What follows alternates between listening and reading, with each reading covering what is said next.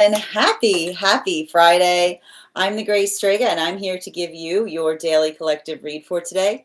We are going to get started on today's daily collective read in the next few minutes, but if you would like to get on the list for a personal reading today, the list, as always, is open. As always, it is 3 cards for a donation of $29 or more, 4 cards for a donation of $23 or more for my subscribers. Links in my bio. Please keep in mind there are 2 things I do not read for across these apps. Those are pregnancy and medical. Happy to give insight on anything in private readings, and you can book private readings on my site. We are also doing 2 giveaways today. Our first reading giveaway is going to be a reading giveaway when we get to 50K likes, so make sure you're tapping that screen and we will get to 50K in no time. The other reading giveaway we're doing today is a reading giveaway for the highest gifter between now and the conclusion of the daily collective read. Prior to beginning our daily collective read, I will be giving a brief recap on what we've been seeing in the cards over the last few days. If you would like to catch that full reading, you can find it over on the place where we keep the photos. You can find it over on the place where we keep the videos. You can also find it as a podcast over on my spot at Tarot Church and over on my stack. But before we get started today, first and foremost, most important question, because hold on, there's another one.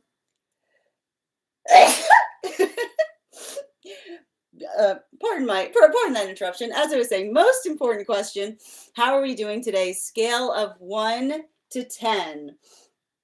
We got this month, man. There's a lot of stuff happening astrologically, and I need to stress this. Went through that entire retrograde season. We had all those planets in retrograde. Everybody was asking when it was going to pick up. Well, congratulations. Things are picking back up again. They're picking back up very quickly. We've had a lot of planets coming out of retrograde over the span of the last month or so. And on top of that, we've had a lot of energetic shifts that are happening this month. Just to give you some of the indications of the things that we've been seeing occurring, Neptune and Saturn have both moved into Aries. Uranus is no longer in retrograde. And we've got a Mercury retrograde coming up. We've also got eclipse season starting, and that's starting in a few days on the 17th. A lot of the work that we're seeing right now, and I want to describe this, it feels a lot like the work, it feels like cumulative work, right? It feels like a lot of the work, and I want to describe this for those who are experiencing it. If you were going through that retrograde season, right, and you didn't feel like anything was happening, and you'll recall that I kept on saying, just plug away at things, right? Because sometimes it's that experience by which you put that effort in, you don't see much happening, and then all of a sudden, whoosh, right? A lot of things occurring all at once. There may be a lot of that shifting that's happening right now, but that's why it's also very important to make sure that you're navigating things with a sense of proportionality, patience, not getting too ahead of the self. We've got the thing with, and I want to describe this, like especially when we're dealing with the fact that we're going into this eclipse season and we're entering it with a new moon in Pisces, it can often work through the feeling of energetic overwhelm. But when we're able to navigate an overwhelm with a sense of proportionality and steadiness, what do we find on the other side of it? Expansion. Now, this is also really important because that same type of energy, right? The same type of energy that can lead to understanding and expansion of the self. If you haven't done your shadow work properly, and this is what we have to recognize, with the approximation of the fact that there's a lot of energy that just moved back into Aries, right? A lot of feelings might be coming up, and I'm going to describe some of those feelings might not be the happy variety, right? Some of those feelings might be working through harbored anger, resentment, things that we discover within ourselves. Now, what's beautiful about that, and this is a continuation of what we see on a healthy healing journey, as we move through things, right, it's good to talk about it, right? The space by which we effectively articulate upon frustrations is how we find fortification. But what often happens when we feel that space of not being able to articulate how we feel, you get a lot of that buildup, and then all of a sudden, whoosh, a lot of it comes out at once. Do not, okay? Do not. This is not the time right now. Okay, if you are feeling frustrated about something, don't energize. And I want to say this in a way that feels like it's important. I would strongly advise against repressing feelings at this time, because what do we see is potentially going to happen? You may feel in the modality of now that you are okay effectively repressing a feeling, but then you get that new moon in Pisces coming through, and all of a sudden it's like woof, it's like a lot of energetic overwhelm, like the emotions that could potentially surprise us. This is a continuation of what we often see during Aquarian cycles, right? A lot of the work that we identify in relationality to Aquarian cycles are building into the context or the experience of understanding the difference between non-attachment and disassociation. And what is the difference? And the problem with non-attachment and disassociation is that they look very similar on the outside, right? But the difference between disassociating, the ability not to feel something, when we allow ourselves the ability of not to feel something, we don't get stronger in our ability to carry our emotions. While non-attachment teaches us that when we're able to effectively sit with our emotions, right, when we embody the emotions that we're feeling, then it allows us to be able to expand upon them in profound ways. Now, this is having a different impact depending on whether you align to masculine, feminine, or non-binary energy, bearing in mind that this is not based on gender, but what one feels most aligned to. We're going to start right now with talking about the headspace, what we are basically seeing with masculine energy. And I need to stress this. If you are a tarot nerd, if you are someone that really gets a kick out of seeing the cards, I would strongly encourage you to take a little trip over to my stack to look at the spread that we drew last time we were reading, because one thing that was wild about it, and you'll know this if you've seen how I read for the masculine, feminine, non-binary energy, is we utilize three different decks. All three of those decks, every different energetic frequency we were reading for in the last time we read, the first card that came out was the Three of Cups. Now, for masculine and feminine, it was upright. For non-binary, it was reversed, but we're going to talk a little bit about that, because the one thing we're also seeing is there's a lot of energetic alignment that's happening now, and alignment is good. We like to see alignment because it's the ability to feel a shared sense of purpose that allows us to be able to proceed upon things in ways that we did not necessarily imagine before. For masculine, all of the energy that we saw last time we read in the headspace of masculine was cup energy, which is a continuation of the journey of recognizing and understanding the value and importance of being able to articulate upon our dreams. Why is it so important to be able to articulate upon our dreams? Because a shared manifestation goal, a healthy manifestation goal, is one that is mutually shared.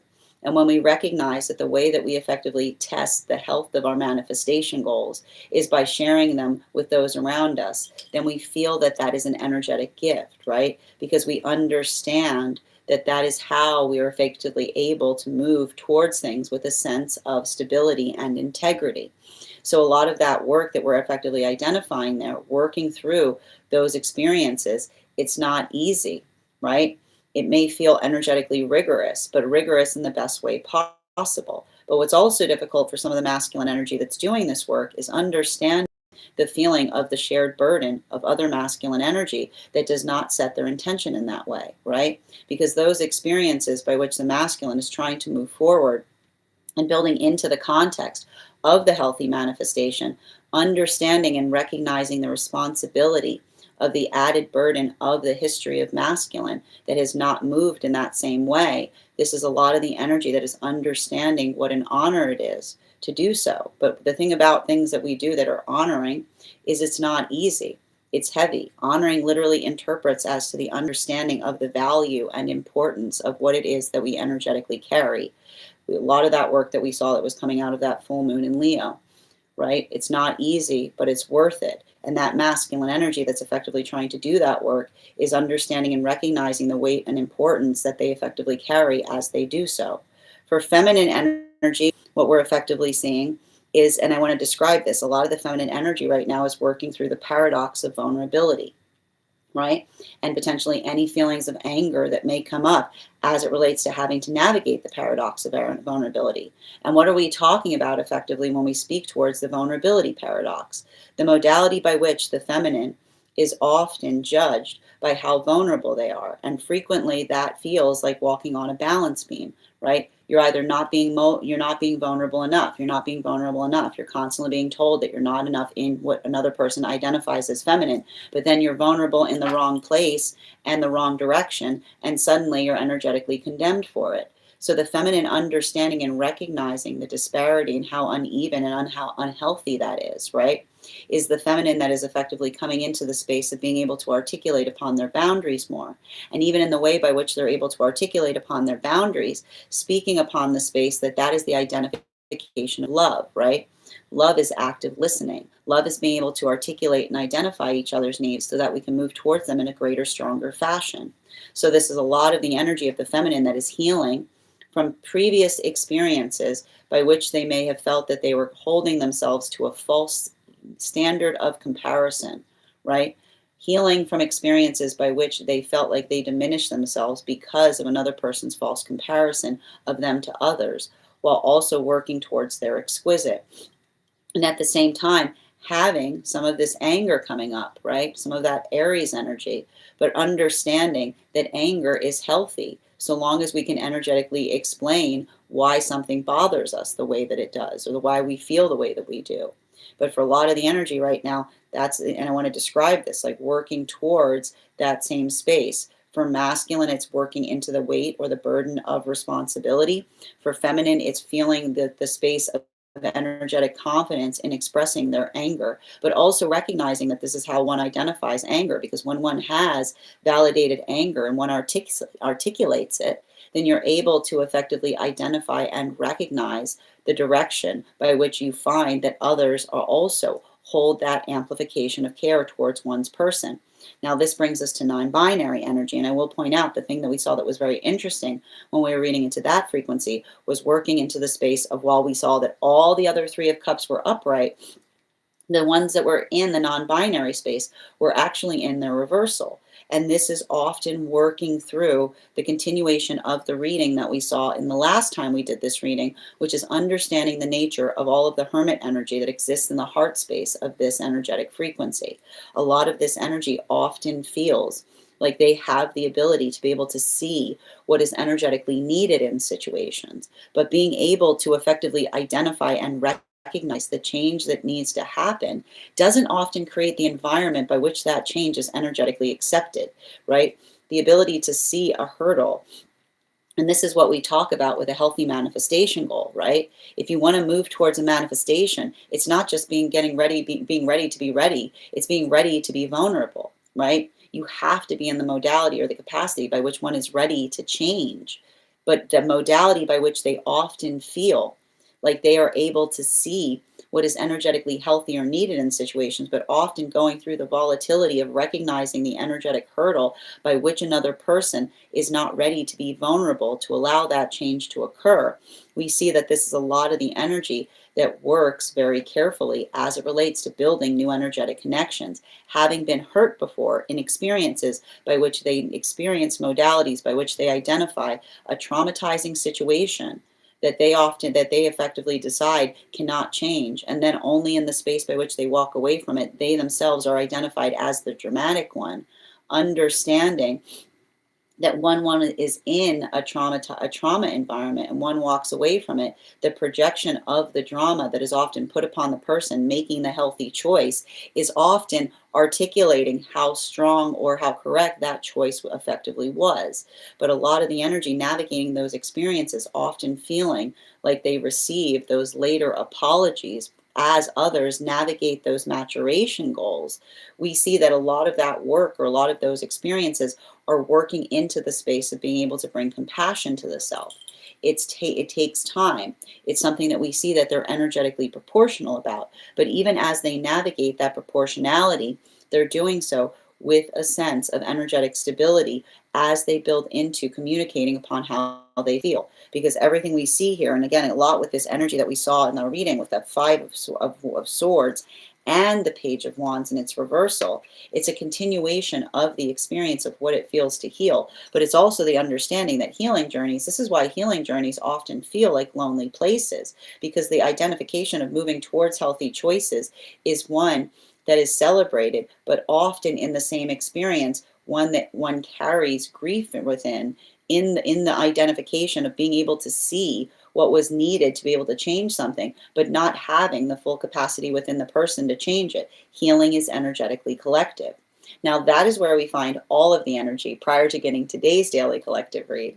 But if you'd like to find that full reading, you can find it over on the place where we keep the videos. You can also find it over on the place where we keep the photos. You can also find it as a podcast over on my spot at Tarot Church and over on my Stack. I would also encourage you to head over to my Stack to learn more about our next tarot class, which will be held next Wednesday at 6 p.m. PST, 9 p.m. Eastern. We are going to be continuing our studies into the tarot with a focus on the court cards in the sword suite. All you have to do, we're going to be studying the history of those cards, the symbology of the card. I'm going to be walking you guys through spread applications, how you can read those cards in any direction that they may show up in your own readings, as well as presenting you a unique spread to help you channel the messages of the sword suite into your own readings. And all you need to do if you'd like to become a part of that class program is head on over to my Stack and become a paid subscriber. Your paid subscription to my Stack is your ticket of entry into our live classes each and every month. As a monthly subscriber, you will also have access to over 9 hours worth of material in the Tarot Church Library Class Archive. Now, it's not necessary to catch up. I always give you guys an update on everything we've studied prior to beginning that next class, but the materials are there to receive as you're ready to receive it.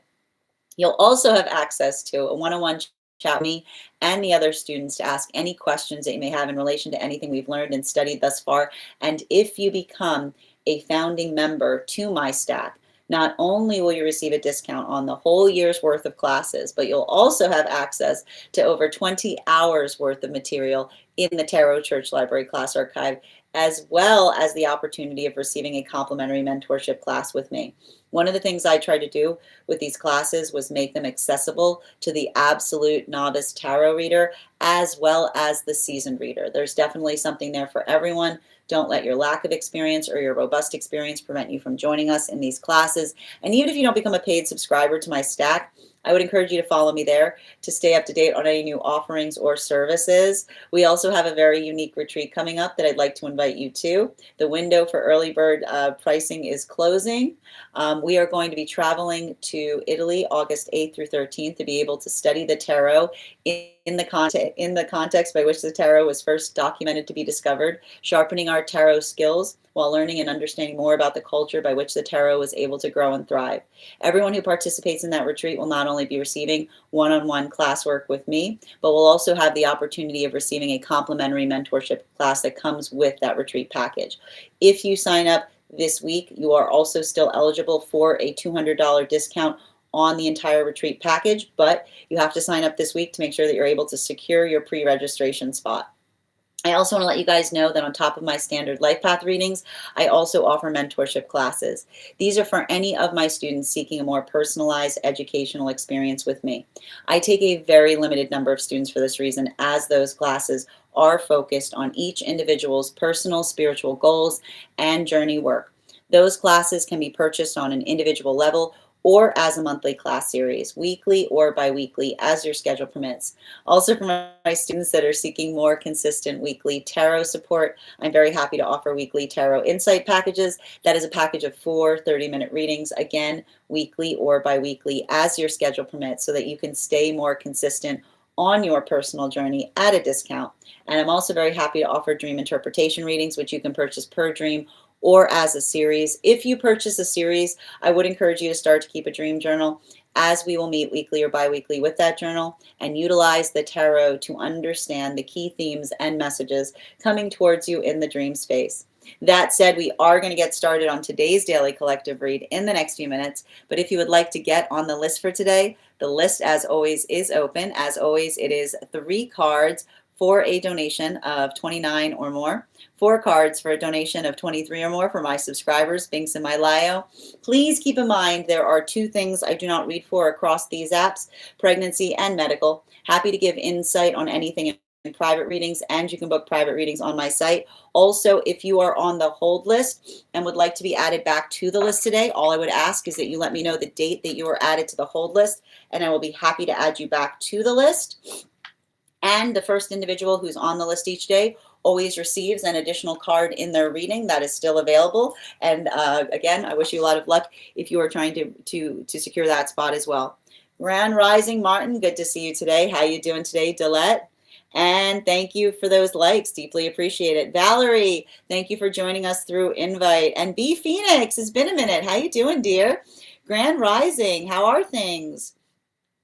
Welcome, Queen K. Good to see you as well. And thank you as well, Momming, for joining us. Good to see you today, Terry. Panic. What are you panicking about, Adam? Good to see you. And Ivana, thank you for getting on the list. You'll be the first person read for today. You'll also have an additional card in your reading. No panicking. Don't be getting yourself in panic mode before we start entering eclipse cycle, right? The word is not panicking right now. The word is grounding. Grounding, okay? Drink some water, Adam. Drink some water. Roberto, thank you for joining us. And thank you for those gifts. And welcome, DG. Hunter, thank you for joining us too. How are you doing today, Yorichi? If I'm ever saying your name incorrectly, please, by all means, feel free to correct me. We accept questions here, but if you want cards pulled, that would require a donation in order to have a full reading. We are also going to get started on the free reading for the collective in just a few moments as well.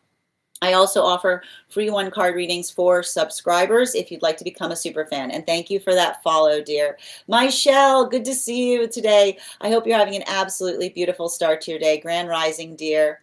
And welcome, Queen 92. Thank you for those likes. I appreciate you.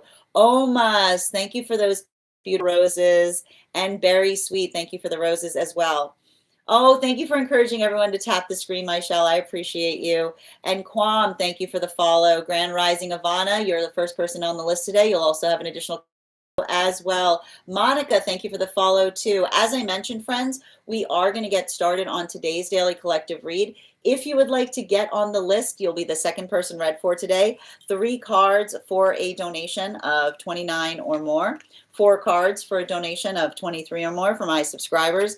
Binks in my Lio. Please keep in mind there are 2 things I do not read for across these apps: pregnancy and medical. Happy to give insight on anything in private readings, and you can book private readings on my site. If you are on the hold list, if you've got a reading in hold and you would like to be added back to the list, it's an absolutely lovely time to do so. You will be the second person read for. I just need the date that you are added to the hold list, and I'll be happy to add you back as well. And just a reminder that we've got 2 different contests that we're doing right now. The first reading giveaway we're doing is going to be between now and the conclusion of the daily collective read. So if you're participating in that giveaway, I'm wishing you a lot of luck in that currently. Michelle, you are the highest for that. So thank you so much for those gifts. I appreciate you. The other giveaway we're going to be doing right now is a reading giveaway when we get to 50K likes. So make sure you are tapping that screen. We will get to 50K in no time. We'll be able to do that reading. We are already at 3.7K. So thank you guys so much who are already tapping. That said, if you guys could do me a favor and share this live, I would appreciate it. Make sure anyone who would like to catch this reading live is here to receive it. And that said, no better time. Again, just a reminder to anybody who's joining us across the other apps. Hold on, there's a card on the floor. I gotta get it. We need the card. Okay, thank you. And then just a reminder to anybody joining us across the other apps, you can also get on the list today via my tree that has links in it in my Lio. But before we do get started today, we are going to warm up those intuition muscles with an intuition check. I've got the animal spirit guide cards here. I'm going to be drawing a card. We're going to count back from 10. And when we get to 1, I will reveal the card. 10, 9, 8, 7, 6, 5, 4, 3, 2, 1. We got the fox. Thank you guys for participating. We'll do that again after the next reading. All right. Oh, welcome. How are you doing today, Almost Richie? Thank you for joining us, and thank you for joining being the first time here at this collective. That said, my friends, same species. I like it. We call that's pulling a Nikki. Nikki does that when she's here. She's always like, she's like, close enough. It's all right. We're warming it up. This is why we warm it up. We do it after every single reading, but we are going to get started on the collective read, my friends. If you guys could do me a favor and share this live, I would appreciate it. Make sure anybody who'd like to catch this reading live is here to receive it. That said, no better time than the present. Why don't we get started on today's reading? And just a reminder, as I mentioned, friends, we've got 2 contests going on right now. The first one, when we get to 50K likes, I'll be gifting a reading back to the collective, so make sure you're tapping that screen. We'll get to 50K in no time, and the other is for the highest gifter between now and the conclusion of the daily collective read. So I wish you a lot of luck if you're participating in that one as well. That said, no better time than the present. Why don't we get started on today's daily collective? Grand rising, everyone. Happy Friday. I'm the Gray Strega, and I'm here to give you your daily collective read for today, Friday, February 13th, 2026. What do we have coming through in the cards for today? May I please have the first 2 cards in our 5-card spread for today? First 2 cards we are starting our day off with today are the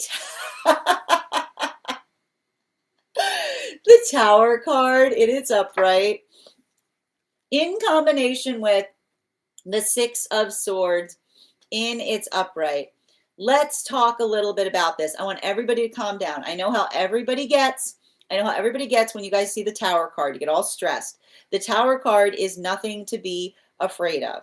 It's working into the context of recognizing and identifying what needs to go away in order to be able to do something better, okay? And I want to describe this, right? We were talking about this right before. This was a continuation on what we were effectively seeing in our last reading, because it's a continuation of recognizing and identifying what it takes in order to move towards healthy manifestation goals, right? We can't be in the context by which we articulate that we desire manifestation, but we don't desire the context of not being ready or willing to energetically change, right? Because we understand that a healthy manifestation goal is not what we get on the other side of it, but who we find there, right? It's a journey of understanding and better recognizing the self. And when we work into that recognition point, right, when we build into the intentionality by which we energetically move towards directions, then we allow the context by which we are able to identify what it is that we're trying to heal or what it is that we're trying to energetically shed, right?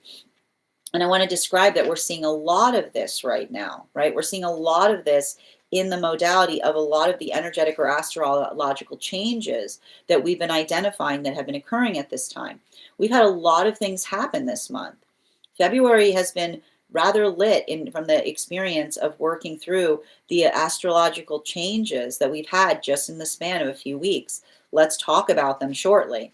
We had Uranus that came out of retrograde in Taurus. And what is the message of Uranus in Taurus?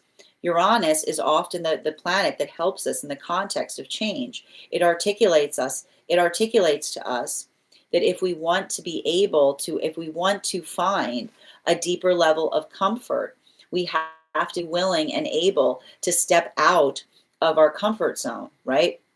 Working through things, right? And this is the important thing about it, right? A little change every day is energetically transformative, right? It doesn't require a leap, right? It doesn't require some giant adaptability point, right? When we understand that we're gentle in our transformation, we find the ability to be stronger in ways that we've never thought possible before, right? This is how the impossible becomes possible. It doesn't do so by leaps, it does so by inches. And the gift that we give ourselves in having compassion as we continue to learn and grow and thrive, right? So we have a lot of that energy here. We also have, right? We've also experienced the fact that both Neptune and Saturn have moved back into Aries, right? And that can bring up a lot of feelings potentially as it relates to anger, right? And this is a continuation of understanding everything we have is a gift, right? So long as we are utilizing it in a sacred fashion. So what do we identify in relationality to how do we carry our anger sacredly? Through action, right? not in identifying the fact that we have it, but being able to articulate to another how we can utilize something better, right? It's the progressive conversation that's fortified with anger, not just articulating, not just in the space of energetically crying out upon it. We also see here that for a lot of this energy that's working through this, one of the big things that we've got coming up in just a few days, we've got that eclipse energy that's going to be happening right at the time of that new moon in Pisces. And that's why I even said before we got started on today's reading, if you're in the modality, like do not go into that eclipse cycle carrying energetic resentment, because the thing that we effectively identify and recognize, and I just want to kind of say this to you, the space by which we energetically feel that we harbor something or we work through something and we feel like we're holding on to it, right? Like what happens during, like, this is what we have to be conscientious about, because often the eclipse cycles amplify things, right? The eclipse cycles never bring something new into play. It's the space by which it just amplifies what's already energetically there. So it's, again, that's often why you'll see those modalities where you go through an eclipse cycle and suddenly that like little molehill, you were dealing with feels like it's an energetic mountain, right? Something that doesn't feel like it's a big deal feels like it's all that you can energetically think about, right? And when we think about it in that way, then we can understand that eclipse cycles can be very, very energetically transformative, because they can allow us to effectively deep dive into something, right? Deep dive into something that is sometimes very energetically hard to see. And that can be good, right? That can be good in a lot of different ways, as long as we're working through it in a healthy way. But if you're like, again, and this is often what happens, if you're working through that modality of obliqueness, like trying to energetically avoid something, this is often why those eclipse cycles, you can't energetically avoid it, because it works into the space of the amplification. Now, this is having a different impact depending on whether you connect to masculine, where you are on the frequency cycles. And we're going to talk a little bit about those energetic cycles right now, specifically and particularly in relationality to what we're effectively identifying is happening for a lot of the energy that's in solitude. Now, one of the big shifts that we saw that was potentially occurring right now for a lot of the energy that's in solitude was the shift in terms of the lessons that we see that are potentially happening in relationship right now. And one of the big shifts that we were identifying was the shift that effectively occurred right around the time that we had that most recent new moon in January, which was a Capricorn new moon during Capricorn season. And so we've been identifying the work that we see that's happening right now in relationships as working through world lessons. And what do we mean by world lessons? They're recognizing and identifying, and they're working through the lessons that we see in the world card of the tarot, which is identifying and recognizing the work that we do upon the self, building into the self the sense of mutual appreciation of the self that becomes the force of compassion by which we effectively approach the world around us. It's expansive. It helps us see and identify what's energetically possible. And even in the modality by which we're able to identify what's energetically possible, we work through a lot of those experiences that build into the sense or the state of being able to articulate the energetic meaning that we bring forth towards things. Now, for a lot of the energy that we see that is working through this right now, this is a continuation of what we identify that work to be, being able to energetically work through, right? And this is what I'm going to tell you right now. For these energies in solitude, this is what we effectively identify is very healthy, right? Because this is a lot of the energy that's in solitude that is recognizing and identifying that being able to see an energetic problem in a relationship is only half the battle, right? Like this is basically where, like, what we see right now with these energies in solitude, right? Being able to identify that the hurdle in a relationship is half the battle, because if you don't have mutual desire to work on it, right?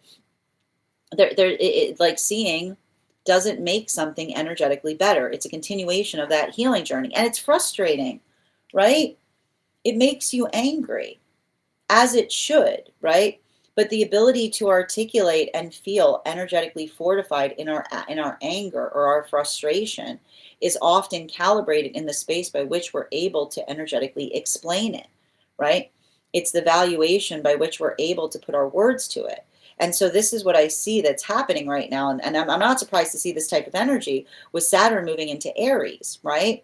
Because it's the conversation that we see that's working through the pathwork of healing for the energy and solitude that says, it's the the ability to be able to see what the energetic hurdle is in relationship is the best quality you bring to a healthy relationship, right? The ability to identify problems in healthy relationship is an absolute gift. It's a godsend. It's the greatest, it is something that when we have healthy counterpart energy, it's an energetic relief because you're able to see how simply you can navigate a problem. Like, look at that. Look at this. This is beautiful. Look at this gift. Do you see this gift? Do you see how this can be a gift, right? The beauty of a counterpart to be able to see an energetic hurdle and then immediately do what is energetically necessary to move, to navigate through it, right? This is where, and I need to point this out, typically this Six of Swords isn't the most positive card, but the combination of it with the Tower gives articulates upon the space of being energetically pragmatic, right? No perseverating. It's like, here's the issue, here's the energetic solution, but it's the understanding that this will often be identified as the reason an unhealthy relationship ends, right?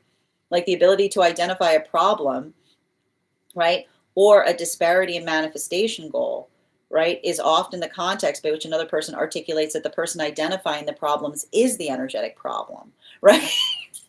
It's like, it's working into the context or the understanding of what that feels like to work through those experiences by which another person recognizes and realizes the rationality by which they were trying to articulate to another something that was able to be possibly fixed, but another person trying to articulate that their ability of identifying problems was a hurdle in relationship, and it will be.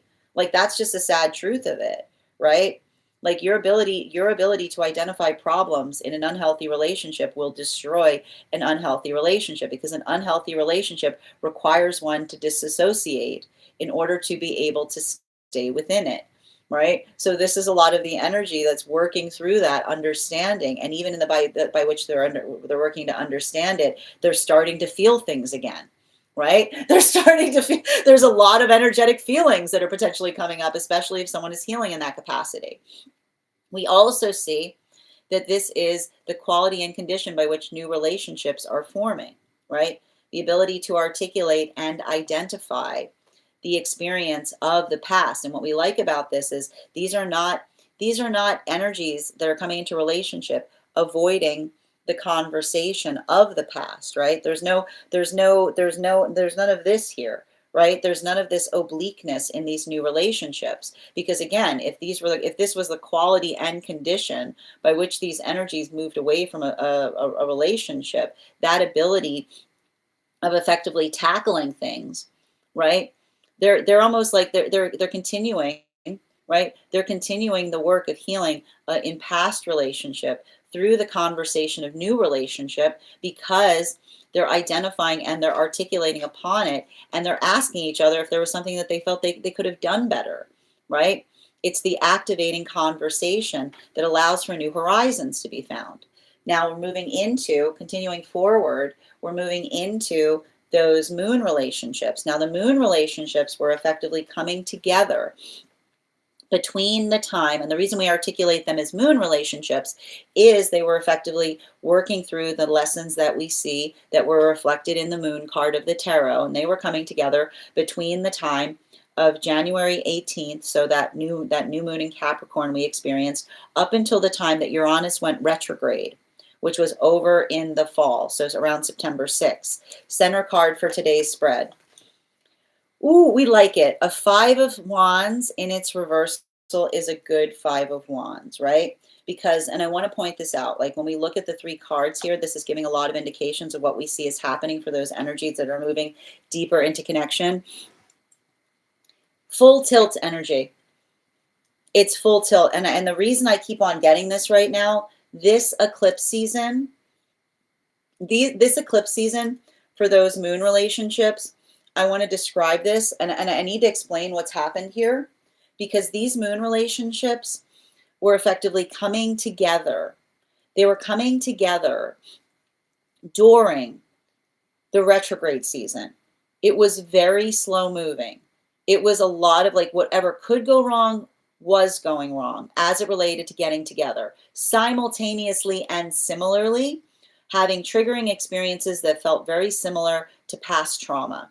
But we see what's effectively happening here is that energy feeling like, again, hard part first kind of situation, having to go through all of that energetic rigor, working through all of those energetic hurdles, and then even in the experience by which they felt that, having those modalities or those experiences by which they saw how easy, right? How easy it was to go through hard things together. Now that we have a lot of this energy coming through with the eclipse cycle, it's almost saying to me like, it's like, I don't want to say it's smooth sailing, because it's not the smooth sailing is not the best way to describe it, but it's the energetic relief that they're feeling in being in a relationship. I just keep on hearing the same message for these moon relationships. Being in a relationship for the first time where their purpose is not being taken personally by the person that they're in partnership with is what I keep on getting. Because I keep on seeing that a lot of these moon relationships carry trauma for experiences by which another person tried to articulate that their sense of purpose was in some way unhealthy to relationship.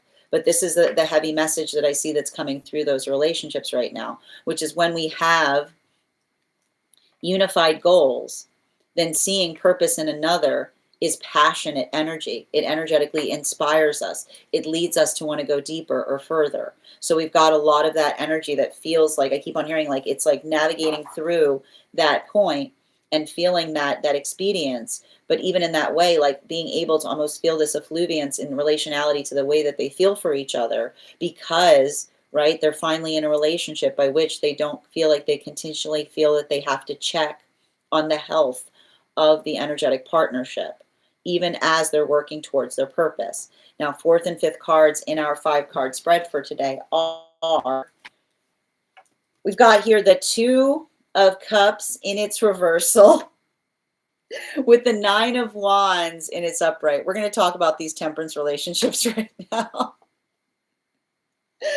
Let's talk about how are my temperance relationship babies doing right now? Let's talk about it. Oh man, it's always the energy deep within divine union. Okay, so let's talk a little bit about this here. What are we seeing? And so again, for our purposes, we're working through the temperance relationships. The temperance relationships were the relationships we were working through, that they were coming together while we're learning, while we're going through the temperance lessons. So focusing on the temperance lessons in the temperance card lessons of the tarot. And they were coming together between the time that Uranus went retrograde in September up until the summer solstice period, which was around June 21st of last year. and so the thing I keep on seeing in relationality to this work right now is there not being enough of the self to go around. All I keep on seeing there, right? Having to work through the space of feeling like there isn't enough of the self to go around.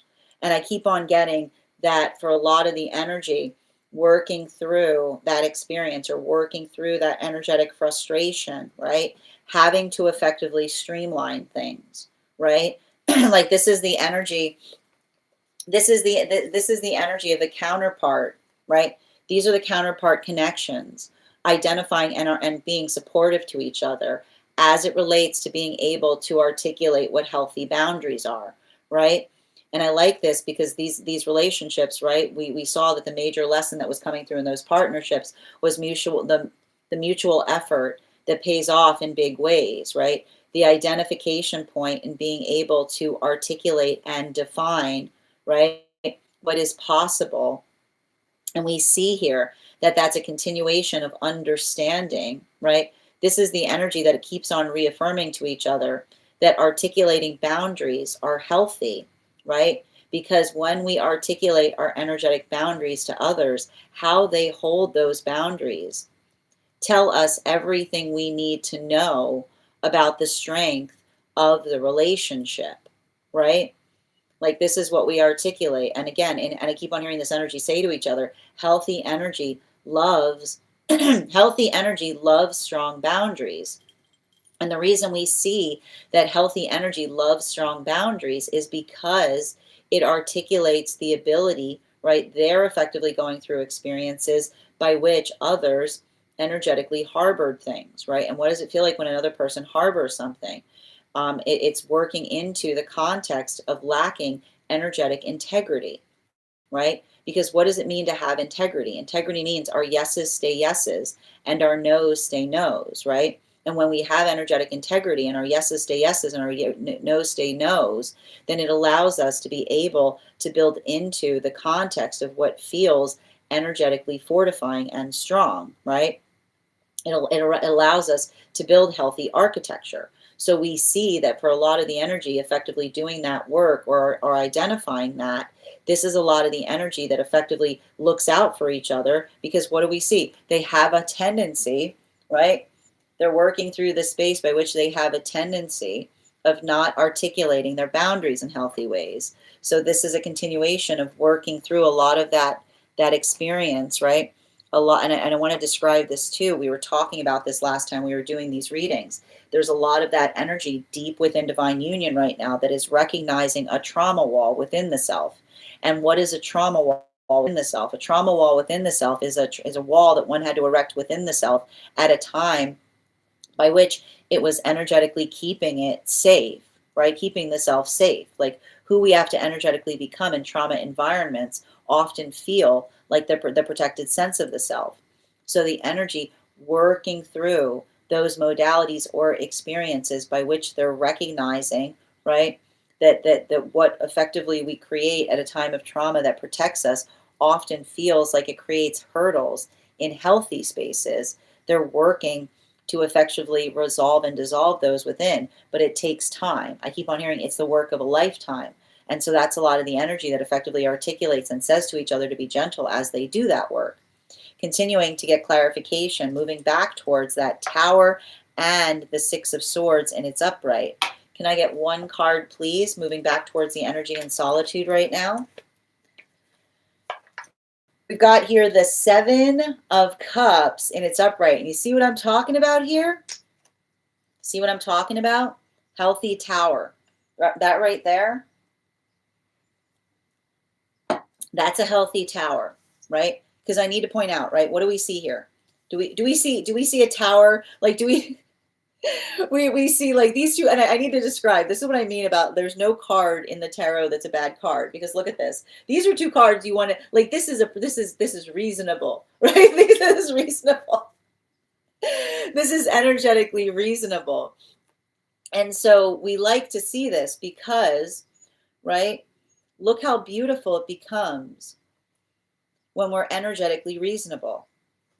Look at that. Look how easy things are when we become energetically reasonable. I love these three cards together. So we're going to take a moment to pause and look at them, right?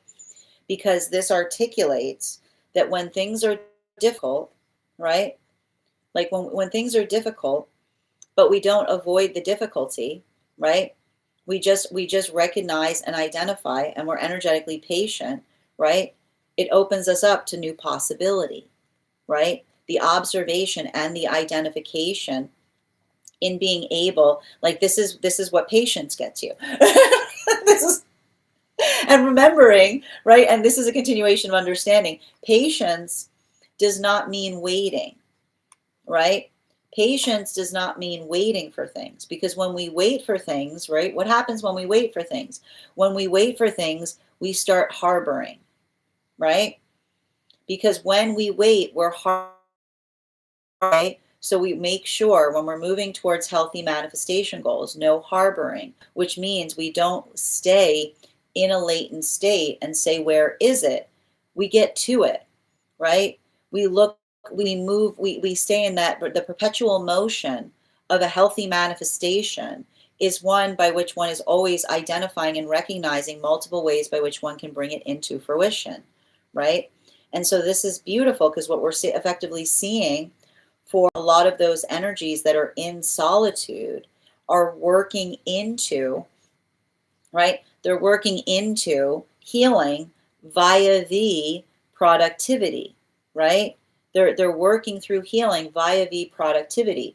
And that's the space by which, right, one identifies and articulates that the fallacy that we come into in relationality to a healthy manifestation is observing, is coming out of the fallacy by which you recognize that just because you cannot see it doesn't mean that it's energetically happening, right? Because when we think about the space of healthy manifestation as perpetual preparation, and even in the context of healthy relationship, when we understand that there's no manifestation goal on the planet by which we can find joy, right? We have to bring joy with us to all of our manifestation goals. It's a BYOJ situation. Okay. When we understand that we need to bring our own joy to our manifestations, right? We first start to heal as it relates to relationships, because it's the understanding that if you're not happy now, there's no relationship on the planet by which you'll find joy. It's just going to amplify the joy you have, right? It'll make the joy you have greater, right? But it's not going to create something there that doesn't exist. So that observation of the energy saying, I'm working on finding relationship by finding my joy, because that is the joy that I'm going to be bringing into healthy partnership, right? That's a lot of the energy that is working through the space of understanding that the space by which we're in solitude is not the space by which we're in energetic separation from relationship, but the space by which we're expanding, right? We're expanding the joy that we're going to bring into healthy partnership, right? So this is a lot of the energy that is working into the context of loving the solitary self, because when the solitary self becomes celebration, then we find healthy partnership. And simultaneously, we see that a lot of those relationships that are working through that right now, the ones that are coming deeper into energetic connection, that's why there's, like, what do you see? There's hesitancy there, isn't it? A little bit of hesitancy there, right? This is the energy that's looking at relationship in a different way, right? This is the energy that's saying, like, oh, finding the joy, you get a little bit more precious in relationality to where you find relationship, because, right, you're recognizing and identifying that joy effectively becomes the preciousness, right? And holding themselves more energetically preciously. Now, this brings us towards those relationships that are moving deeper into partnership right now, those moon relationships, clarification between our Tower card in its upright in combination with the Five of Wands in its reversal. Can I get one card to clarify? Clarification coming through right now with the Ace of Cups in its upright. I want you, if you are a tarot nerd, I want you to look at the difference between this first row and the second row today. We've got a lot of cup energy that's coming into or coming through the second row. And this is a continuation of the reading that we had the other day that was really beautiful. Because again, I'm going to describe this to a certain extent as like, and I want to describe this as articulating upon and I wanted to say this, like, and this is what you have to understand.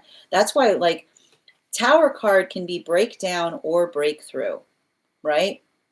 And the modality by which we recognize the difference between a breakdown and breakthrough is how energetically stable we feel as we're navigating through it, right? Like what is one of the first things that you're going to recognize when you're moving towards a manifestation goal, right? Right? Like when you move towards a healthy manifestation goal, right? The first thing you're going to see is the energetic hurdle, right? You're going to see the limiting belief in the self, right?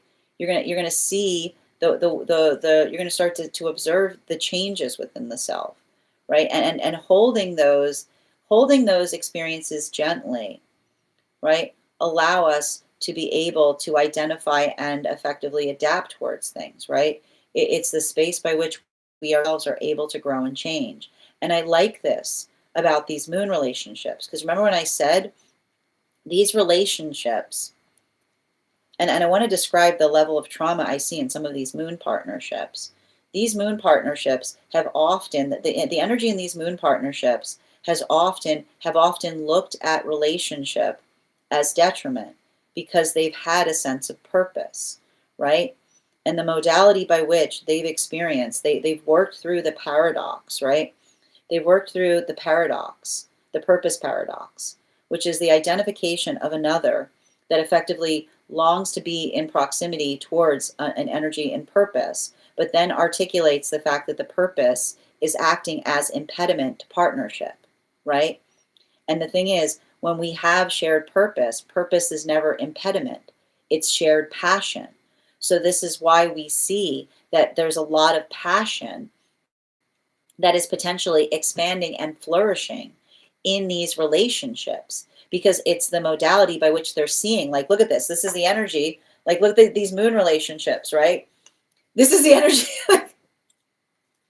This is how it's felt in the past for those moon relationships, right? The modality by which somebody says, right, oh, I know that this is what I said that I liked in you, but now I hate it because it's standing in the way of what I want with you, right? Like that is the unshared sense of purpose versus the relationships that are flourishing now. Like, look at that beautiful, like, look at that. Do you see that? Do you see this?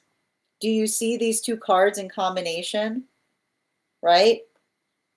Do you see that combination right there? Which is the space by which when we share, like when we observe and recognize and work through that, it leads us to finding an energetic state of bliss.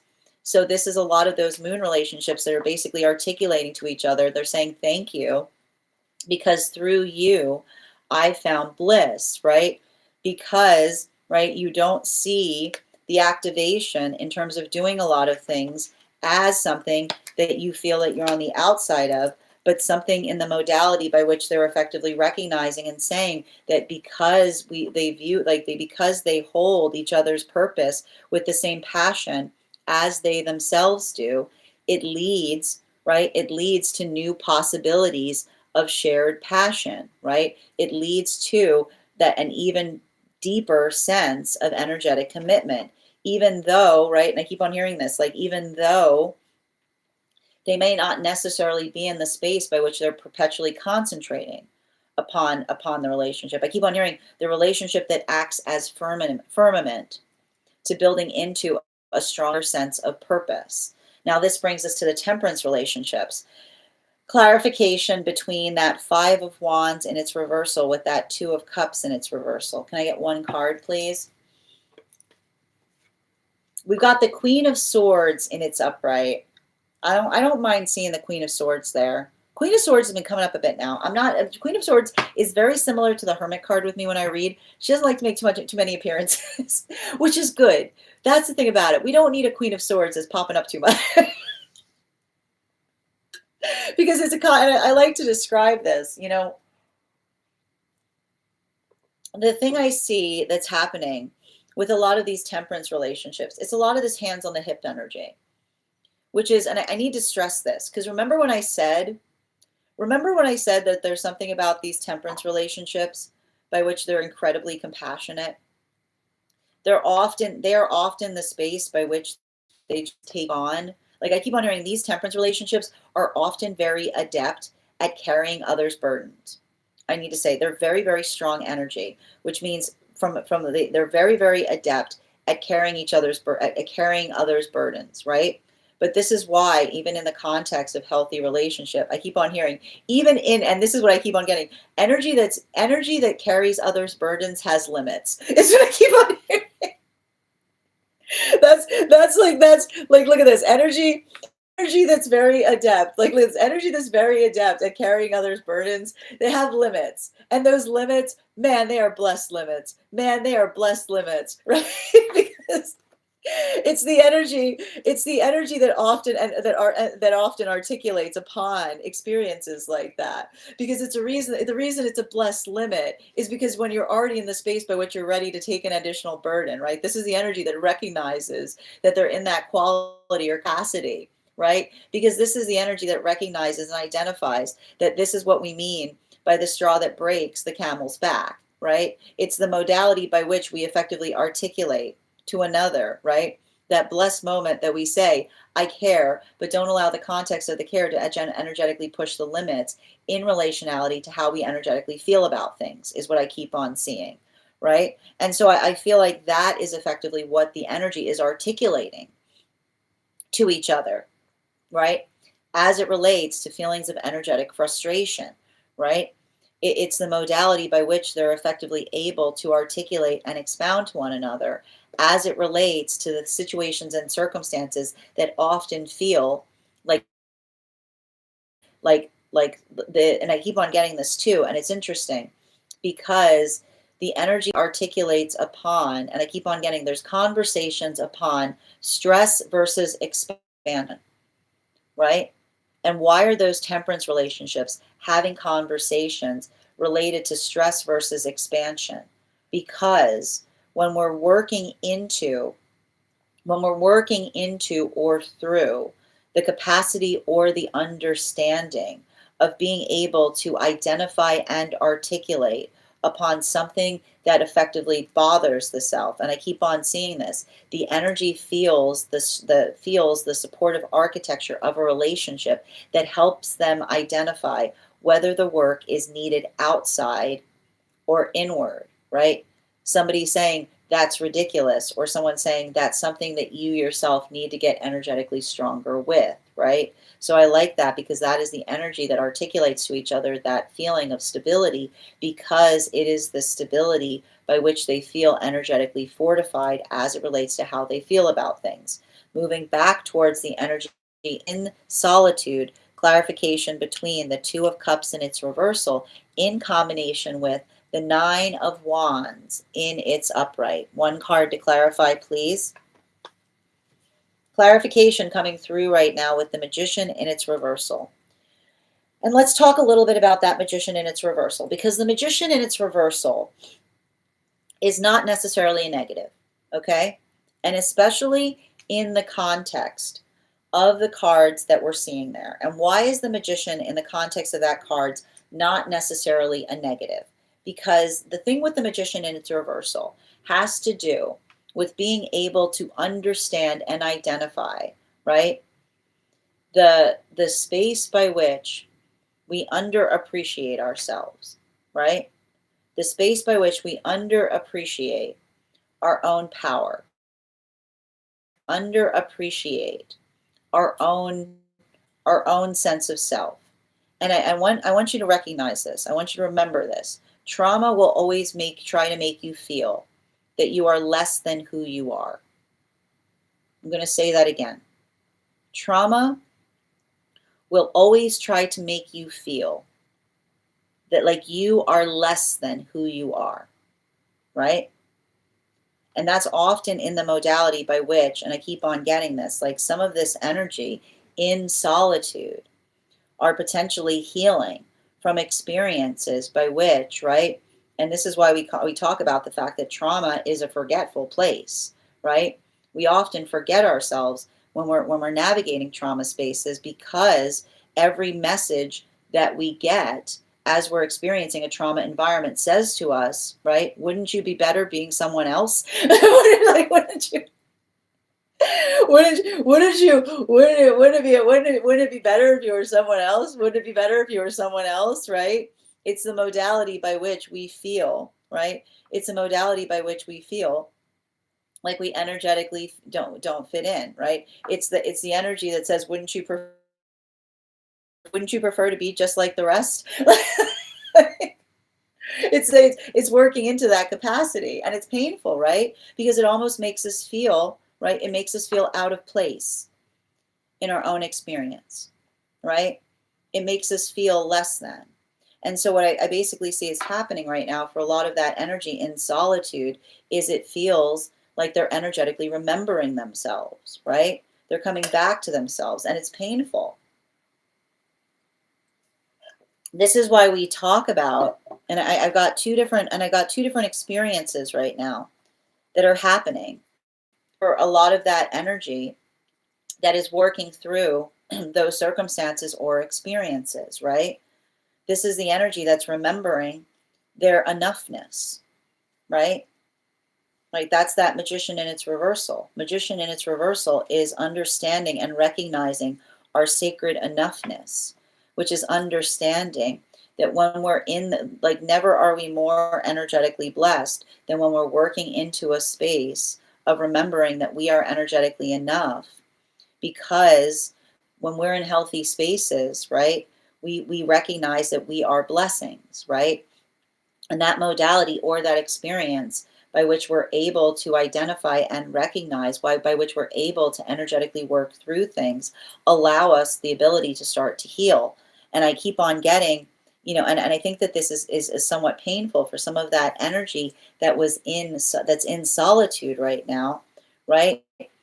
They're almost in the modality by which they're forgiving, like they're forgiving themselves for being in relationship by in the space by which they forgot who they were, right? Because when we recognize that the quality and condition of trauma is one that often feels of another, like forcing us to forget ourselves, then we're able to effectively identify and recognize that that is the capacity by which we're working to heal, right? And I keep on getting that a lot of that work that's happening there is starting in the state by which the self is working on nourishing and healing, right? And so for a lot of that, and also these new relationships that are forming right now, it's really beautiful because remember, these relationships that are coming together right now, they are coming together with Uranus in Taurus. Uranus in Taurus says the only way to get into a deeper comfort zone is to step out of one, right? And again, it doesn't mean, and this is what we talk about with healthy change, right? Healthy change does not mean going on the deep end with change. It's not like throwing yourself into the energetic abyss of change.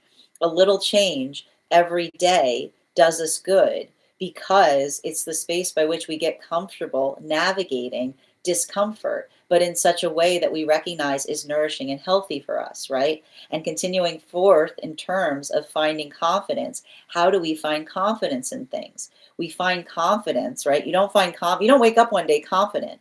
You don't wake up one day confident. How do you find confidence? A little discomfort every day. A little discomfort. A little more discomfort, a little more discomfort every day, and the next thing you know, ta-da, you're confident, right? It doesn't create confidence. Is basically what you do in the space of navigating discomfort, right? And we get stronger in that space, and as we get stronger, we become more comfortable being energetically vulnerable, right? It's funny like that, but that's what I keep on getting in terms of these relationships, right? It's a lot of the energy that is potentially like they're not waiting with each other to talk about what was the issue with the past relationship, right? It's not the last conversation, it's the first one. It's a continuation of the conversation. They're looking at relationship. They're looking at new relationship as a continuation of the conversation in relationality to what it is that they were energetically trying to work upon in the past, because that is the energy that articulates upon, right? That state, because that is now the healthy boundary, right? It's not the modality. Why would you wait to talk about it? It's the first thing that they're effectively speaking upon, right? And even in that space, they're navigating through their own energetic discomfort, but even in the space by which they're working through the discomfort, they're finding, what are they finding? They're finding strength and fortification, continuing to get clarification, moving into those moon relationships again. Clarification, I love these two cards together. Between the Seven of Cups in its upright with that Ace of Cups in its upright. One card, please. Ooh, Four of Wands in its upright. And we love a Four of Wands in its upright because, and these cards here, and I just want to show you, right? This is why we're energetically patient, right? And this is why we don't assume things, okay? Things can be happening that we're not energetically aware of, right? And the modality by which we navigate circumstances with a sense of patience allows us to open up new possibilities, right? And this is why volatility, and I need to stress this, it's not to say that there aren't, because we're going to get into this as soon as we get into the temperance relationships, because what I basically see is the moon relationships are working through the observation of experiences that felt very triggering as they were coming into union. Remember how I said that those were a lot of relationships were going through coincidental situations that felt very similar to intentional harm wrought in traumatizing relationships of the past? This is the energy that's understanding and recognizing the beauty of giving each other the benefit of the doubt, right? Because that's often what we need to do as we're working to energetically heal, right? The state or the nature by which we're able to effectively articulate and work through something, the adaptability by which we are able to effectively identify and recognize and work on something in a greater way, right? Building into that context and building into that modality of working through positivity. This is what I like about these relationships, and I need to stress this. It's not that they're perfect, right? It's not that they're perfect. Nothing's perfect. There's no relationship on the planet that's perfect. When you see perfection, what you're seeing are energies that are working very fundamentally on shared purpose, right? And when we recognize that ability of moving through something smoothly has less to do with the fact that everything is perfect, but more the fact that they immediately work to ease that tension, right? This is like, I keep on hearing these moon relationships, like drama free, like drama, like drama. And it's not the fact that there aren't moments by which they don't feel energetically tested by one another, right? The testiness, but the modality by which they work to resolve it as quickly as it energetically comes up, right? Is the force of the amplification of the love that they feel for one another, right? It's like the rigor that's resolved just as quickly, right? And that's what I keep on seeing. That is why they see one another as each other's blessing, because it's a modality by which they say it's not the fact that they feel like everything is going to be perfect together, but the fact that they recognize the same desire to move through things with a mutual sense of perfecting, not looking for perfection, but perpetually perfecting. Now, this brings us to those temperance relationships, clarification between that Ace of Cups energy and the Queen of Swords. I like to see an Ace of Cups next to a Queen of Swords, but this is why that energy, the temperance relationships, are in a way different place right now. One card, please. Yeah, the Star energy. And I like this too, because this is working through frustration in the best way possible, right? This is the gift or benefit that we find. And this is how, like, I want to point this out. This is how we fortify our anger, right? It's not, this is why we shouldn't walk around angry all the time, but we should talk about the things that bother us, because just as we talk about a healthy manifestation goal, we derive the health of our manifestation goal by being able to articulate it to those around the self. If you're ever questioning the health of a manifestation goal, start saying it out loud, okay? So too do we refine our anger, right? Because when we talk about things that bother us, we energetically complain, right? And I keep on hearing the modality by which we complain is fortified by being able to articulate and identify what it is that we can do better, right? It's not, I keep on hearing two-handed approach to things, which says it's not just the fact that we articulate that something won't do, but we identify and articulate what would be preferable, right? The problem that has a solution. And this is what we see, right? And this is what we see with a lot of the energy right now, particularly, like, look at this. Oop, we got the next card out. It's on the ground. It's transverse, but we'll get there in a minute. Like, look at these three cards together, right? Look at these three cards with that Five of Wands, and it's upright. And this is a continuation that identifies and demands, right?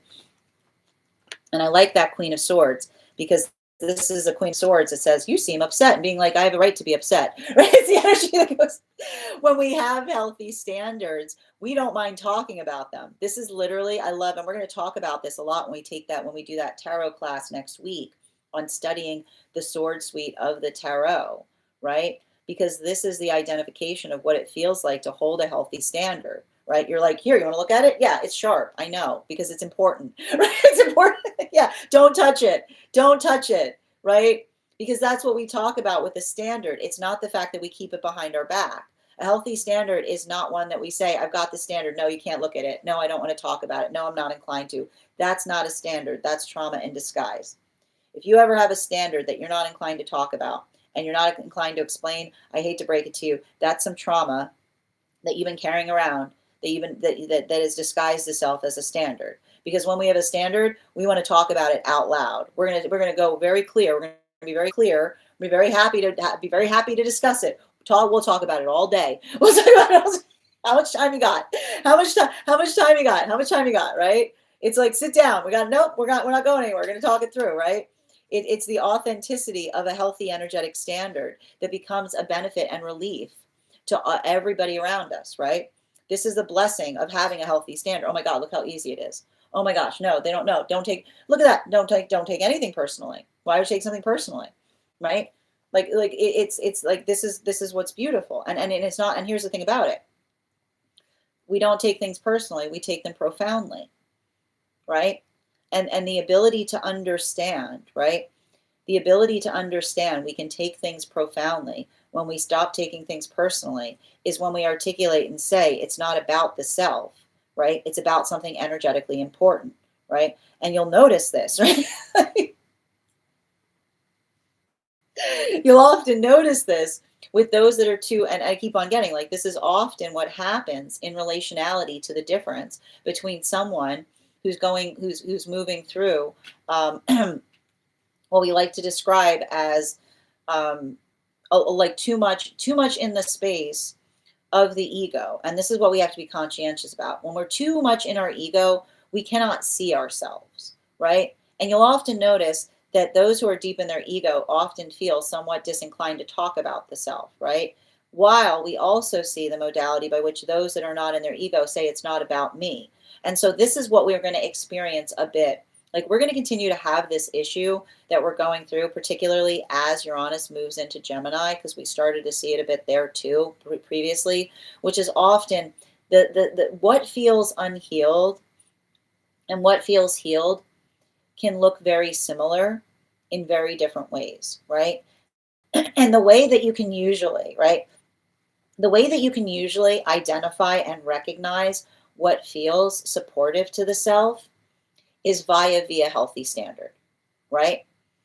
The ability to effectively identify and talk about something, but not just in the modality by which we talk about it, but the space by which we're able to effectively define and articulate why we feel so strongly about something is often the space by which we recognize and identify that we're not holding it personally, we're holding it profoundly. And those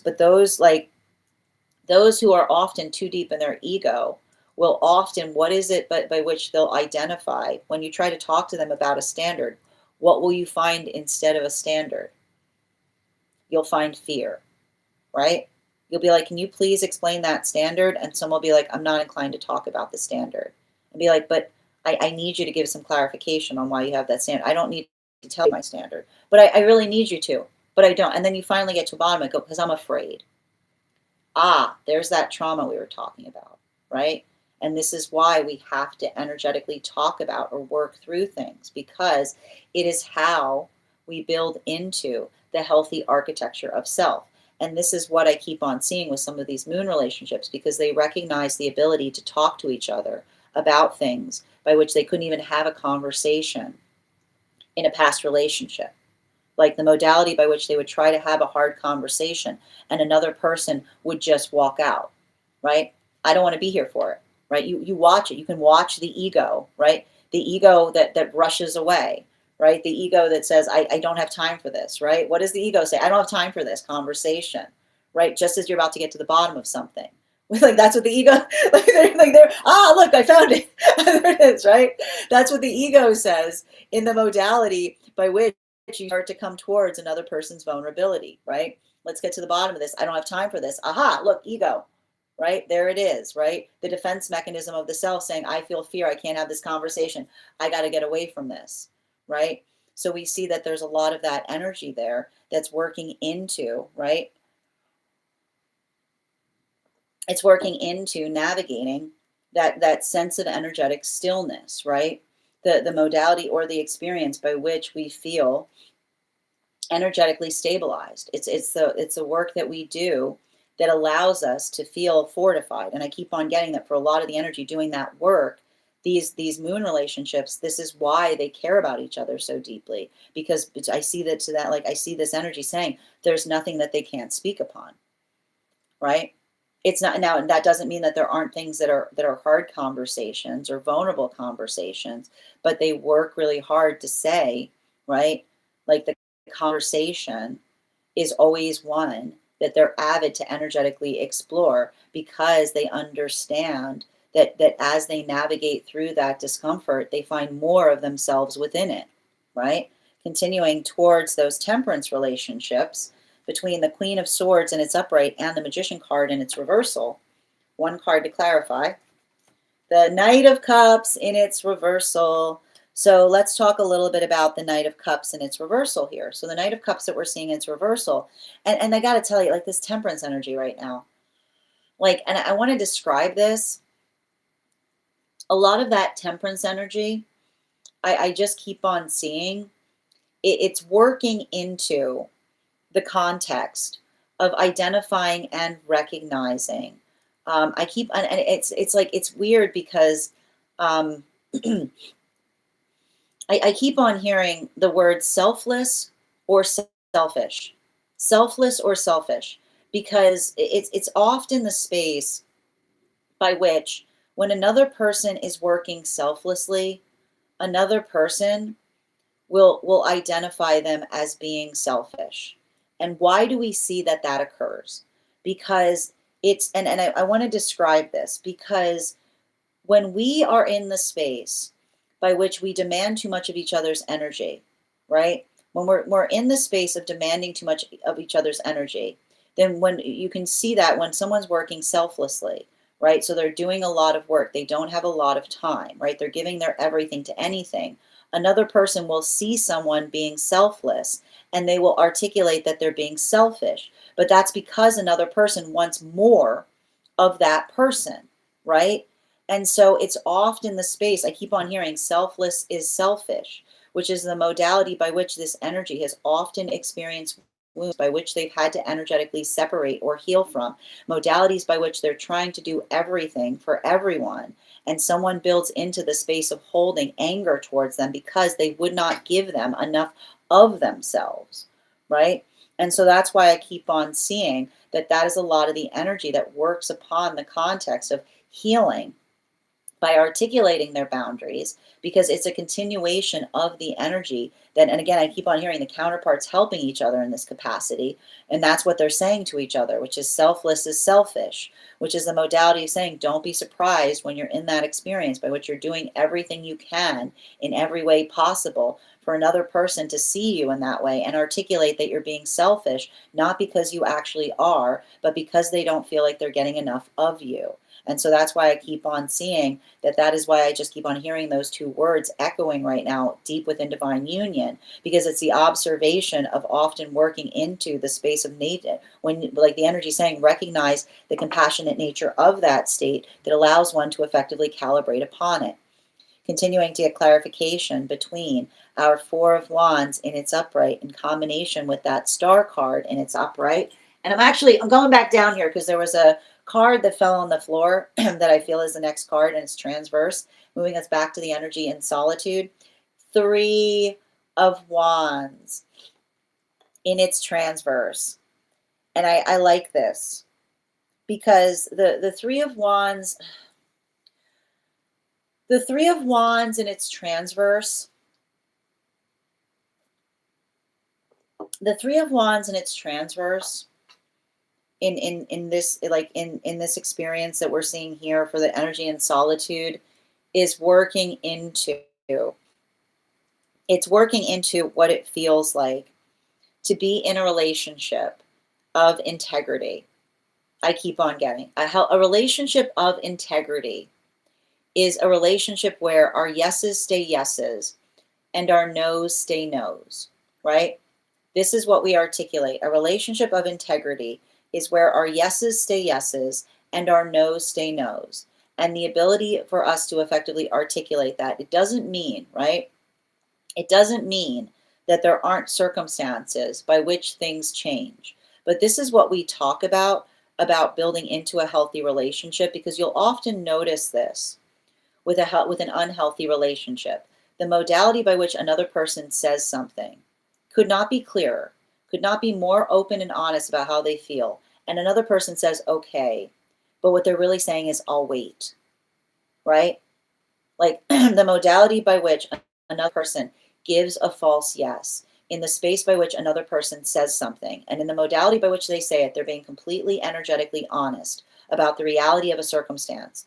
And then another person says, okay, yes. They give the articulation of yes, but what they're really saying is, I'll wait, which is the space by which they themselves are harboring. In that moment, that is when harboring happens, because it's the moment by which another person sees someone in their authenticity and doesn't see their authenticity as a gift, but rather as something they are working to fix, right? And this is why we have to stop looking at each other like situations that require fixing. Because when we take each other at our integrity, then our yeses are yeses and our no's are no's. It's not the modality by which we say, well, it's yes now, but we'll see how it goes, right? Because in that experience by which we're building into the context of someone being completely authentic with us, being completely clear in relationality to what their manifestation goals are, the modality by which another person articulates upon their manifestation, and then we look at it and go, oh, I can fix that, then that is the space by which the unhealed energy is coming towards it, right? Because it's the modality or the experience by which we don't try to change each other's manifestation goals. We recognize and identify what they are. And that doesn't mean, right? That doesn't mean that there aren't things that change over time, but we don't build into a relationship with the expectation of another person being authentic with us and us feeling the sense that we ourselves are being patient. So this is a lot of the energy that's working to heal in that way, either from experiences where that has happened to them, right? Modalities or experiences by which they felt like they said to another person they could not have been clearer, like they could not have been absolutely clearer to another person. And even in the space of clarity, another person took their clarity, like through one ear and out the other, right? Someone who could not have been clearer, another person said, sure. But what they really said is, I'll be patient, right? Like waiting for something to change, versus the modality or experience by which this is the energy that says, this is why we articulate upon our manifestations. It's not the last conversation we have, it's the first. Because if someone, it does not want the same manifestation goal as you, right?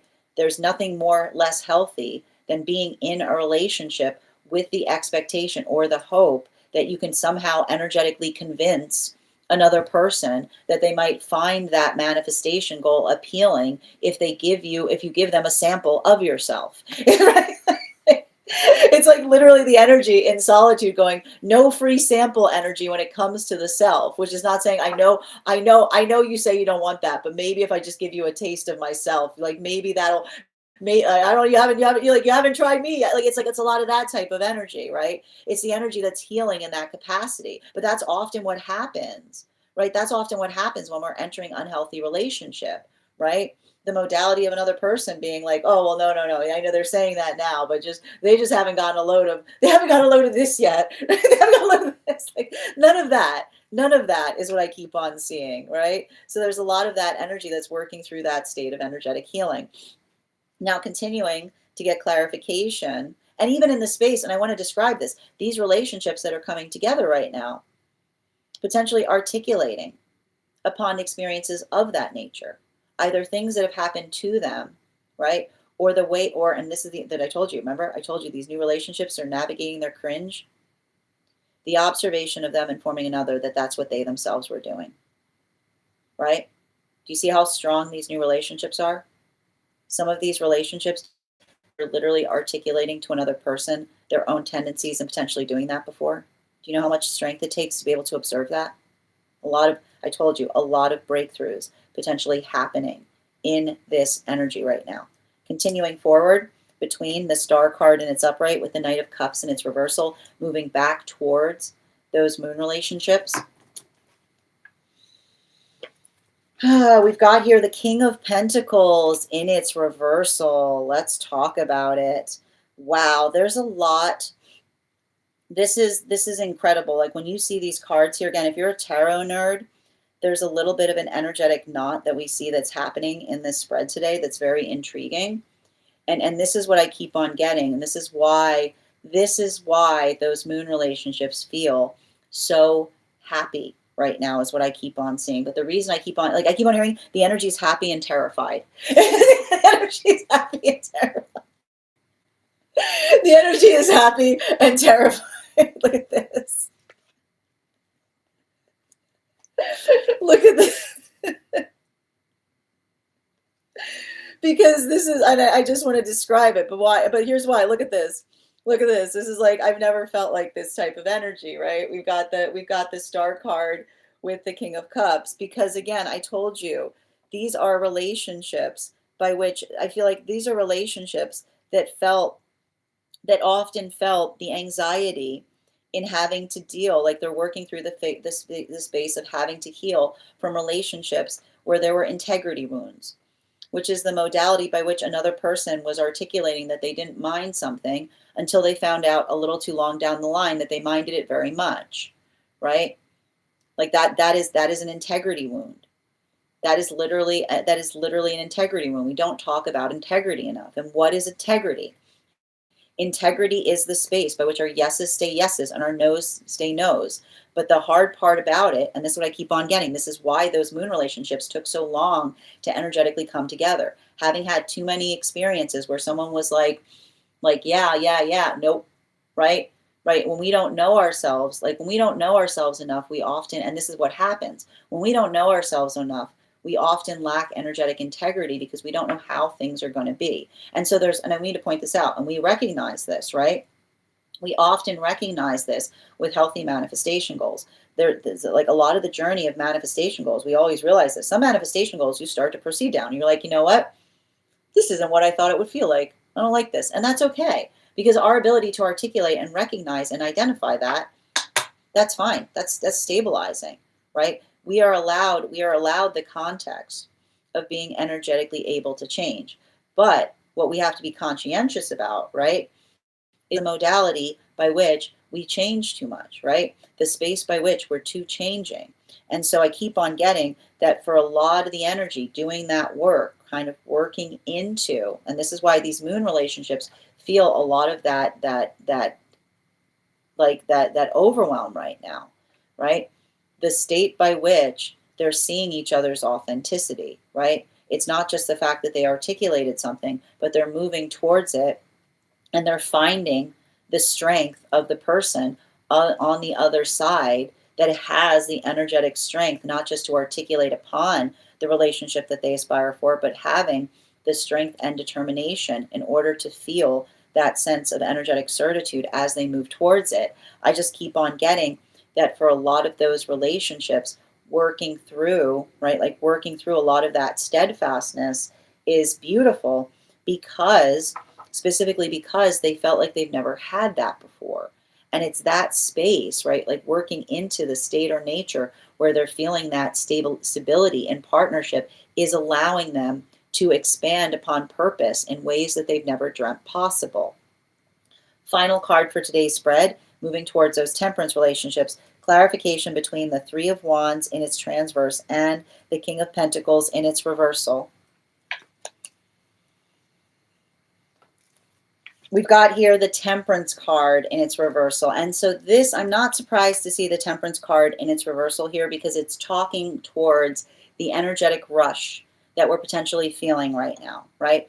Often it is very common as we're navigating closer to eclipse cycles to feel a lot of that, like I like to describe it as like a lot of that a lot of that, like that vibration of anticipation that we often feel, right? Especially when we're going into a Pisces new, like especially when we're starting the eclipse season with a Pisces new moon, it can feel like a lot, like having to navigate a lot with a fresh perspective, right? It's like having to allow, it's like having to like navigate a lot with a fresh perspective, like a new set of eyes, right? It's that type of energy. So a lot of the work that we effectively do and recognize is when we're working through healthy manifestation. Healthy manifestation is it helps us to see more, right? It's the identification of recognizing and identifying, right? And this is often what we understand, right? And this is why we understand the journey of becoming ourselves, or the journey of exploring or understanding ourselves deeper, right? Often is found through the pathwork of healthy manifestation, right? Because when you think about it as that beautiful moment by which you energetically desire something, or you want to bring something into energetically fruition, right? And then what's the first thing you do? You get frustrated, you get upset, right? Because it's much like the healthy energetic space that says, I know you desire that, but this is what needs to be overcome, right? This is what needs to be overcome in relationality to moving towards it, right? Here's that here's that self-doubt, right? Here's that fear of energetic commitment, right? And that, in a way, you have to think about that as the gift of a manifestation, right? And when we think about that in that way, then we're energetically patient with ourselves, because it's a beautiful journey by which we say, I expect, like help me see how I can find that, right? And then the universe says back to us, okay, you need to fix this, right? Let's work on this. And you're like, that's not what I want to work on. And the universe goes, I know. like, right? That's often what happens, right? It's the energetic argument in relationality to what it is that we want to bring forth in ourselves versus the work that's often the hardest thing to do, right? But that's how, like, that is the force of the value of energetic compassion that we bring ourselves to. And again, that's often like you have to be easy with yourself as you're moving towards healthy relationship, because often a healthy relationship isn't demarcated by how much you've healed, but how well you know yourself, right? How quickly you're able to effectively see one's own, like, that's something I work on, like that's something I need to get better at, right? And our attentiveness or our attenuation to understanding ourselves becomes a joy to everybody who finds us, right? Because it doesn't feel like they have to tiptoe, right? It doesn't feel like they have to tiptoe around our vulnerable parts. We're the first ones who are able to effectively address it, right? It's like, it's not, be like, shh, be like, shh, instead it's like, no, I know it's not a strong suit, right? It becomes the energetic conversation. And so I feel like this is what we see with a lot of these temperance relationships. They're very good.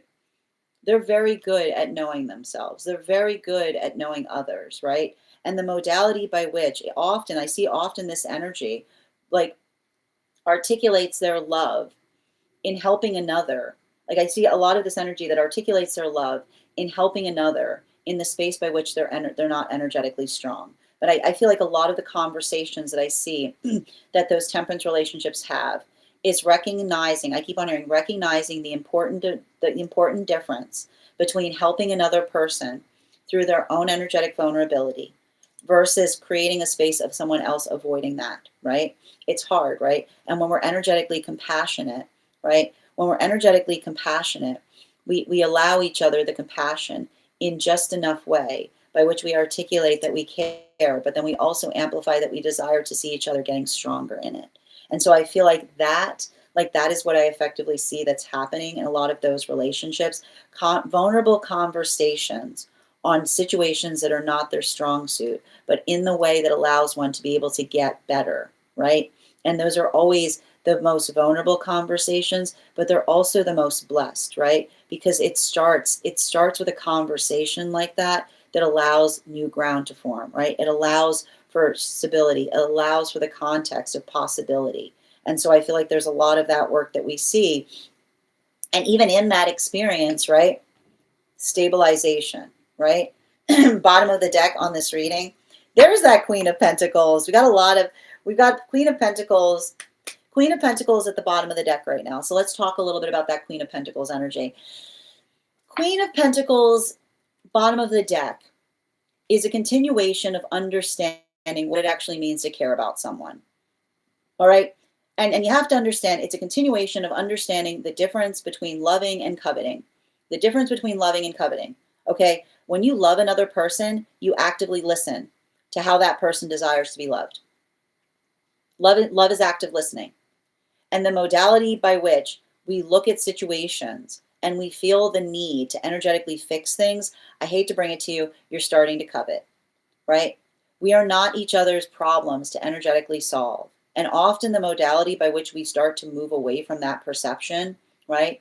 The space by which we look and say, like, oh, what's wrong with my, and I want to, you'll notice this tendency, what's wrong with my person? Why isn't my person acting the way that I want them to? Have you ever considered the possibility that it's because you're putting a my before what you see another person energetically doing, right? The modality by which we work to heal is the realization that the possessiveness of being able to articulate the fact that we feel that there is one person that is for us because we have decided it is so, is what needs to energetically go. Because that is the space by which we identify we are not each other's objects. We're not each other's energetic possessions. When we work into a space of love, we give each other to one another, right? And it's the act of giving that is beautiful because it is one that is amplified by choice. But when we move away, right? When we move away from the determination point by which we see others as something that needs energetic adjustment, moving away from the context of being like, yeah, that person's fine. If I can just get them, what did you just say? If you can do what to whom? What are you what are you thinking? Like that is the modality by which we understand that when we care about each other, we articulate to each other consensually what we're working to heal upon, right? It's mutual work, it's mutual effort, it's self affirmation that leads us to our highest self. And the more that we're able to effectively grow and learn through that is the modality by which we stop looking at each other as problems to be solved, so much as we see each other as solutions that are begging to be in the space by which they are appreciated and seen as such. That is our daily collective read for today. I want to thank you guys so much for being here and receiving these messages. Just a reminder, if you would like to book a private reading with me, it is a two-step process. You have to book the reading and you have to pay for the reading. Please make sure you do both if you'd like to have that reading. Most importantly, please remember that I will never, ever, ever, ever, ever, ever, ever, ever, ever, ever, ever, ever, ever reach out to you for a private reading. I will never DM you. I will never PM you. I will never slide into your inbox and tell you that I have a very important message that only I can deliver. The only way you can book a reading with me is if you book one on my site. So I encourage you to do it there. A couple of updates before we move into personal readings. First and foremost, thank you to everybody who participated in our class on the World Card. Our next class will be held on Wednesday, next Wednesday, February 18th at 6 p.m. PST, 9 p.m. Eastern. We will be continuing our studies into the tarot with a focus on the Sword Suite and the court cards of the Sword Suite. If you'd like to become part of that tarot class program, all you need to do is head on over to my stack and become a paid subscriber. Your paid subscription to my stack is your ticket of entry into our live classes each and every month. As a paid subscriber, you will have access, a paid monthly subscriber, you will have access to over 9 hours worth of material in the Tarot Church Library class archive. Now, it's not necessary to catch up. I'll be doing my best to give you an update on everything we've studied prior to beginning that next class, but the material is there for you to receive as you're ready to receive it. You'll also have access to a one-on-one chat with me and the other students to ask any questions that you may have in relation to anything we've learned and studied thus far. And if you become a founding member, not only will you receive a discount on the whole year's worth of classes, you'll also have access to over 20 hours worth of material in the Tarot Church Library class archive, as well as the opportunity of receiving a complimentary mentorship class with me, where I will meet with you personally to assess where you are on your own personal tarot journey and give you the best insights in terms of how to utilize those classes to the best of your advantage, moving towards your tarot goals going forward. One of the things I tried to do in these classes was make them accessible to the absolute novice tarot reader as well as the seasoned reader. There's definitely something there for everyone. Don't let your lack of experience or your robust experience prevent you from joining us in these classes. And even if you don't become a paid subscriber to my Stack, I would encourage you to follow me there to stay up to date on any new offerings and services. You'll also be able to go there to learn more about a very special retreat that I'll be hosting this August. I'd like to invite you to join me August 8th through 13th, as we will be traveling to Italy to study the tarot in the location by which the tarot was first documented to be discovered, sharpening our tarot skills and learning more about the culture by which the tarot was able to grow and thrive. Everyone who participates in that retreat will not only be receiving one-on-one personalized education with me, but will also have the opportunity of receiving a complimentary mentorship class that is included in the retreat package. And if you sign up this week, we are still offering a $200 discount to anyone who is able to register this week. Make sure that you're securing your spot. If you would like to become a part of that retreat, you don't have to send the full amount. You just need to put down your deposit, and you can find the ability of doing that over on my Stack or over on my tree that has links in it in my bio. I also want to let you guys know that on top of my standard life path readings, I also offer mentorship classes. These are for any of my students seeking a more personalized educational experience with me. I take a very limited number of students for this reason, as those classes are focused on each individual's personal spiritual goals and journey work. Those classes can be purchased on an individual level or as a monthly class series, weekly or bi-weekly, as your schedule permits. Also, for my students seeking more consistent weekly tarot support, I'm very happy to offer weekly tarot insight packages. That is a package of 4 30-minute readings, again, weekly or bi-weekly, as your schedule permits, so that you can stay more consistent on your personal journey at a discount, as well as very happy to offer dream interpretation readings, which you can purchase per dream or as a series.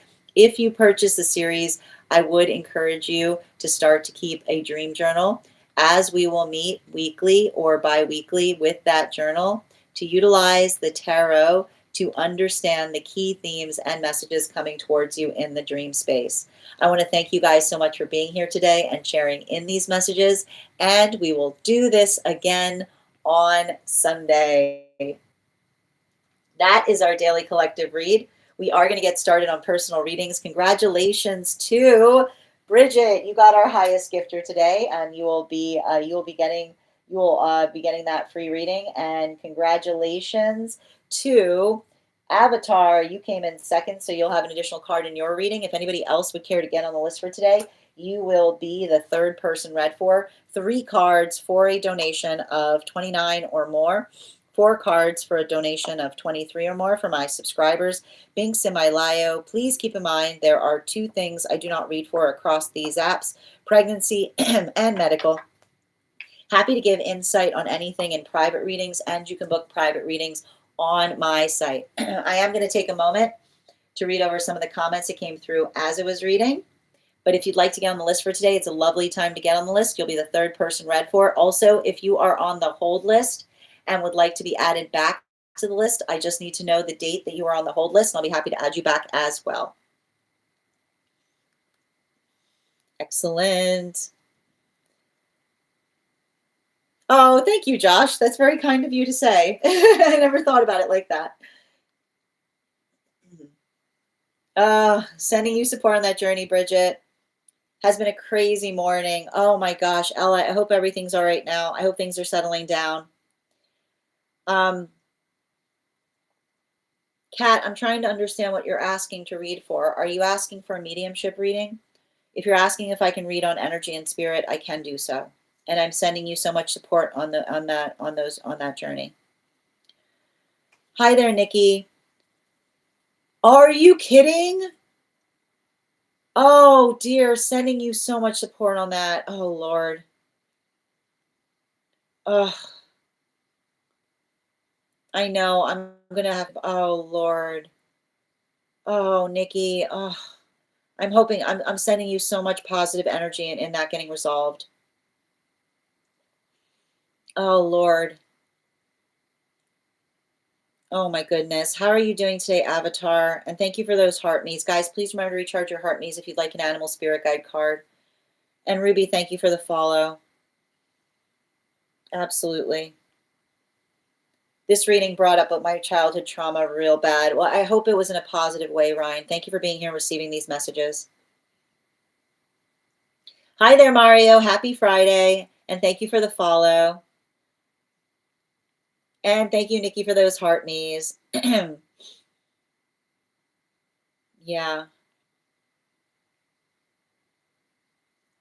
I know those gifts you guys were sending were so adorable. How are you doing today, Kath? Oh, a capybara, that's what it was. I was wondering myself. Happy Friday, Minnie. And thank you for those heart me's. And thank you guys. It actually is telling me that those who are on the clock app, you completed stage 1 of my club quest. I don't know what that means, but I want to let you guys know. It says that it says something about Club's Cheers has been unlocked for you guys to celebrate. I don't know what that means either. I'm very good at this. Welcome back, Kath. And thank you. And thank you, my Mr. Fahrenheit, for the follow. Oh my gosh, I'm sending you so much support on that journey right now, Nikki. And happy Friday, Ryan. Grand Rising Avatar. Yeah, it is. It is kind of eye-twitching energy. Thank you for those heart me's, Bridget. I appreciate you. And Melody, thank you for the follow. Blessed limits, tap to claim. Yep, Friday the 13th, which I consider a lucky day. Very blessed. Don't take on too much like that. But again, I think it's about like I think that it's about learning, like knowing your limits, but stretching, but stretching in the best way possible, right? Yeah, maybe we need to develop a bit more tolerance. How are you doing today, Tina? Welcome. Yeah, the disassociation. Thank you as well, Dylan. I do my best here, Tina. In the past, I second guess myself, but that's the thing. We always if we recognize past versions of ourselves that did that, like that's us continuing to heal. I know I was wrong, but that's beautiful, right? Like in the space by which you're able to acknowledge that is how you can recognize that you've improved. And you should be proud of yourself for that. Awkward, thank you for the follow. Yes, still healing. I think there's a level of hilt to like, how much could I let that happen? But it wasn't our fault. I think you meant guilt instead of hilt, but this is the thing about it, right? The observation of recognize what we can do better allows for better things to happen, right? One day at a time. Exactly. Personal responsibility. Absolutely. Softness for the self and then others. Hi there, Kristen. I'm happy to read for you on that. If you'd like to get on the list is open. You'll be the third person read for. Hi there, Angela. Yes, because feelings are not always real, but should be expressed. I mean, I want to change that. I don't think that's true. I think feelings are real, but we fortify our feelings in that we don't just give each other our feelings. Our feelings are not others' responsibility to resolve. When we're doing the work, we give our feelings to others with healthy directions attached to those feelings, you know? My biggest thing was no accountability, as it should be, right? The ability to articulate. But if you recognize that, then you're already doing the work to correct it. Absolutely. And thank you for becoming the 109th member of my fan club, Angela. And Queen, thank you for the follow. I've been going through a lot of grief the last few days. I'm sending you so much support, Bridget. Thank you for the compliment, Lex. You're so welcome, Tina. And Moon Witchery, thank you for those heart me's, dear. Have a good evening, Tina. Get some rest. Hi, dear. How are you doing today? It's been a minute. That's true. No hiding.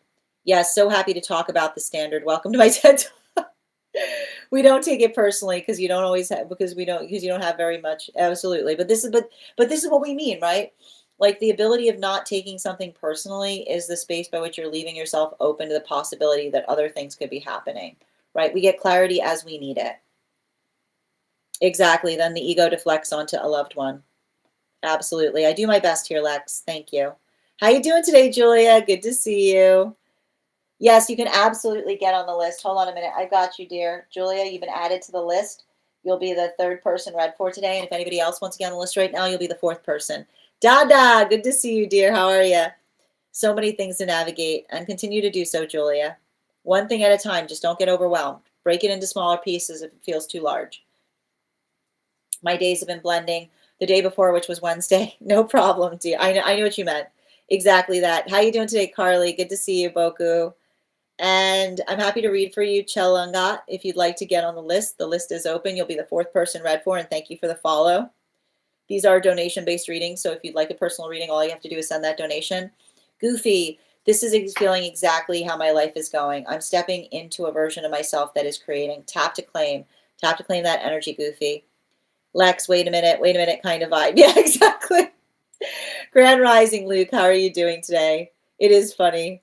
That's so true. Thank you, Avatar. And thank you for confirmation, Bridget. If you can do what, to whom? Yes, thank you. You're welcome, Lex. You're so welcome, Purple. Yeah, it's like, I beg your finest pardon. Exactly, Bridget. So true. And Melody, thank you for the follow. You're very welcome, Purple. I'm so glad these messages helped. You're so welcome, dear. That was heavy. It is heavy. I think it's going to continue to be heavy, right? But it's heavy doesn't mean we can't lift it, right? Heavy doesn't mean we can't lift it. Elena, thank you for the follow.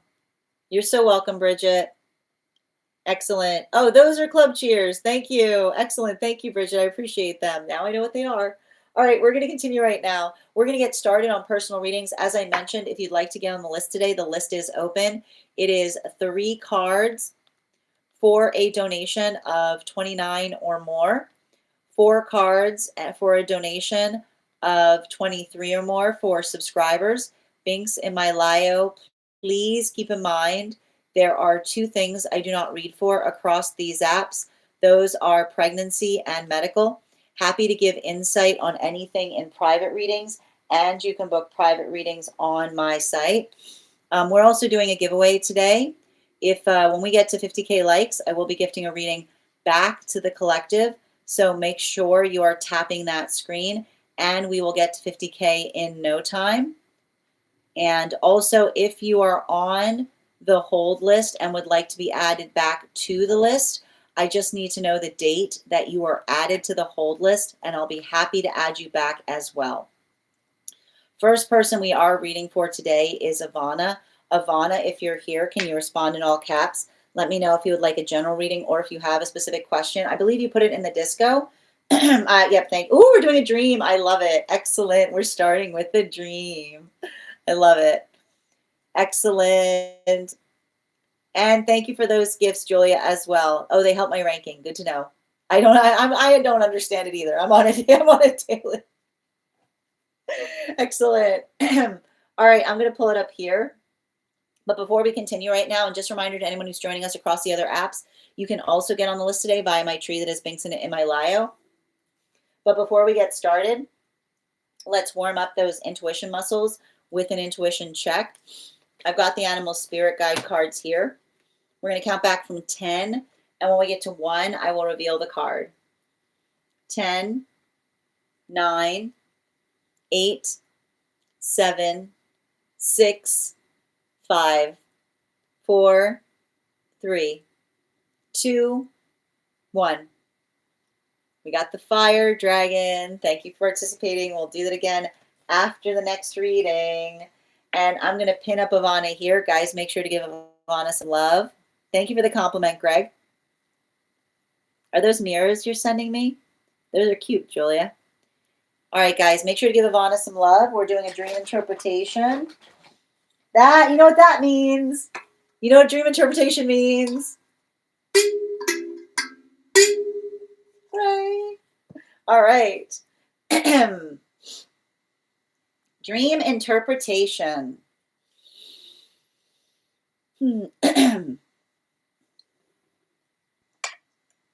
I dreamt my parents, my brother, and I were at a party at a pizza place. There was this younger teenager who was being a bit annoying in the pizza place since I had arrived. She wanted to make me mad by putting her dirty napkin on my plate as I was passing by, and she just smirked. I just said, "Oh my God, what is wrong with her?" They had served our pizza, and in the middle of eating it, my parents decided to move tables and place a big order, which was confusing for me because we were already eating. So while I went to order more, I was trying to figure out what else to order that was not pizza, since we were already eating pizza, and it would be a waste of money ordering more of what we already had. Then they said they had to leave in the middle of me trying to decide what to order, and I didn't order after all. My parents left, and I stayed with my little brother. In the dream, my brother was like 6 years old. He is already 25 now. Then it jumped to where my brother and I were getting ready to get in my car. But I had two big bags full of old clothes that I needed to take back home because I was going to give them away. Then it jumped to where we were in a big white house. Its architecture was very different, but very pretty. The ceiling didn't really have a line separating it from the walls, and everything around the house was made of different shapes. As I was walking, there were people practicing things like energy healing, chakra healing, etc. There were more people, like it was one of those showroom type events where you get to meet healers and see their work.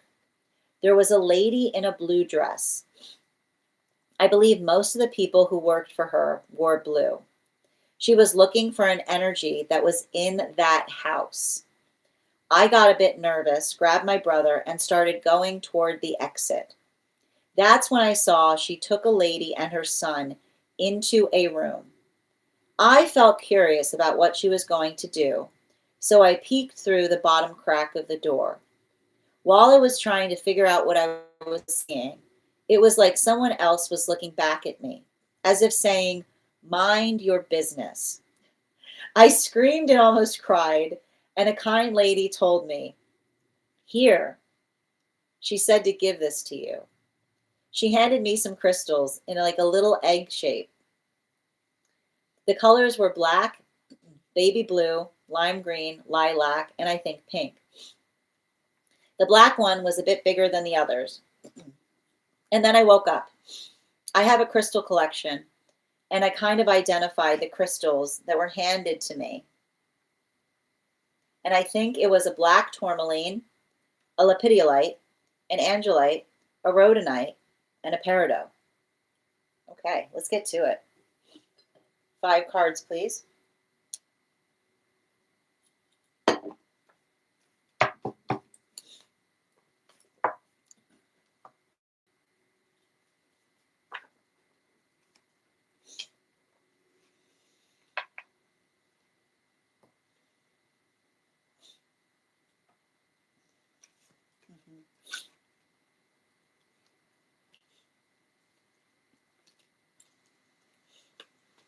So it's actually a life path dream that has to do with points by which you recognize that you're going through a maturation process. And we're going to start with the beginning of the dream, by which we identify that you articulated the fact that you were at a pizza party, right? And working through the pizza party is often working into the context of manifestation goals, right? It's the identification point, and I like to point this out. And often it's funny too, because I often see a pizza party coming into the space of guides, because when you're young, what else is better than a pizza party, right? It seems like it's the best thing that you could possibly imagine, right? And what do we see that's happening in the context? And it's often seen as a reward, right? We often see the context of a pizza party being given to someone as a reward for something. I like to describe it, it's like a child's parade, right? Like, if you do this, you'll get a pizza party. And so this is potentially working through a wound that potentially occurred as you are energetically maturating, okay? And what do we see that's happening here, right? The modality by which you recognize that there are cruel people in this world.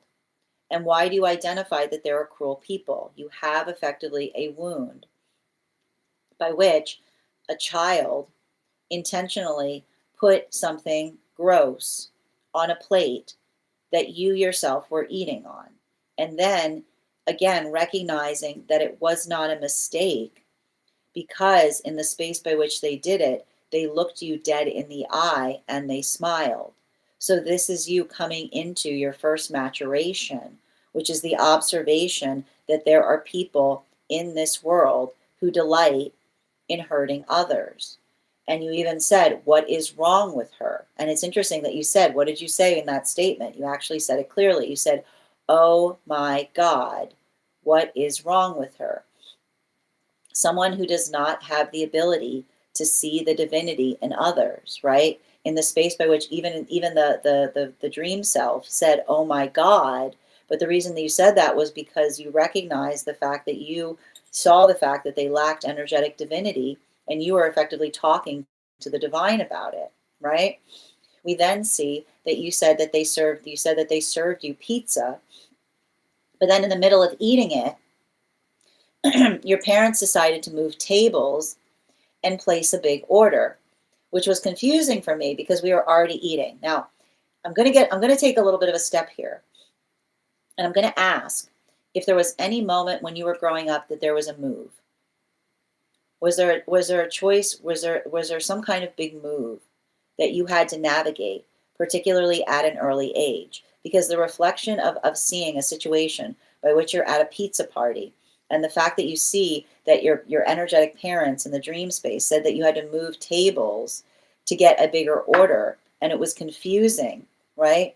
That is how you experience the move as a child, because you as a child felt you had everything you needed right where you were. Why would we have to go anywhere? So this is often you observing the context of how you had a wound formed in the space of potentially losing, right? Feeling like you lost some trust in your parents in the modality of feeling like there was a move, because it was the sense by which the child observed it in the space by which you saw that it felt entirely unnecessary, right?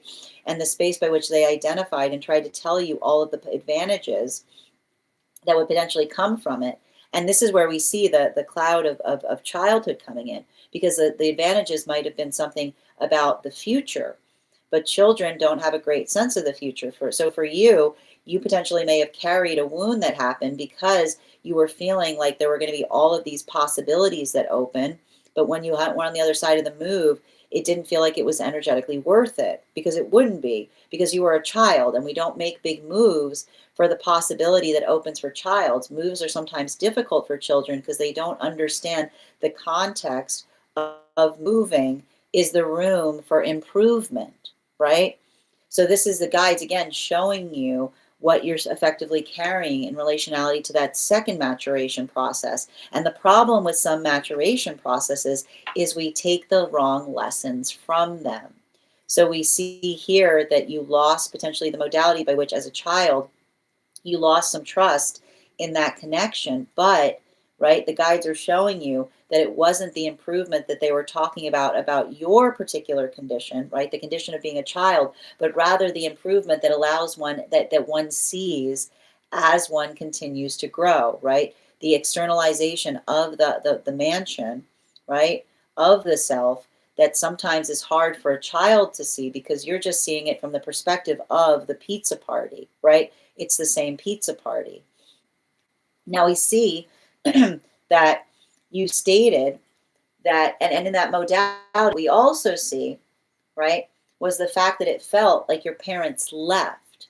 Now, what we identify here, and again, the guides are showing you some of the wounds that you're carrying. It's not that your parents left, but in the modality by which you felt, right, the modality by which you may have potentially felt the difficulty, something that got harder for you in the context of them making that choice, right? And feeling like the space by which you felt that you had to take care of your brother is the modality by which you had to take on a burden of maturation, potentially feeling like not only were you navigating, right? Not only were you navigating the pain of that move, but also feeling like you had to move more into a parental role on the other side of it as it relates to the responsibility of helping another person energetically acclimate, right?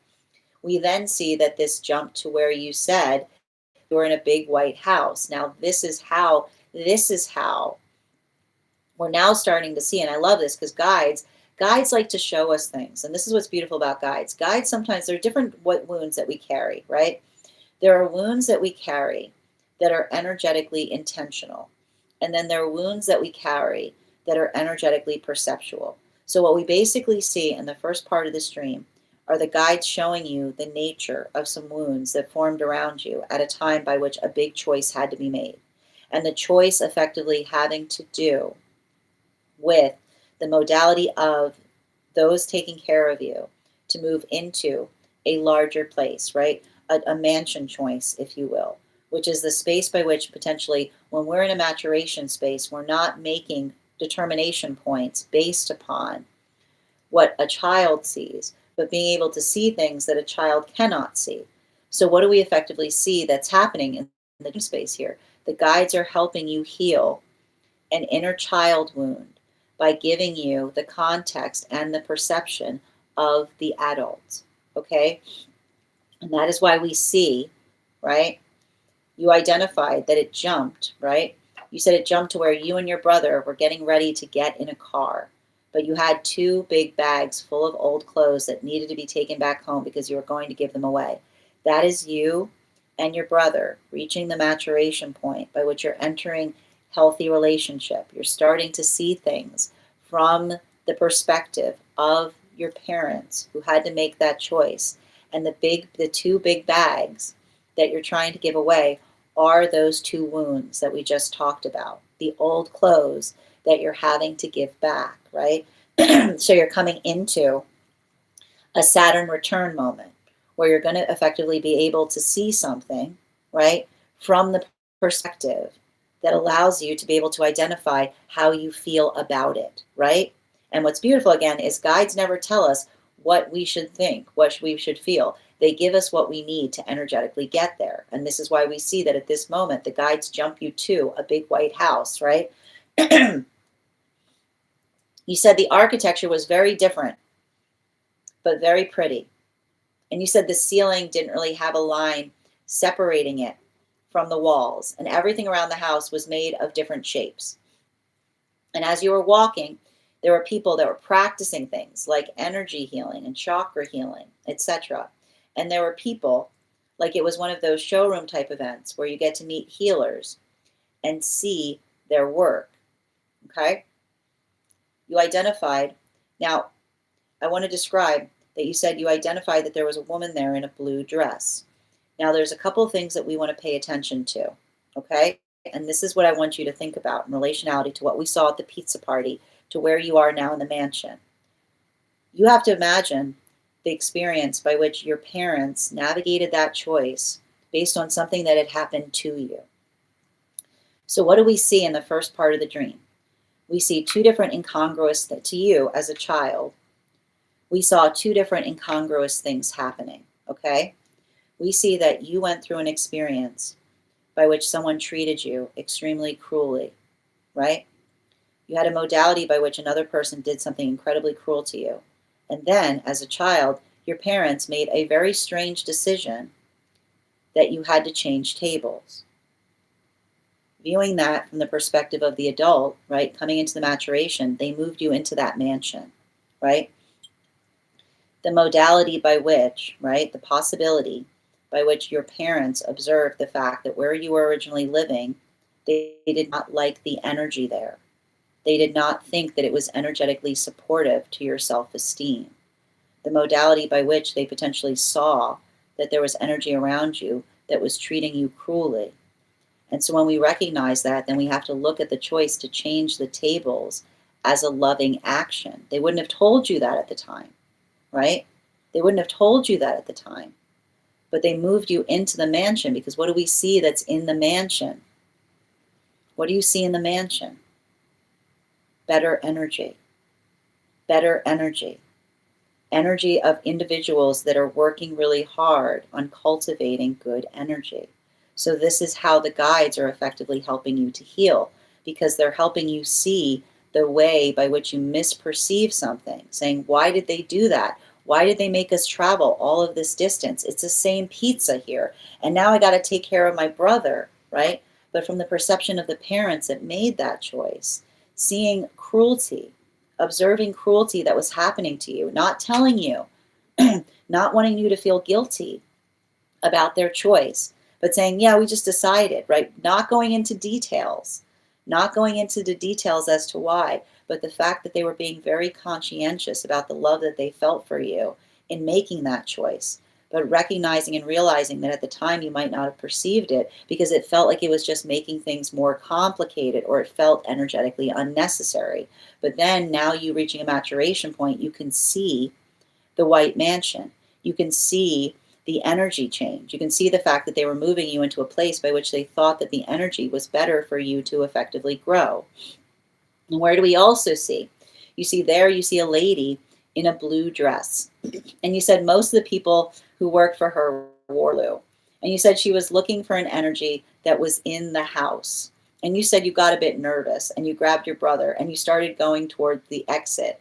And you said that's when you saw this woman, the lady, and her son go into a room, right? And you felt curious about what she was going to do. So you peeked through the bottom crack of the door. Now, while I was there, I was trying to figure out what you were seeing. You said it was like someone else was looking back at me as if saying, mind your business. And you said, I screamed and I almost cried.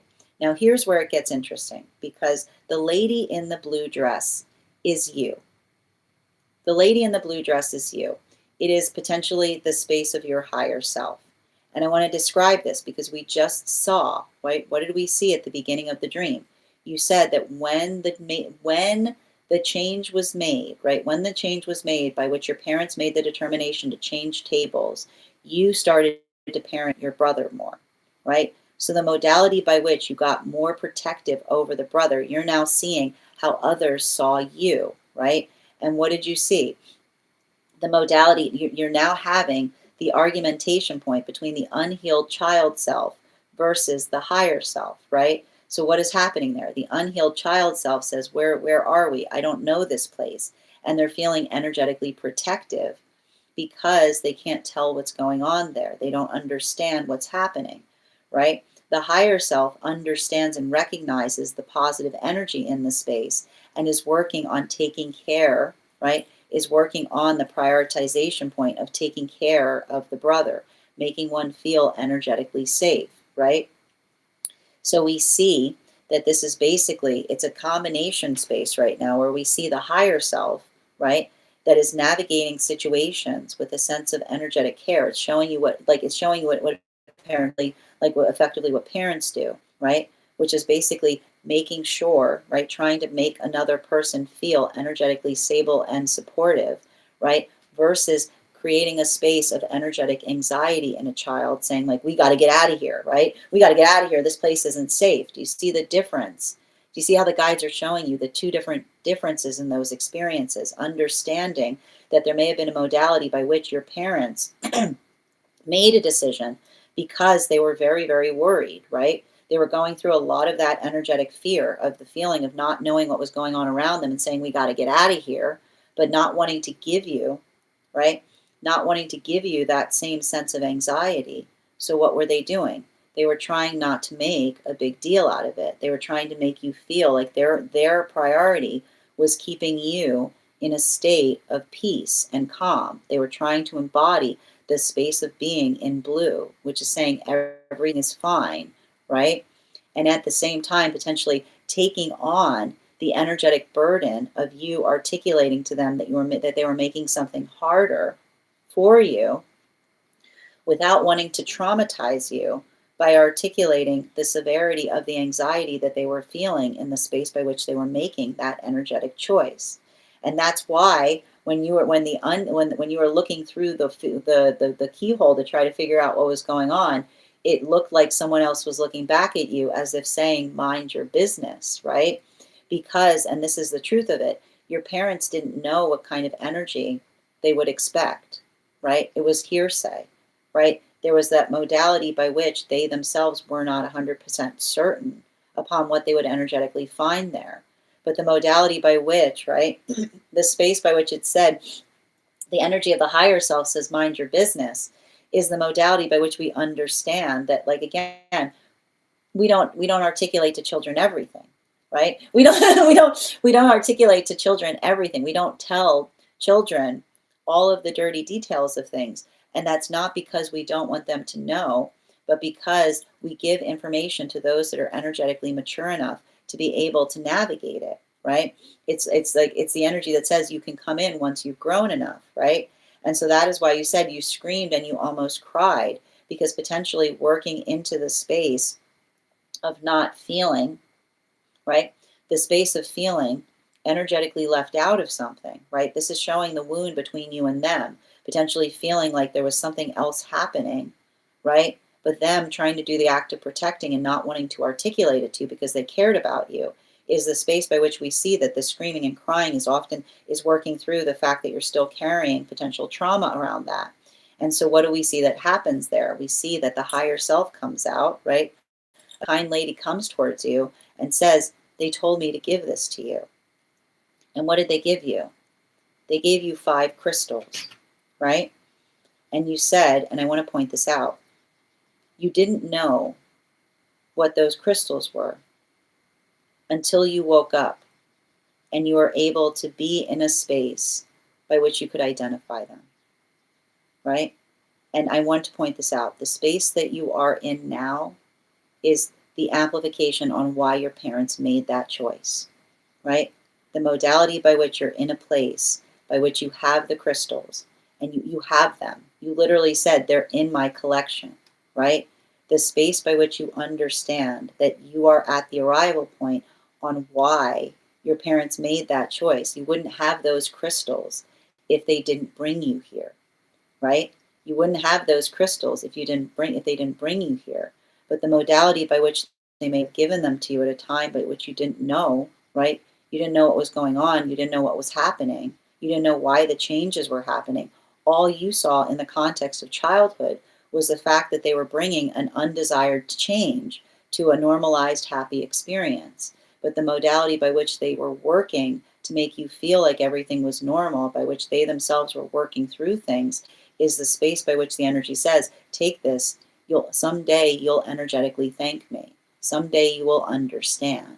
And that is the modality by which the dream is helping you heal from the feeling of vulnerability that that change created, but fortified by the intention of hoping to move you into a space of better energy. Bottom of the deck on this reading. Yeah, the hard part about it, especially with the 3 of Wands, this is why inner child healing is so difficult, because often in the space by which we understand, right, the modality by which we understand that a lot of the trauma that we often experience in the space of childhood has to do with the fact that we don't know what's going on. Not knowing what's going on creates trauma, right? But the modality by which we have to navigate that with the fact that there are things that we cannot articulate to energy that is not old enough to handle something is often the experience by which we work through a paradoxical trauma situation, by which it's not about the fact that trauma is going to happen, but you're just working to cause as little trauma as possible. And the truth of the circumstances are, this is just the way that life works. Some situations we are faced with, it's not a question of getting out completely unscathed.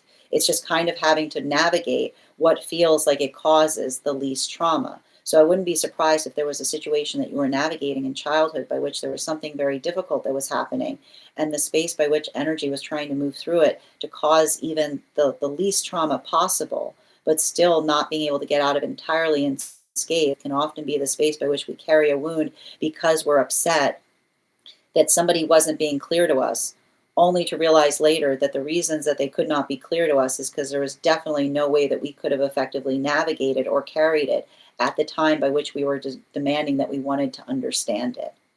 So that is, and again, a good guide will never articulate whether that was the case or not, but I feel like the guides are trying to show you the context by which another person was making choices so that you can have empathy in relationality to how you're carrying it or how you're healing it going forward. Thank you so much for having that reading with me, Ivana. And if this message connected to you as well, it's very common for those who need these messages to be here to experience them. We are doing personal readings right now. If you would like to get on the list is open. It is 3 cards for a donation of $29 or more. 4 cards for a donation of $23 or more for my subscribers, Binks and my Lio. Please keep in mind there are 2 things I do not read for across these apps, pregnancy and medical. Happy to give insight on anything in private readings, and you can book private readings on my site. We're also doing a giveaway. When we get to 50K likes, I'll be gifting a reading back to the collective, so make sure you're tapping that screen and we'll get to 50K in no time. I'm going to take a moment to read over some of the comments that came through as I was reading. And Mamo, thank you for sharing the live. Always appreciate when you guys share the live. Grand Rising Perks. Good to see you, Siobhan. Hope you're having a beautiful start to your day. Yeah, you guessed the fire dragon. And that's the thing, again, good energy, right? I love it. I love it when the individual who's getting the reading guesses the animal accurately. I know, Angelite's fantastic. Very underappreciated stone. Celestites like that too. Yeah, it's very beautiful. Thank you, Mamo. Absolutely. And Sylvie, thank you for those fluffy hearts. Yes. Oh, thank you for confirming. A big move, different countries, 13 years old. Thank you for confirming on the dream. Yeah, the move was like out of nowhere so fast, but that's to you. But and you had and you were but you were able to adapt quickly. Exactly. Yes, you have no idea. Thank you for also receiving these messages, Joseph. Welcome, Kate. Thank you, Unique, for the heart knees. I appreciate you as well. Yes, wow. And yes, once we moved, energy was much more loving and friendly. That is why it was so quick for me to adapt. Wow. Yes, Grand Rising, Siobhan. And thank you for sharing the live. Always appreciate when you guys share the live. Thank you as well, Kmar, for sharing the live. And Holistic, thank you for the follow. You're so welcome, Ivana. Thank you for thank you for giving me the opportunity to read for that dream. We're going to continue right now. If anybody else wants to get on the list right now, it's a great time to get on the list. 3 cards for a donation of 29 or more. 4 cards for a donation of 23 or more for my subscribers, being semi-lio. Please keep in mind there are 2 things I do not read for across these apps, pregnancy and medical. Happy to give insight on anything in private readings, and you can book private readings on my site. I'm going to take a moment to read over. The next person on the list for today is going to be Bridget. Bridget, I believe you've already put your information in the Disco channel, which is great. Before we continue on that reading, we are going to warm up those intuition muscles with an intuition check. I've got the animal spirit guide card here. We're going to count back from 10. And when we get to 1, I will reveal the card. 10, 9, 8, 7, 6, 5, 4, 3, 2, 1. Whoop. The adder. Thank you guys for participating. We'll do that again after the next reading. And I'm going to pin up Bridget here. Make sure to give Bridget some love. Eternal Tarot, thank you so much for the follow, dear. All right, we've got Outside Tea coming through. I wanted to share a dream. I wanted to share a dream I had and ask for your insight. I've been going through a very emotional few days lately, doing a lot of inner healing and processing. And I'm wondering if that connects to this dream. The dream. I dreamt about my divine counterpart. I don't remember many details, but I knew it was them right away from their energy. The main thing I remember is them gently kissing my face, my eyelids, cheeks, and forehead in a very loving, comforting, reassuring way. The feeling was very peaceful and safe. Because I've been feeling emotionally sensitive lately, I'm curious if this dream reflects my healing process, and if there's any truth to whether they can feel my emotions during times like this through our connection. I'd love a reading on what this represents and what message my counterpart may have for me right now. 4 cards, please.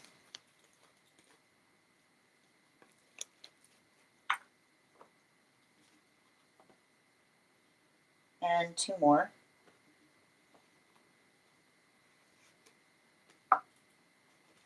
And 1 more.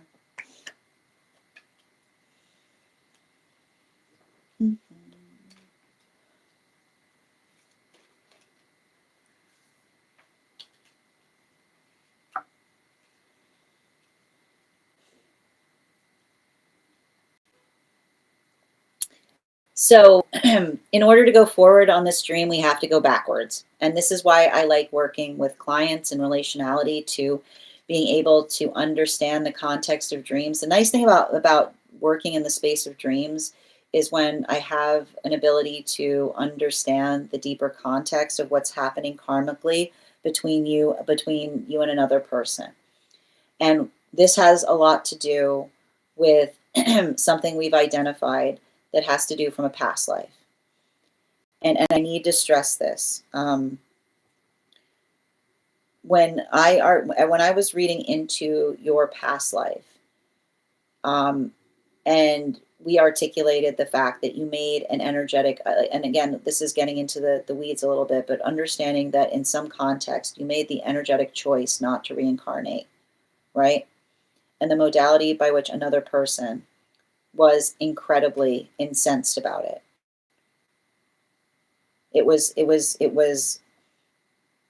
I see it, like, it says to me that there was a wound that was formed in that moment, because it's giving me the impression of someone that articulated and they understood the gravity about that choice. And they felt like, I know, and I keep on seeing the fact every time I read into it, that the argument that you had between you and them had to do with you not making the choice from a personal space, but from the space by which you understood and identified that there was something much greater at stake, is what I keep on seeing. And and the space by which that effectively occurred, I just see the fact of someone identifying and articulating and saying, I don't believe that, right? It's a space by which it was like you and another person having an argument as to what selfish is, right? And I see you having made a selfless choice. Like, I see you being in a state by which you said, the thing I do right now is not for myself. It's a greater thing I do than for, and like it's giving me a lot of that. It's like, what I do at this moment is greater than myself. It's greater than me and you. It's something that needs to be energetically done. And I see somebody who said that was dumb. Like I literally see somebody like that was their response. They literally said that was dumb, right? Like, they were like, that was dumb, because it created an abandonment wound in them. And I literally see you recognizing the fact, like the past life energy being like, I recognize like the fact that you created an abandonment wound is the space by which another person, and I keep on getting it, their job in some way was connected to protecting you, is what I keep on getting. Their job in some way was connected to protecting you. And so I keep on getting the fact that the reason they took it so personally was it felt like you were basically saying, you cannot protect me, right? And so this was the energetic argument between you and them. Now, I think I articulated that karma has many different ways of healing. And sometimes we don't need to heal karma entirely by agreeing and saying that seeing something different, but the ability to perceive and understand something allows for the expansion of possibility. And everything I keep on seeing when I read into your divine counterpart right now is building into the context of a situation by which they created something that was very important to them. They literally created something that feels like they've got a massive stake in it. And some kind of situation by which has occurred, by which the only way they can energetically preserve it is if they depart from it. And even in the modality by which others were energetically arguing with them about it, they've been going through arguments with others in terms of saying, no, there's other things that you can do. There are other avenues that we can explore. And I literally see someone that is arguing with someone adamantly and going, I have explored every possibility. This is the only one this is the only one that keeps something safe. Like, literally that argument, having to have it in the context of some kind of professional space, of someone saying, I have gone through it. I've gone through this over and over again in my head. And this is the only thing that guarantees, like them going, it is the only thing that guarantees the possibility of something being absolutely safe. Because all I care about, I keep hearing this, literally them saying, I don't care about me. I care about our connection, but keeping this safe is the most important thing to me. The modality by which they said, I keep on hearing, and I keep on hearing the little light bulb, the light bulb that went off in their energetic head when they had to say to somebody, I don't like, I keep on hearing, like the minute they went, I don't care about, them saying, I like our connection will weather this, but we need to keep our priority on making sure that what we created together is safe. That was the moment that the healing set in. And so I literally see the situation by which they are in the position by which you made an energetic choice. They are exactly in the position now where they are feeling all of the things that you felt in the space by which they made that choice. And others, potentially even others right now, trying to articulate that some of that choice they made was selfish, and them having to say to another person, I can't help the fact that they feel like that, right? I literally see, I keep wondering, it's a 50-50 split around them, right? It's like, I keep on getting, it's a 50-50 split between energy that says, I understand and I support you, versus energy saying, how could you? And so that it's not, and so I feel like the reason that they're coming to you in the dream space, and the reason that you see that they're gently kissing your face and your eyelids and your cheeks, this is because they now connect with how you felt, right? They connected to your face because they're saying, I can see your face. I can see your face now. I can see how difficult something was for you. They're kissing your eyelids because they're like, I can see what you saw, right? I can now bless your eyelids because I understand now what you were seeing when you made an energetic choice. And they kissed your forehead because they were saying to you, their cheeks, because they can see the tears. Like they're saying they can see the tears that were shed, how difficult and how impossible that choice was. So they're saying, I understand the pain that it took to make that choice. And they're kissing your forehead because they're saying, I understand what was going through your head now. I understand. You guys are residing in the same mansion, basically. They're kissing you to say that they're residing in the same mansion, which is not the space, and I need to stress this, it's not the space by which they completely agree with what happened in the past, but they understand now. And that's why they were gently kissing you, because it's the space by which they're saying, I forgive you, right? They're forgiving you because they've gone through it and they understand now. Bottom of the deck. Yeah. And so this is working through, like, in the space by which, and I keep on hearing, like, this is why we don't understand the true significance of, like, the work that we do. Like, often the work we do to heal karma doesn't even happen in the context of relationship. Like, when we understand the weight of that, it's the space by which, it's like I keep on saying, it's not the fact that they might have agreed. I feel like even in the past life, it's not the space by which they might completely still agree, but they understand, right? Like, especially often with stubborn energy, I like this, the nice thing with stubborn energy is often the space by which stubborn energy doesn't say, like, okay, I would do the same thing, but at least understanding and being like, I understand, is how we release, right? It's how we release any anger that we're harboring. It's how we release any of the resentment.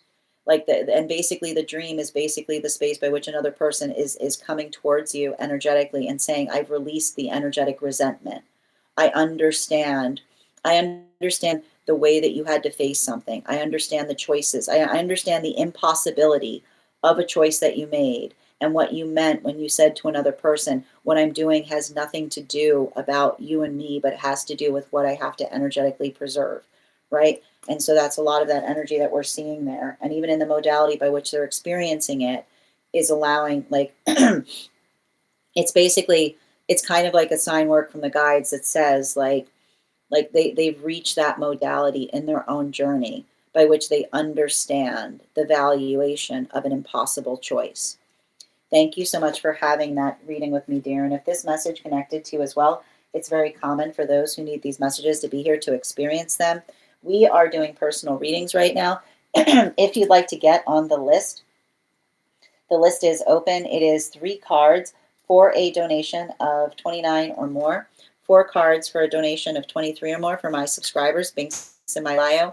Please keep in mind there are 2 things I do not read for across these apps: pregnancy and medical. Happy to give insight on anything in private readings, and you can book private readings on my site. I'm also going to take a few moments to read over some of the comments that came through as I was reading. If you want to get on the list right now, it's a great time to get on the list. You will be the 3rd person read for. How you doing today, sunshine? That's beautiful. It's true, though. I can only control my own feelings. Exactly. I'm already forgiven myself, which is a hard thing to do, really. And the ego getting in the way again. I did this with my mom and my daughter recently. That's great, though. But again, like even in the observation of continuing to take accountability and working to heal, right? Like you're navigating situations with a sense of proportion and compassion. And thank you for receiving these messages as well. Grand Rising, Opalescent Centaur. How are you doing today? And just a reminder to those who are joining us across the other apps, you can also get on the list today via my tree that has links in it in my bio. One moment, please. And thank you for sharing the live, Dr. Genuine. Always appreciate when you guys share the live. Good to see you today. And Nikki, thank you for getting on the list. You'll be read for after Julia. If anybody else wants to get on the list right now, you will be the 4th person read for. And thank you again, Eternal, for the follow. I was just talking about this. Oh, so you were talking about this in relationality to that. Oh, excellent. Thank you. Welcome. And we also, I will point out, anybody who is a paid member over on the place where we keep the videos is also entitled to a free 1-card reading each day. So, and thank you for those heart me's, Dr. Genuine. And remember, please, if you are on the place where we keep on the clock app, your heart me, recharging your heart me will entitle you to an animal spirit guide card on top of your 1 card. Good to see you today, Alexandria Shipley. And thank you for reposting. I question why I said yes to this life every day. Because I need to point out it has to do, right? And I keep on, but Bridget, the thing I keep on hearing, and this is why, right? This is what you told them. You told them it wasn't forever. You told them it wasn't forever. You told them if conditions were met, right? Like, so, yes, exactly. And thank you guys for supporting each other in these reads. Who's ready for Saturn entering Aries? I'm sort of ready. I'm sort of ready. That sounds like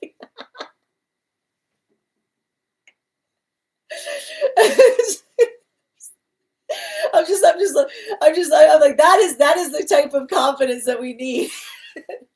I'm sort of ready.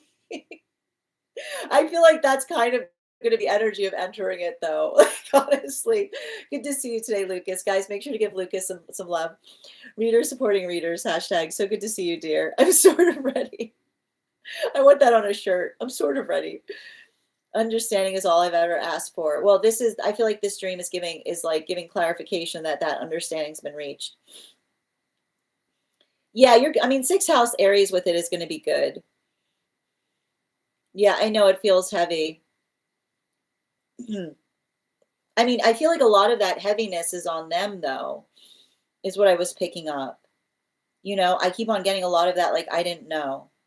Like I keep on getting a lot of that. Like I was doing that. Like that's why they were so gentle, right? I didn't know. And thank you for the follow, Terry. Oh, interesting. You're so welcome, Bridget. Yeah, Saturn. Hold on a minute. Got him. Got him. That's great. Absolutely. Good to see you. I mean, here's the thing that's happening right now. Neptune in Aries Neptune it prefers to be in Pisces. Saturn prefers to be in Aries. So it's it's going to be like it's going to be a little bit like that, right? But I think that like Saturn in Aries feels right in the space by which it allows us to just like not, it's like don't avoid things, just take them as they come kind of energy, right? Yeah. It really does, especially with my cap. No, I mean, yeah, no, I understand. Like the double cap energy and the Neptune is gonna be like it's being very much more protective. It's like protective of dreams, which is what I like about it, right? Like dreams need protecting. Yeah. Oh, that's wild.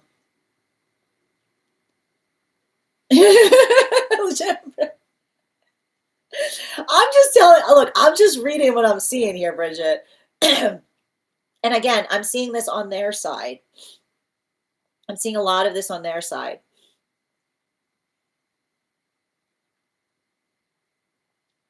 Hi there. How you doing today, Buki? Any advice for I mean, I'm not like, here's the thing, right?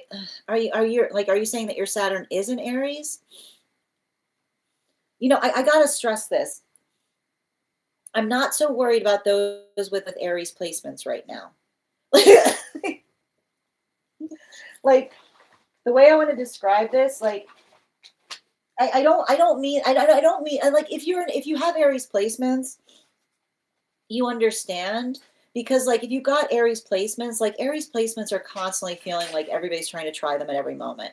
You know, it's like a lot of that, like, you know, like it's more, I want to describe this more with those who like it's requiring us to build into like what it means to be steadfast, right? Like what it means to be energetically strong. And here's the thing about it, like Saturn in Aries often works through it works through the space by which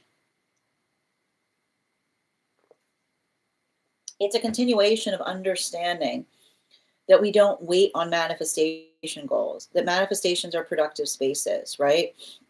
It's getting rid of the context of waiting and just working through patience and perseverance in relationality to what we put our energy towards. And in that way, I feel like I don't mind. I don't mind the shift of Saturn into Aries. I think the thing we have to be conscientious about more so, right, is working through a lot of the other energy that we're seeing right now, because particularly and especially in relationality, the fact that Neptune is also in Aries, it's not allowing our fear to override our force of intention. Like that's the work that we have to do right now, right? It's like it's brave energy. Just reading over. Hi there, Life. Peace, welcome. We're doing personal readings right now. I would love to be in a space where I don't have to be strong. But you are, and it's a gift to those around. Like it's a gift, right? I know it's not. And I like to point out, strength is not strength is not about what we aspire to do.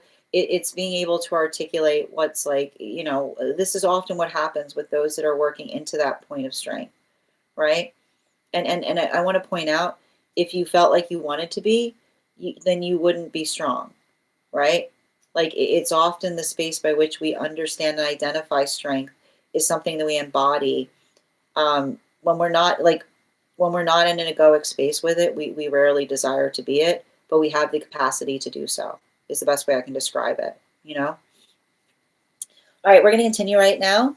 The next person on the list for today is Julia. Julia, I have you on the list twice. I just want to confirm that you wanted to get on the list twice. I just want to make sure that that's the case. I've been doing this. Yeah, absolutely wonderful, Julia. Good to see you today. It's okay. I'm very happy to read for you twice. And if anybody else wants to get on the list right now, you will be the fourth person read for. 3 cards for a donation of $29 or more. 4 cards for a donation of $23 or more for my subscribers. Binks and Mylayo, please keep in mind there are 2 things I do not read for across these apps: pregnancy and medical. Happy to give insight on I'm happy to give insight on anything in private readings, and you can book private readings on my site. Okay, thank you for confirming, Julia. I got you, dear. And Simbara, thank you for the follow, dear. All right. Hi there, Mimi. These are donation-based readings, dear. So if you'd like to get on the list for a reading, it's 3 cards for a donation of $29 or more. I also offer free card readings for super fans each day if you want to become a super fan.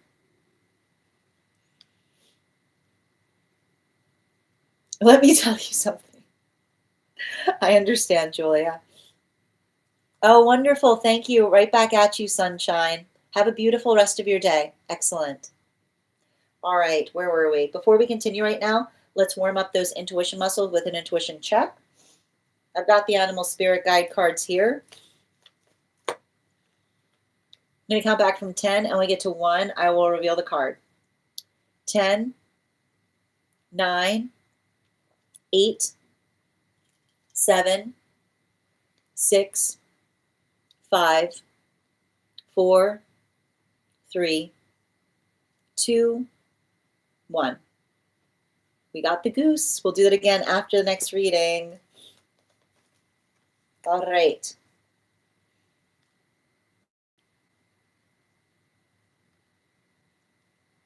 Okay, 1 sec. Welcome to the Indecisive Club. All right, 1 moment, please. And I'm going to pin up here. I'm pinning up Julia. Guys, make sure to give Julia some love. All right. You said the first one's inside. Where'd you post it, dear? Oh, I think I know you posted it. I know where you posted it. Hold on. I got to pull it up. And just a reminder to anybody joining us, if you have information that you feel is relevant for the purposes of if you have information that you feel is relevant for the purposes of our reading, if you have a dream you need interpreted, or if you have a past life that you would like more information on, you can include it in the notes when you send the donation. You can also post it in our subscriber only disco channel in the appropriate channels. Okay, 1 moment, please. Oh, that's a second reading.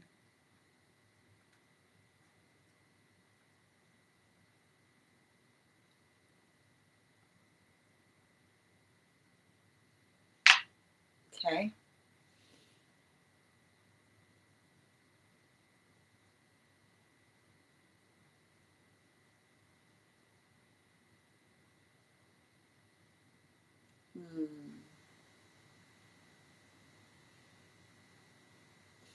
Got it. Got it. Okay, perfect. I've got the first one here. And I'm going to be pinning up. Perfect. All right. Can I get 4 cards, please? Yep. All right, where are we?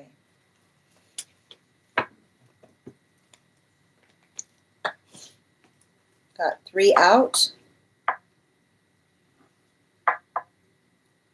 And 1 more.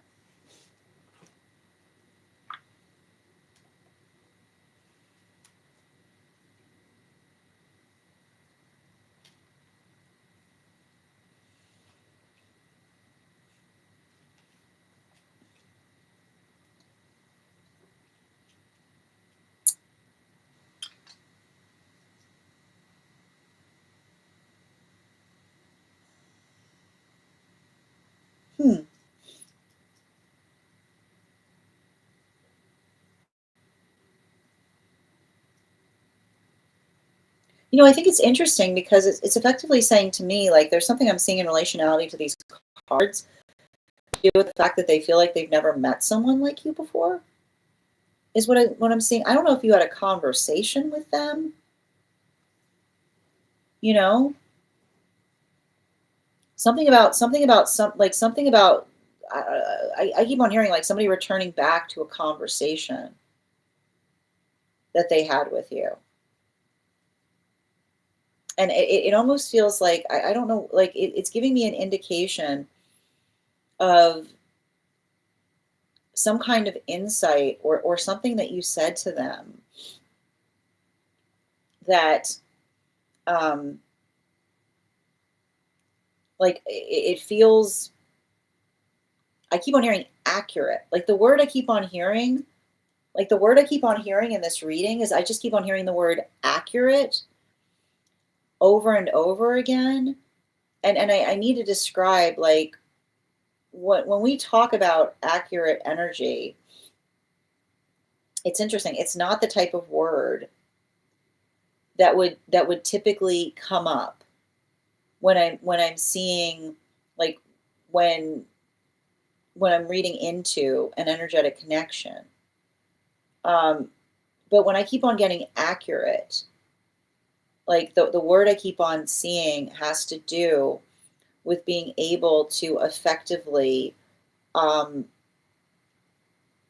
and it almost feels like, I don't know if you were having a conversation about another person, but it feels like they value the fact that you don't pull a punch, is what I keep on getting.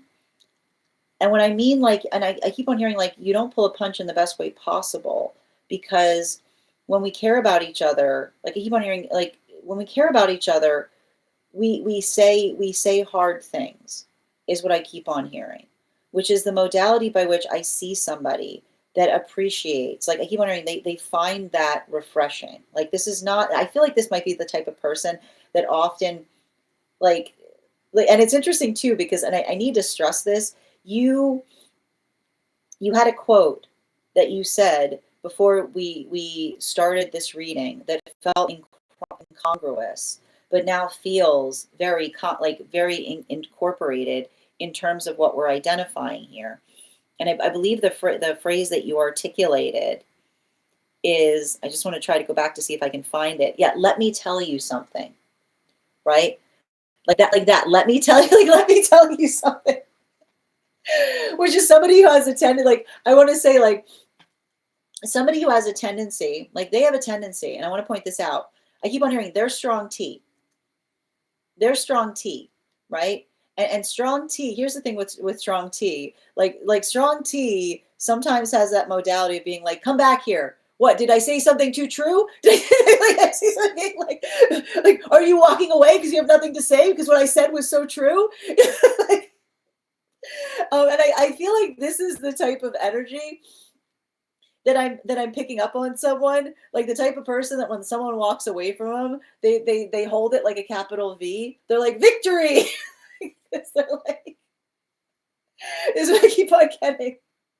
Like, point to Gryffindor, like something like point to Gryffindor, because they really like they like, like, I keep on hearing, like, they're saying to me, like, I've got somebody that says, like, if you have to walk away, like, you're walking away because I made a point, is what I keep on getting. You're walking away because I made a point because you don't have anything to say about it, is what I keep on getting.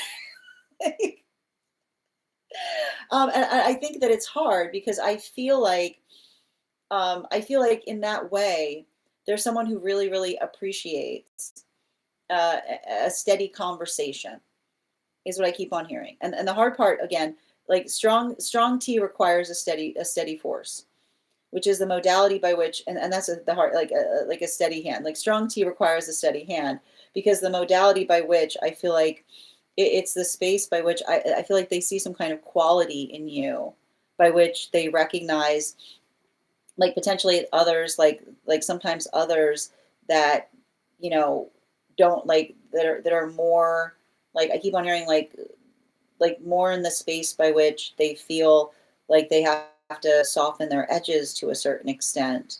But I feel, I'm not sure what you said to this person.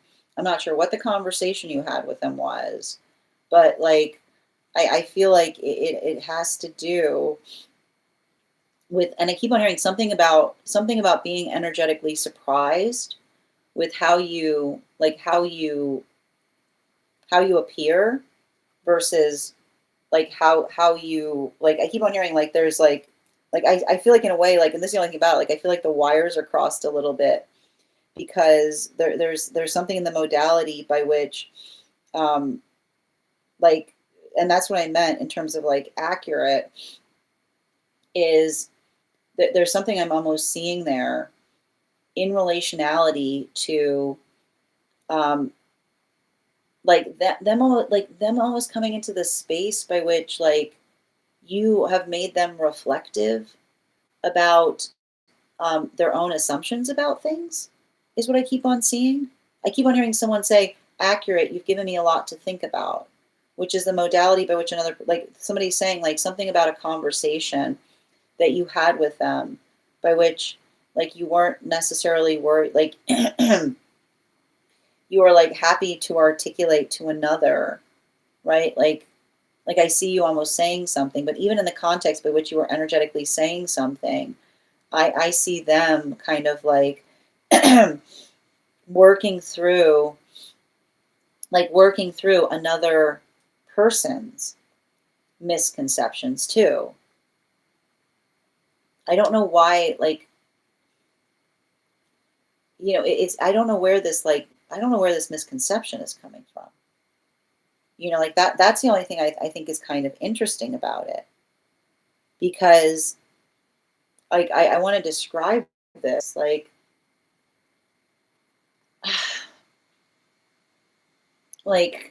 keep on it's giving me the type of energy, and I like it, it's weird. It's a star card and it's reversal. You know, I feel like there's somebody here. Like this energy feels very. They're very sharp. Is what I keep on getting, and I keep on getting. The one thing I'll describe is sharp energy recognizes that when another person articulates that they're bothered by someone, but they can't necessarily define why, then that's usually the sound of another person being energetically insecure about someone, is what I keep on seeing. Right? And I keep on getting that I feel like in some way, like I don't know if you guys have like energy between you and them, but I keep on hearing someone say that they don't like work in hearsay because they recognize and understand the quality of like I keep on hearing they recognize and understand the quality of like what like this is why I keep on hearing like this is I keep on hearing like this is why I keep on hearing like rumor free zone because I keep on seeing somebody that gets very interested. I keep on hearing it's like almost somebody who gets very interested in rumors, not because they believe rumors, but they like to see the space by which a rumor formed is often. I keep on hearing like the space by which a rumor forms is often the heart of another person's insecurity, right? Or the modality by which they understand something about that on a profound level because they've often been the source of others' rumors, is what I keep on hearing. Bottom of the deck on this reading. Yeah, there's that emperor energy, right? I feel like there's something like I said, like I feel like this is somebody who appreciates. I keep on getting some and the reason I keep on hearing the word accurate is I keep on hearing someone who really appreciates like good conversation is what I keep on seeing, right? Like the space by which another person, and I keep on hearing a good conversation is rarely an easy conversation, is all I keep on hearing, right? Because a good conversation is one by which you kind of like you throw. I keep hearing, if you want to have a good conversation, throw the pleasant first thing for step one, throw the pleasantries out the window. Get rid of those. Is what I keep on seeing. So I feel like there's something about that by which I don't know if you also have a little bit of that work, right? Like if and often like I want to say like often when I see energy like this, it's a type of energy that loves to talk but hates small talk, is what I keep on getting, right? Like it's like I don't know what to do with my hands kind of energy in relationality to like how others kind of like form conversations. So I don't know why, but it feels a little bit like someone who realizes that you've got the same ability to skip ahead, which is the modality. Like I keep on saying, like the modality by which you don't have to like I keep on hearing like someone like formalities get in the way of getting things done, right? Like when we're trying to be pragmatic, we don't like we don't have to like I keep on hearing like we don't take energetically gentle approaches. And I feel like the space by which, right, I feel like that's the only thing about it that I feel like it's like working through some of that. The thing with the emperor energy, like bottom of the deck, is I almost feel like somebody who's wondering whatever you're wondering about them, they're wondering about you, is what I keep on seeing. It's very like Like it's very similar because you got the Emperor and the Queen of Wands there. So it's like you get a lot of that similar energy, is what I keep on seeing. Thank you so much for having that reading with me. And if this message connected to as well, it's very common for those who need these messages to be here to experience them. We are doing personal readings right now. If you would like to get on the list is open. You will be the fourth person read for 3 cards for a donation of $29 or more. 4 cards for a donation of $23 or more for my subscribers. Being semi-lio, please keep in mind there are 2 things I don't read for across these apps, pregnancy and medical. Happy to give insight on anything in private readings, and you can book private readings on my site. I'm going to take a moment to read over some of the comments that came through as I was reading.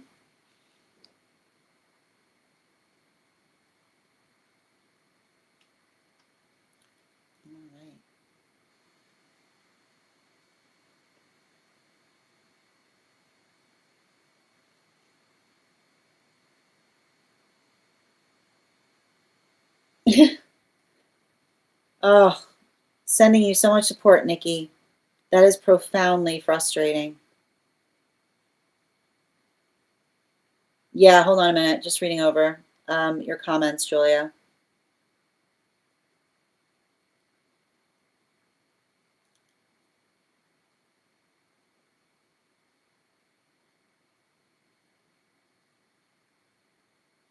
Yeah, the first one's insight. Yeah, I hope that helps. Millery, Mimi, I'm happy to read for you if you'd like to get on the list. List is open. You will be the 3rd person read for. These are donation-based reads, so again, a donation of $29 or more gets you on the list. And we also do free 1-card readings for super fans if you'd like to become a super fan.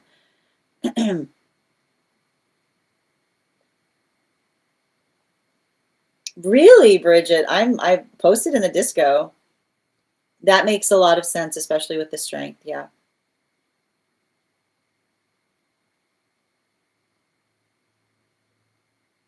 Oh, that's wild, Ivana. What an interesting story. Did you get that one? That is very funny. Yes, oh yeah, okay, so yes, the V notes and the V comment. Thank you for confirming. Yeah. My focus is not so much on that. So it's odd how it came in unexpectedly. Yeah, interesting. The Three of Swords too. No, you saw it, right? Yeah, hold on. I was feeling particularly overwhelmed with joy the day that you spoke to this person. Thank you.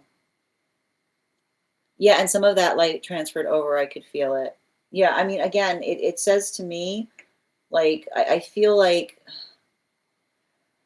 I think one of the things I'm seeing there is you and them, like, you guys are kind of like sharing a frequency to a certain extent.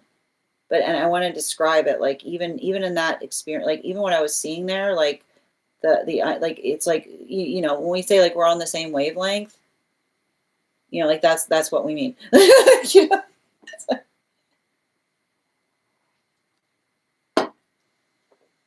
You're like, the wavelength. Yeah. And Mick, thank you for the follow. Thank you for those roses, dear. Hold on. This particular person often struggles when others perceive them, but when you brought your light, they received it. But again, that's what I mean, right? That's what I meant about the wavelength. Yeah, and thank you, Jacqueline, for the follow. No, I know it was supposed to be a joke, but that's what I mean. It's fitting. And Jace, thank you for the follow. Yeah, thank you for the confirmation on them being radical and unapologetic. Yeah, they can definitely be a bit strong. And thank you as well for the follow, Ra. Yep. Challenge accepted. Exactly. Well, that's what I keep on seeing, right? Like I just see you kind of like you're very much like you're used to that type of energy is what I kept on seeing there. Don't threaten me with a good time.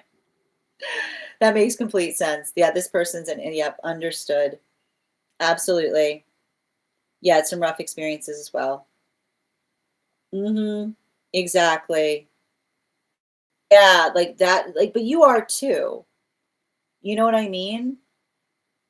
But I keep on getting, it's like you and another person, like kind of working through the lies others tell themselves, right? Like that's what I keep on seeing in relationality, that like the lies others tell themselves, right? Darren, thank you for the follow. Oh, that's wild. The timing, right? I mean, I feel like they're, they're going where they're needed, right?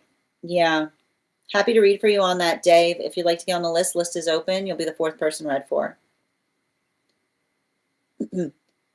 Yeah, I mean, but like I feel like you've got, like, here's the thing about it. Like, I see a connection like that, and I like to point out fire and air energy together is like, it's like, and Betty, thank you for sharing the live. Always appreciate when you guys share the live. And please remember, legitimate readers will not ask you to inbox them for a reading. This is my only account. All right, we're going to continue right now. Julia is actually the next person on the list as well. We're doing a second reading for Julia. But if anybody else wants to get on the list right now, it's a great time to get on the list. You'll be the third person read for. 3 cards for a donation of 29 or more. 4 cards for a donation of 23 or more for my subscribers. Links in my bio. Please keep in mind there are 2 things I don't read for across these apps: pregnancy and medical. Happy to give insight on anything in private readings, and you can book private readings on my site. And while we wait, I believe Julia already sent the information for the next reading, but we're going to warm up those intuition muscles with an intuition check. I've got the animal spirit guide cards here. We're going to count back from 10, and when we get to 1, I will reveal the card. 10, 9, 8, 7, 6, 5, 4, 3, 2, 1. We got the stag. Thank you for participating. We'll do that again after the next reading. All right. Where were we? I've been there. It's like spontaneous. It doesn't have to be necessarily. Not always, Nikki. If they're in healthy spaces, right? Yep. You're so welcome, Julia. Yeah, like my cat Venus is like, all right, let's, yeah, well, here's the thing, like I like a cat Venus for that reason, right?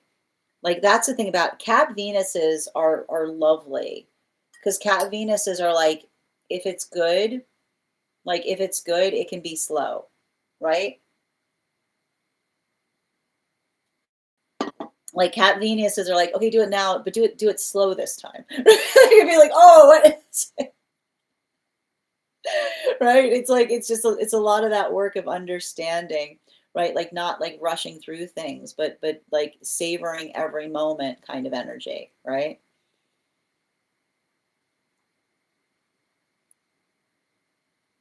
Oh, you were guessing it every time except that time. Yes.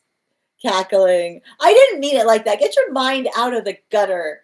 Okay? I was talking as it means, I mean, like, getting to know one another. Okay? Get your,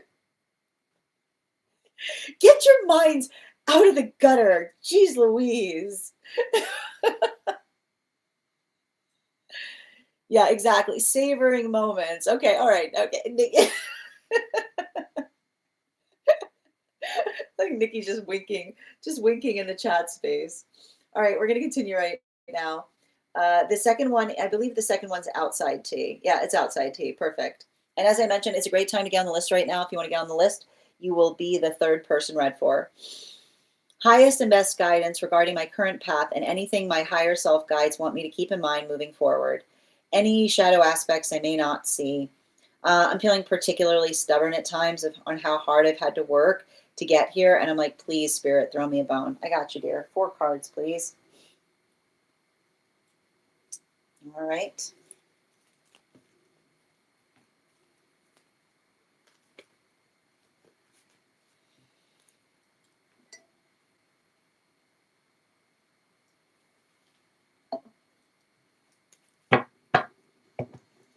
Mm-hmm.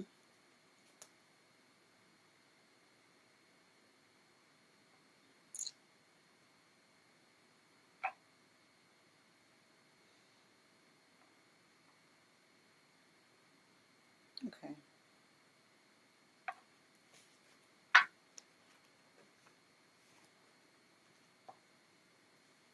And one more. Thank you.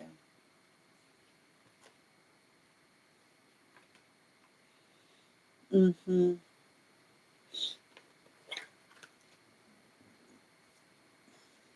Oh, wow. There goes that Queen of Wands. Oh my gosh, that's so wild. I shuffled these cards. You saw me shuffle these cards, right? All right, let's get to it. Yeah, it's like that. Um,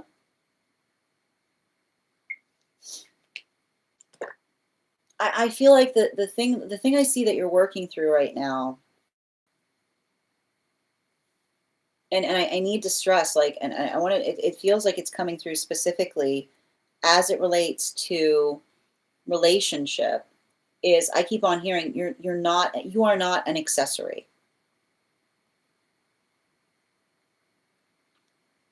And if I say that and it feels like it's triggering to you, then I'm going to say it again stronger. You are not an accessory, which means your existence is not one. Your life is not to provide bling to another person's existence, is what I keep on hearing. Your life is your purpose is not to provide bling to another person's existence. And I think that it's really, but you would be surprised. I feel like everything I'm seeing these cards say, you would be surprised. Usually you can tell, right? You can usually is by which another person is not looking for a true relationship, but for an energetic accessory, specifically and particularly in the modality by which you start to follow your dreams. Right? You'll find out real quick, right? You'll find out real quick the difference between someone that effectively truly has, right? Truly has your energetic intentions that they hold as preciously on as their own, versus experiences by which another person says, I support you, right? Until you start doing something that you desire to do. And then all of a sudden someone grabs you and says, where are you going? What are you doing? No, you're not supposed to be doing that. Why? Because it means you're not going to be, it means that you're not going to be as accessible, right? It means that you're not going to be as accessible to me as I would energetically aspire you to. And I feel like a lot of the energy that we effectively see that you're working through is working through that right now. And that's why I keep on hearing that there's a lot of this divine protection I see that's happening around you, because the modality by which, right, you're going to find, I just keep on hearing, you're going to find out real quick, right? You'll find out real quick the energy that actually has your back, the energy that cares about you, the energy that truly wants to see you be your absolute best, versus the energy that was giving you bobblehead energy, going, yeah, yeah, yeah, no, that sounds good. You go for it, until they actually see you doing it. And then they try to stop you and say, what are you doing? And you're saying, I'm doing exactly what I articulated that I desired to do, and saying, no, no, no, no, you can't do that. Don't you know? Don't you know that's energetically dangerous? And they're articulating that it's dangerous not because it's energetically dangerous, because I keep on hearing your accessibility, right? They fear that you're not going to be as energetically accessible to them as they would aspire and desire you to be. Healthy energy wants to see us succeed. Healthy energy understands the context of recognizing and identifying what it means when we move towards our best. But the hard part about this is, like, I just keep on seeing, you've had to go through a process, right? You just went through an energetic process by which you recognized energy that didn't truly want to see you succeed, but wanted you as accessory, which is the modality by which, again, right, they appreciated your space in their life, right, because you're providing bling to their energetic existence. And I keep on hearing the major work that we see here is, we are not right? We are not each other's accessories, right? We don't look at each other and say, oh, well, if you do that, what am I going to, like, I see, if you do that, what about me? Like, this is why we say, like, what about, like, there's no what about me when we talk about each other's dreams, right?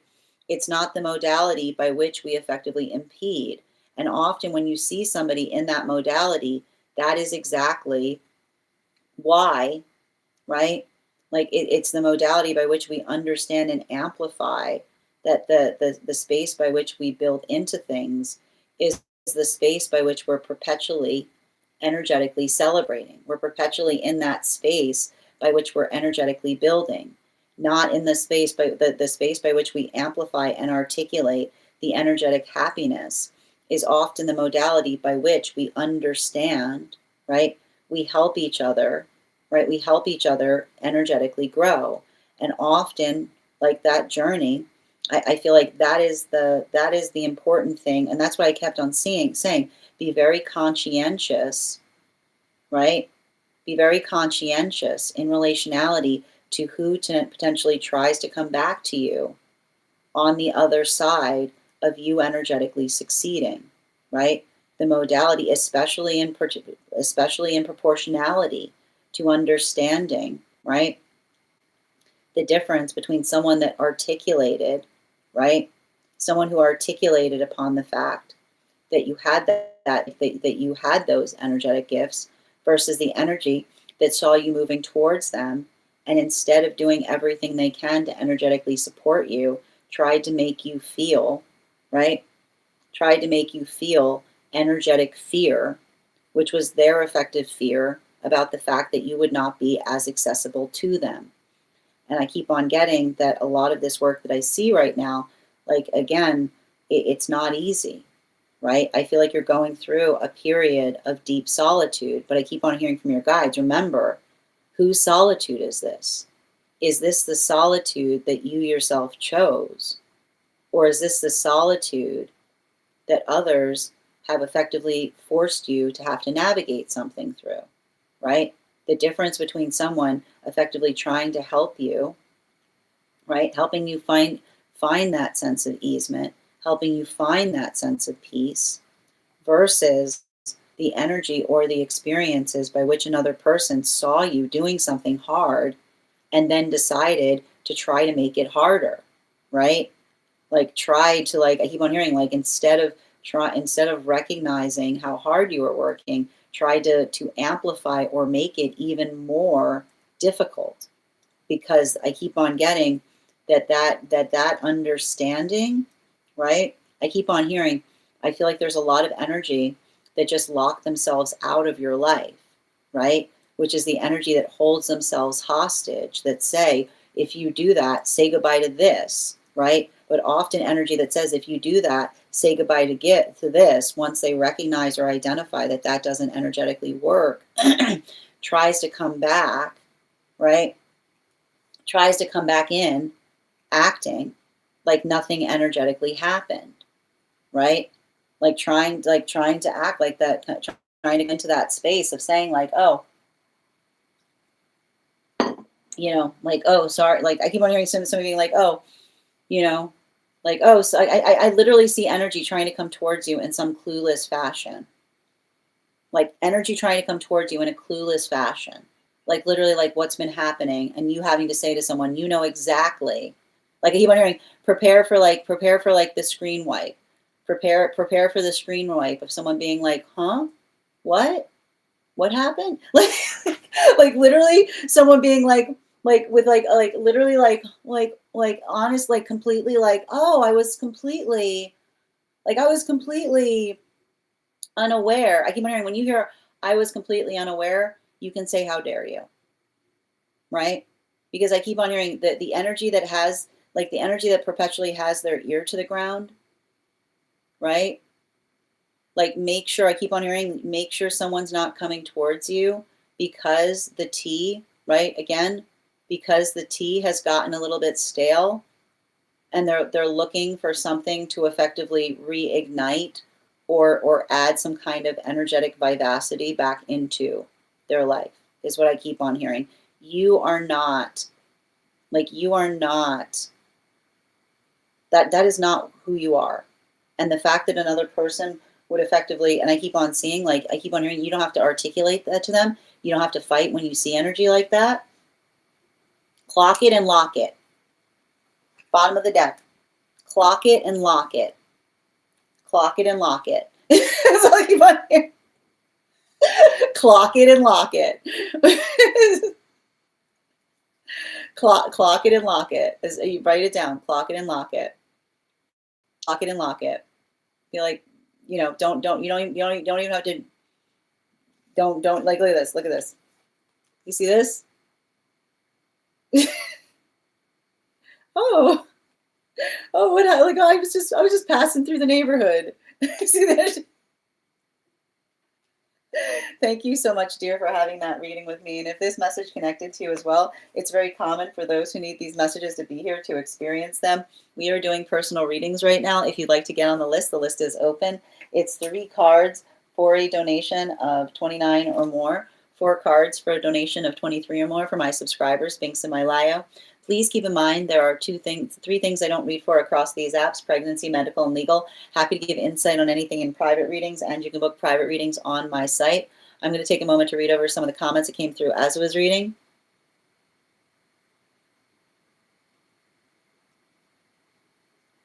Just bear with me. Also winking in real life. I know you are. Yep, bring the mic to the front. Yeah, I've experienced that in almost every past relationship.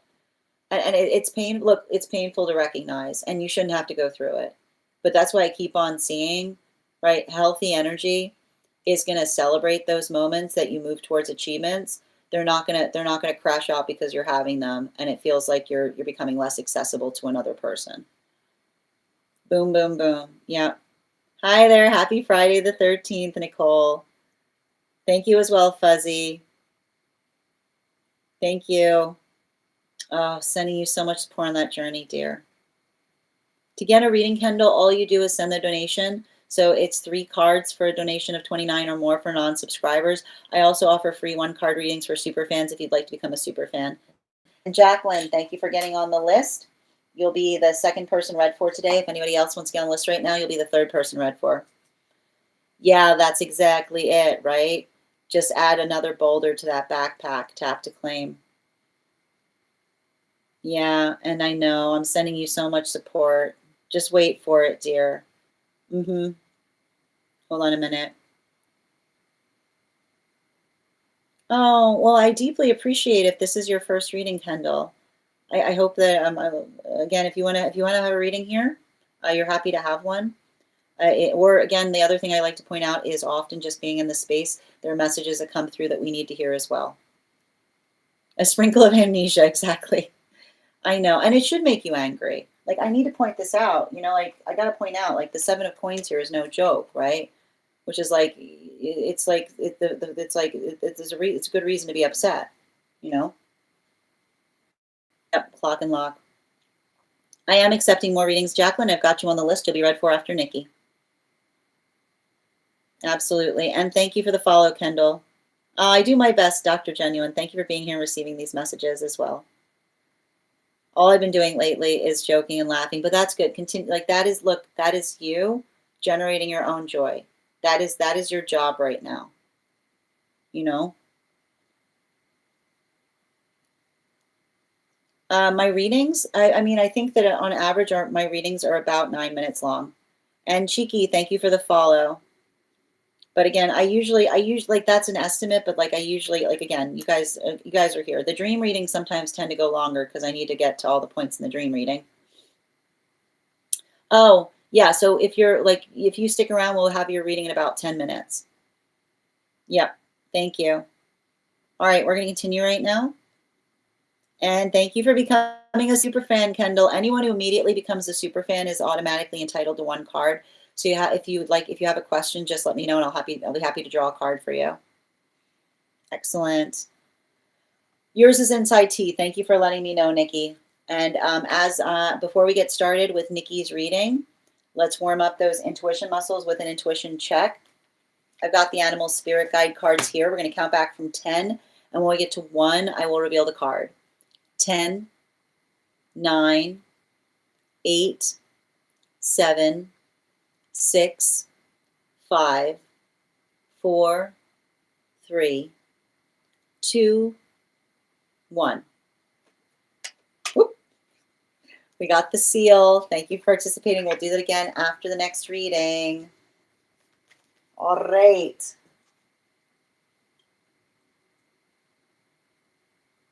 And Neon Moon, thank you for the follow, dear. And Nakaleen, thank you for the follow as well. Excellent. All right. I just need a moment to pull up Nikki's question. Just a reminder to anybody who became a super fan today, welcome. If you message me a disco GIF, I will send you an invite code to our subscriber-only disco channel. If you, once you're there in the perks section, you'll find a special coupon code for our tarot class subscription program. Our class starts next week, our next class on Wednesday. And you can also post your information there if you have a question that requires extra information. So I'm just going over to the disco right now to read the inside tea that Nikki has on this reading.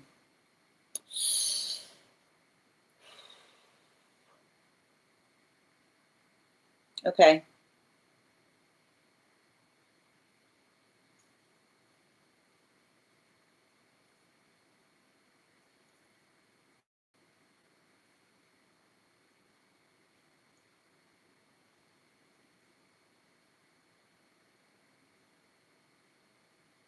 Okay. Can I get 4 cards, please, on the energy right now? 4 cards. And I'm going to pin up Nikki here. Guys, make sure to give Nikki some love.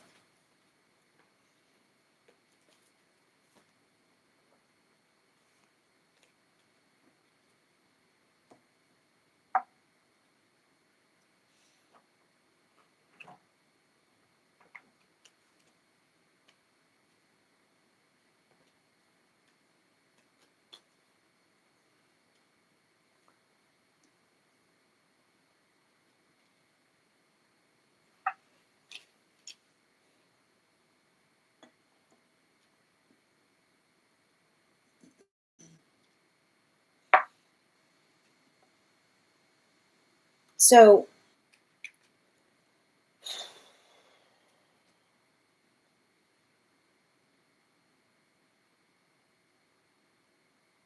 the one thing I'm seeing right now,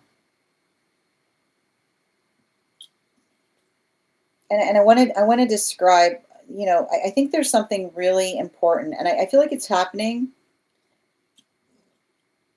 in the energy around you. And this often occurs. This often occurs specifically and particularly when we have a lot of Pisces energy. And a lot of the work that we often see that comes up in relationality to Piscean energy is working on the state of intentionality. And the best way I can describe that, and it's hard too, because we're getting, like, one of the things that we're seeing, that we're moving through right now, is the feeling of overwhelm. Okay? And I keep on, this is what I was articulating. This is what I've been trying to articulate a lot in relationality to moving towards the eclipse cycle, right? Which is a modality by which we feel like there's a lot happening, right? There's a lot of moving pieces.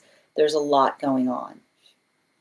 And this often feels like it is amplified when we're moving towards eclipse cycles, because eclipses don't create something that isn't there, but they often amplify the way that we energetically feel. And it can also help us, it also amplifies what feels like it's positive in relationality to how we deal with things versus what feels like it's negative or not productive, right? And often, like I like to describe that often in the moment by which we feel, and like we feel a lot of that Piscean energy, it can create that,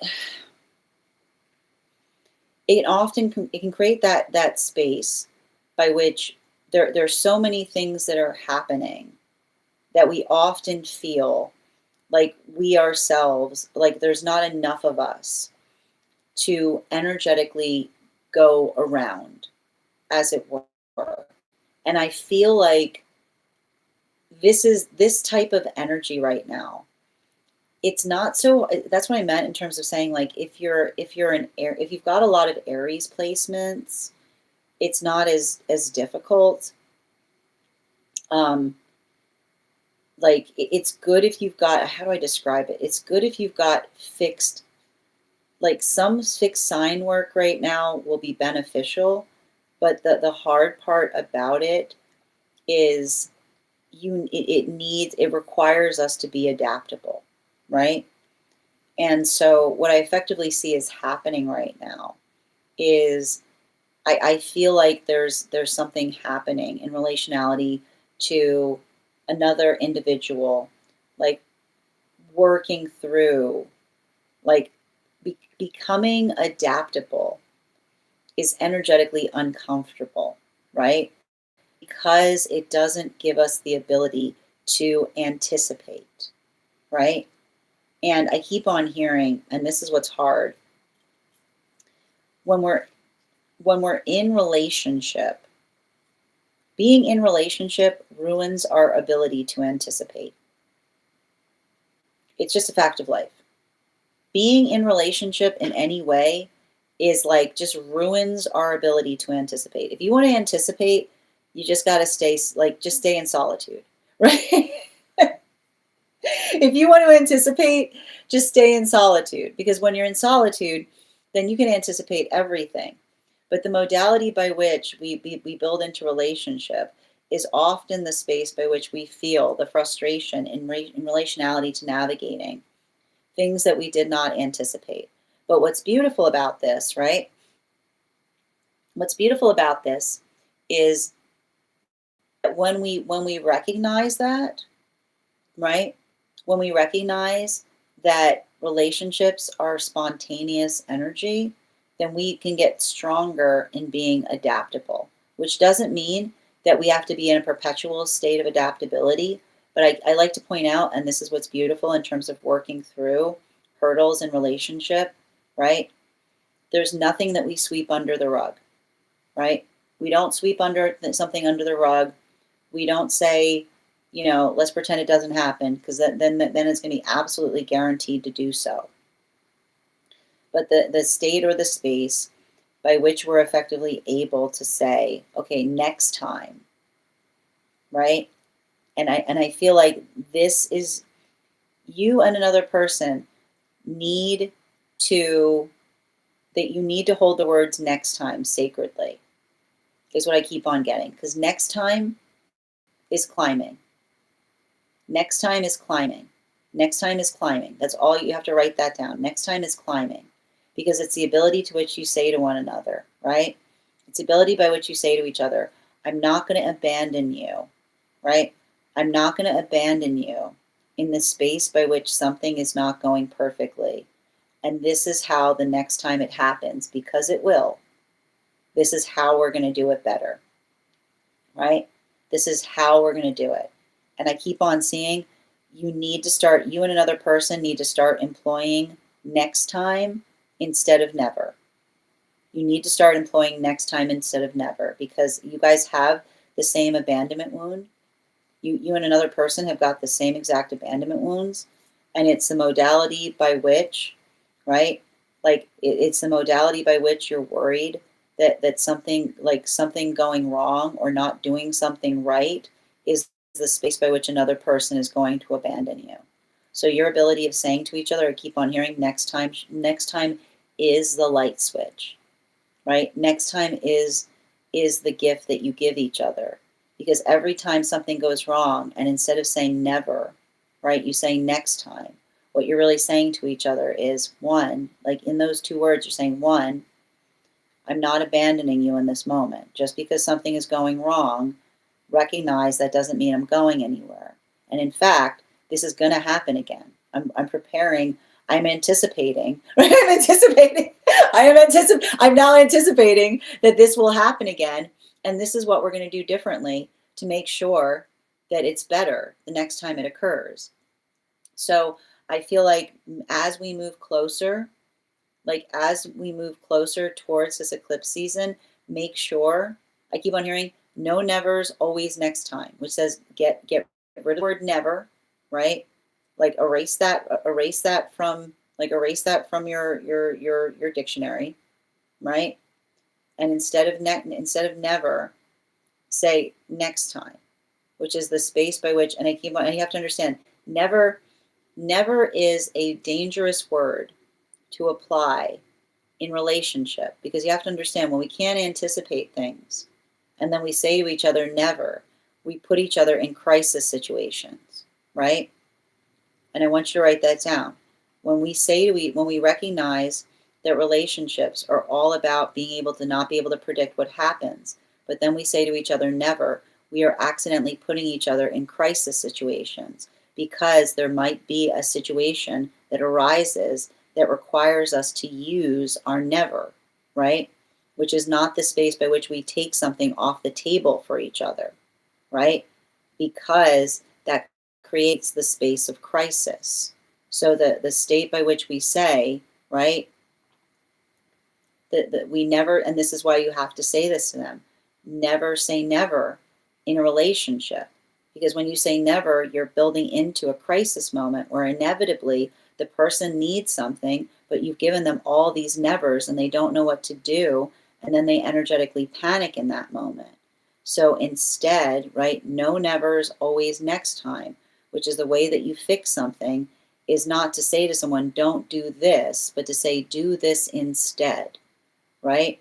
And that modality of being able to work through something, I feel like it's going to help you and them heal, particularly as it relates to navigating some of that abandonment wound. Bottom of the deck on the reading, yeah, right? Never creates crisis. Like when we leave arguments with a bunch of nevers instead of next times, we're building into the inevitable crisis situation. We are building into the modality by which another person feels painted into a corner, by which something is happening that requires them to do something that they've been told not to do, and not being able to do anything because they don't want to create a fight. So we don't leave arguments with nevers. We leave them with next times. We give each other tools, not weapons. So make sure, right, if you're feeling a certain way, right, articulate to another person not what they shouldn't have done, but what they should have done instead, right? What would have felt more productive? What would have felt helpful? And if another person has that same quality, potentially use this allow the observation that nevers build into crisis states to make sure that you're doing everything you can to support each other as much as possible. Thank you so much for having this reading, because again, like, I don't know why. I would not be surprised if something about this situation is pushing up against another person's never, right? This is what I mean in relationality. This is what I mean in relationality to working into the context of what we can't predict, right? So the experience by which we understand and recognize when something's happening that isn't, like, it's not something that we could have anticipated. The ability to always have a plan is not one that feels it's one that feels expansive, because it's a conversation and being able to recognize and identify like how we effectively like work through something. I do feel like you're going to get that back too, if it helps. I know you asked that. Thank you so much for having that reading with me, dear. And if this message connected to you as well, it's very common for those who need these messages to be here to experience them. We are doing personal readings right now. If you would like to get on the list is open. It is 3 cards for a donation of $29 or more, 4 cards for a donation of $23 or more for my subscribers. Links in my bio. Please keep in mind there are 2 things I don't read for across these apps, pregnancy and medical. Happy to give insight on anything in private readings, and you can book private readings on my site. It's a great time to get on the list. If you want to get on the list right now, you'll be the 2nd person read for. We're also at 33K likes. When we get to 50K, I will be gifting a reading back to the collective. So make sure you're tapping that screen, and we will get to 50K in no time. All right.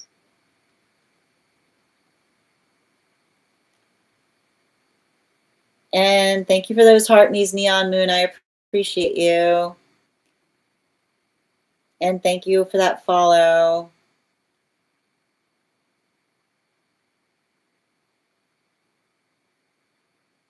I'm afraid I don't do pregnancy readings here, Leah, but I'm sending you so much support on that journey. Confirmation for thank you as well, Bridget. I have 2 fixed in my big 3. So, I mean, and some Aries, yeah. In South Node and Saturn in Aries, yes. Hi there, Brujo. Thank you for the follow. Yeah, that's how I felt, the fear of abandonment. They're going through it too, right? So making sure that you guys talk to each other about it is what I keep on seeing. Yeah, when this stuff happens, I feel like, but that's the thing, right? You're going into, like, that's the abandonment wound, right? And I'll be like you said, exactly, fight or flight. You're right. Thank you, Denise, for the heart knees. Oh, welcome. Hi there, Aries. Yeah, you're welcome, dear. Yep, Jacqueline, you're the next person. So if you're saying that, are you saying that you don't have time to have the reading? So I can put you on the hold list. So if you'd like, you can come back at any time if you can't have the reading now, and just tell me today's date, and we can do the reading whenever you have the time to do so. So you can either put your question up here, or you can go on the hold list. It's entirely up to you. It's okay, Melon. Thank you for the follow. All right, we're going to continue right now. So Jacqueline, you're the next person on the list. And if Jacqueline, if you're saying that now is not a good time, just let me know. If you'd like to have the reading now, just go ahead and put your question in the comments. Or I'm happy to put you on the hold list. And if anybody else wants to get on the list right now, you'll be the next person read for. It's a lovely time to get on the list if you'd like to get on the list. And in the meantime, we are going to get started on 1-card readings for subscribers. So if you are joining us either on the place where we keep the videos or on the clock app, you can go ahead and put your question in the comments, and I'll be happy to draw a card for you.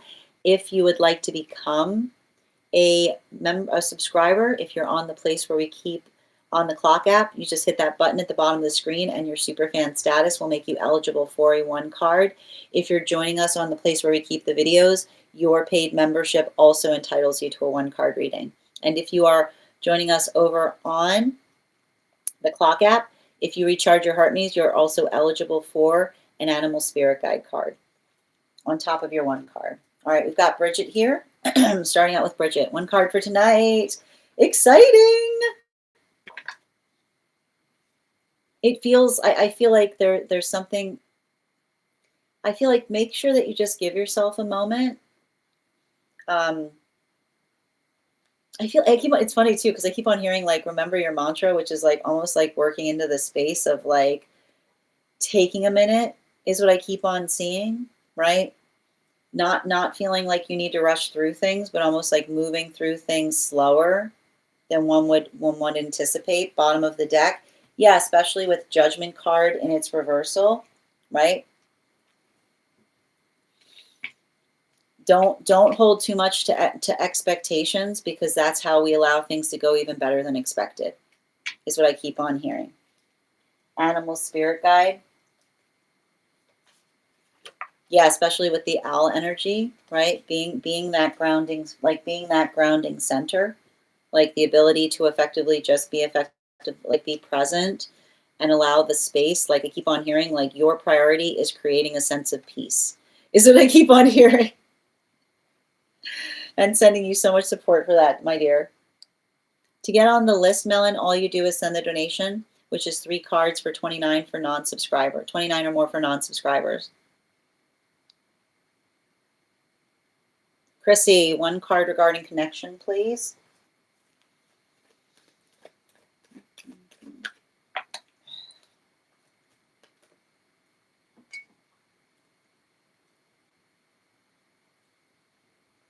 It feels like somebody ready to admit that they need help with something. You know? Like it feels like I just keep on getting this bottom of the deck. You know, it's hard too because like it's like it's saying to me like somebody like ready to recognize the fact that they experienced a deficiency in something is what I keep on seeing. It's hard to recognize. It's hard to miss something that you feel like you've never had. But I feel like somebody is getting better at identifying that. You know, animal spirit guide. Yeah, especially with the adder energy. You know, it's like it feels like I like to point out like we sometimes like we sometimes build walls very early to like to protect. I keep wondering like to protect others from their deficiencies, right? Like it's almost says to me like that's often something that happens too, right? It says like it's almost giving me the space of someone who recognizes, right? Like holding someone in a state of compassion, but also recognizing, right? Like why someone gets so defensive about something, right? Is what I keep on seeing. You know, like they're learning to hold themselves more gently. Nikki, 1 card on how to work on my perfection wound.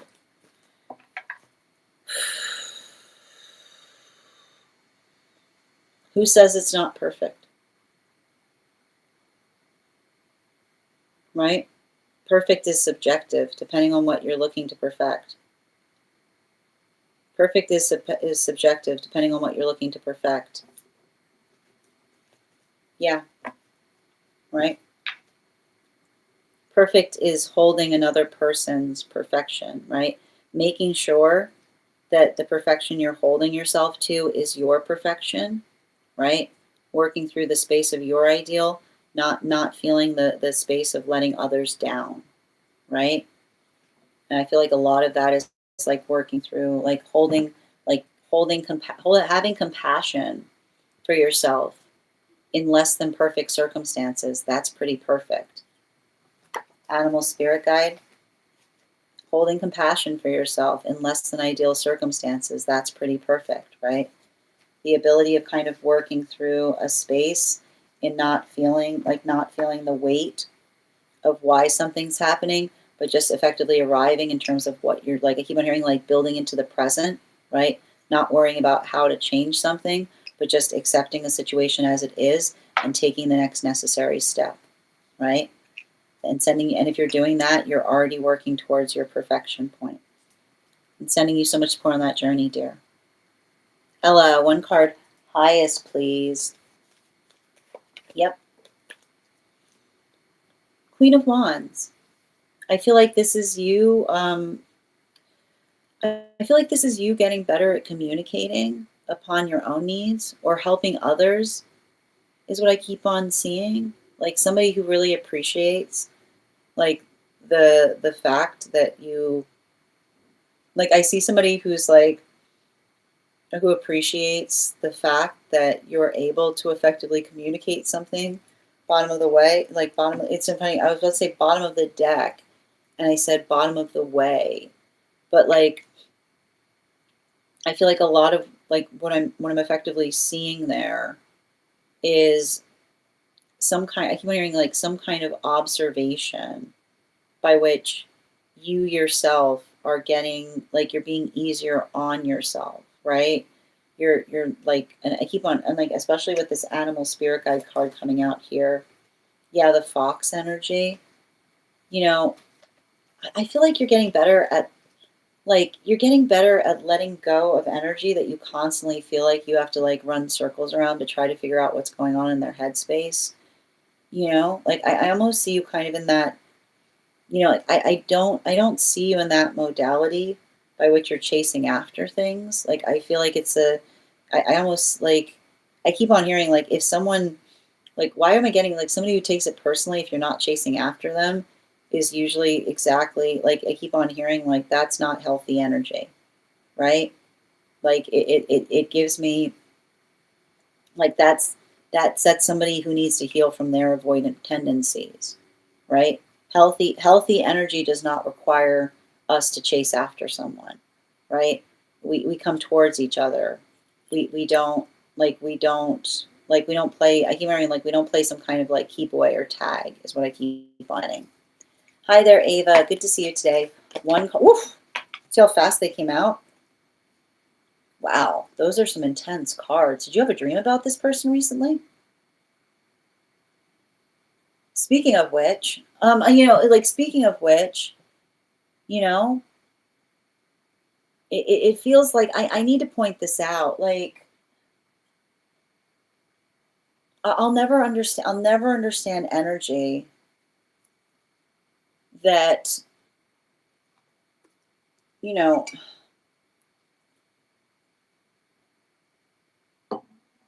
this is giving me the kind of energy that often pines for things that are out of reach. You know, like things don't get precious the farther away they feel. Is what I keep on getting. Right? It's not like we build into articulating how much we mean to each other when we're energetically in proximity, right? Like it says to me like there's a lot of that energy that's like working through that bottom of the deck. Yeah, especially with this eight, like especially with that eight of cups. I need to point out there's literally this is often why you see like that unhealthy tendency of someone who is always pining after the last person they lost, failing to recognize the condition by which they lost them, right?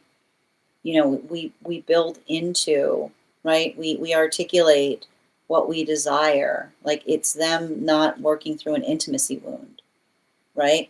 It's very convenient to love things that are far away because things that are far away can't hurt you, right? It's often the definition of someone who hasn't worked through an intimacy wound. Animal spirit guide, yeah, the stag energy, right? Like it's working, it's working into, right? You can't. It's like saying to me like the space by which that like that's the tendency that another person has to self sabotage, right?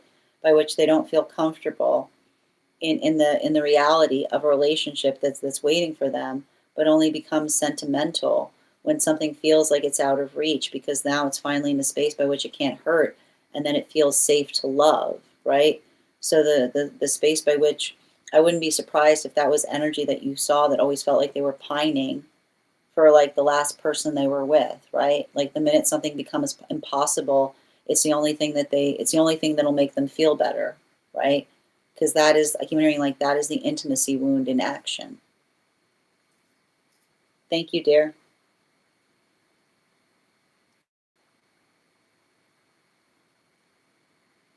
Melon, these are one card readings for super fans. And hold on a minute. And guys, please remember, true readers will not ask you to directly message them for readings. And this is my only account. Have a great day, Bridget. You're welcome, dear. And just a reminder, the list is still open if anybody would like a full reading. You're welcome. All right. Just reading over. One card. Oh. Ooh, okay, I got you, Yaz. You guys really, it's really hard to do one card readings on dreams, okay? It's shadow work. It's karmic shadow work. Bottom deck. Yeah, it's karmic shadow work. It feels like, and often with a shadow work dream, something you're seeing in a quality of someone that would never do something in the context that you know them but bringing forth like trauma that we haven't addressed, right? I feel like there's something right now that's triggering some past trauma around something. Animal spirit guide, yeah, especially the cow, right?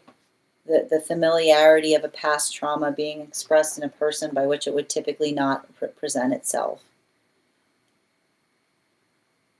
You're going to do great, Bridget. You're so welcome. And let us know how we can support you best. Yeah, make sure that you're resting. Have a great day, dear. You got it. Absolutely. You're welcome, Bridget. You're welcome, Chrissy. You're welcome, Nikki. Minnie, one card, please, on the weekend. Well, one. Thank you.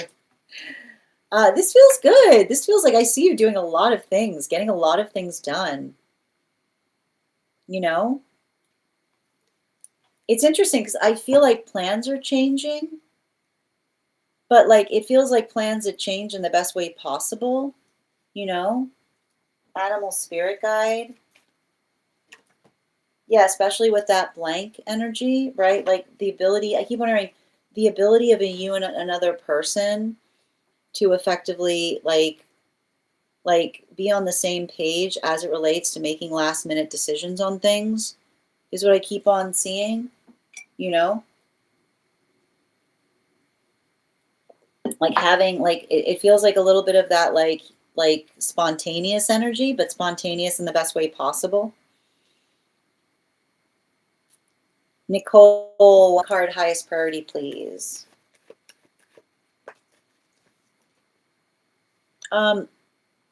You don't rush making choices.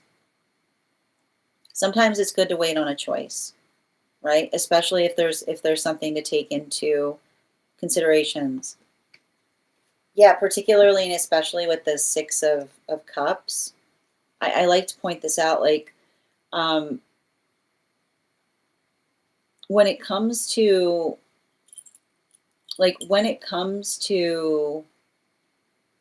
helping others, I keep on seeing, like, I feel like, especially if there's a maturation choice there, right? Like, I don't know if you and another person are having a conversation as to whether someone is mature enough to do something. And I like to point this out. Often we know another person's mature enough to do something when they don't care so much about doing it, is what I keep on hearing.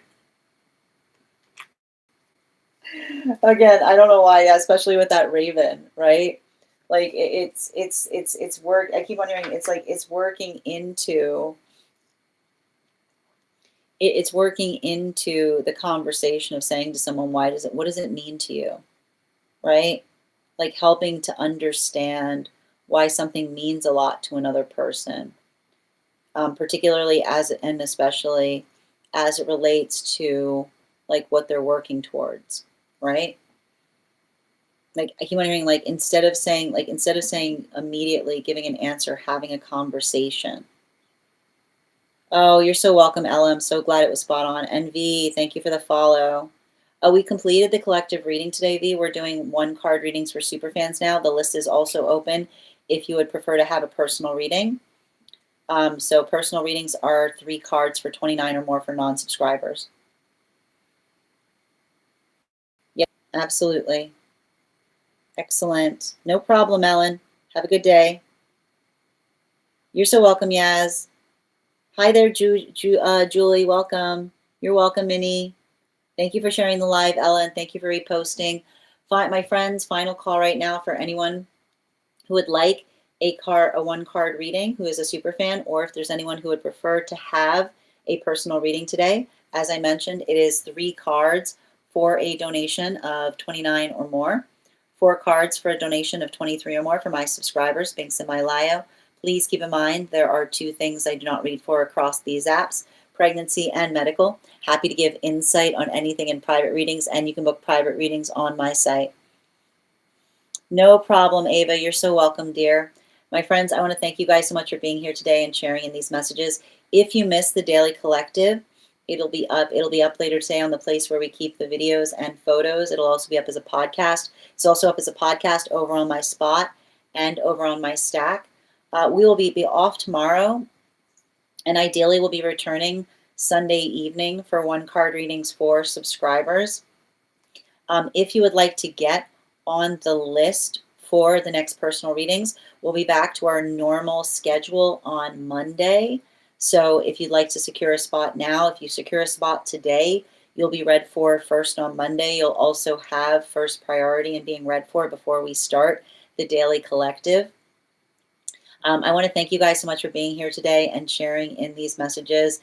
Huge thank you to my followers, old and new. Thank you for being here. If you just became a super fan today, I would like to welcome you and encourage you to head over to our superfan only disco channel. You can do so by messaging me directly with a disco GIF, and I will send you that invitation to the disco channel. There you will find, you can welcome yourself, you can say hello to the collective, and in the perks section you will find a special coupon code that will give you a discount to our tarot class subscription program.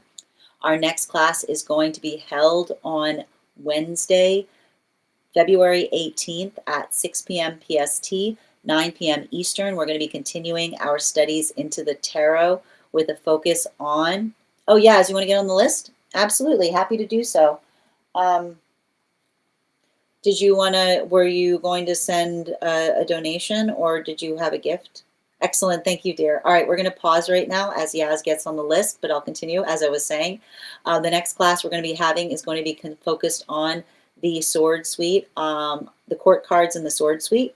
We're going to be studying the symbology of those cards, the history of the cards. We'll also be going through spread applications, how you can read that card in any direction in your own reads. I'm also going to be providing you guys a unique spread that'll help you channel the messages of that card into your own readings.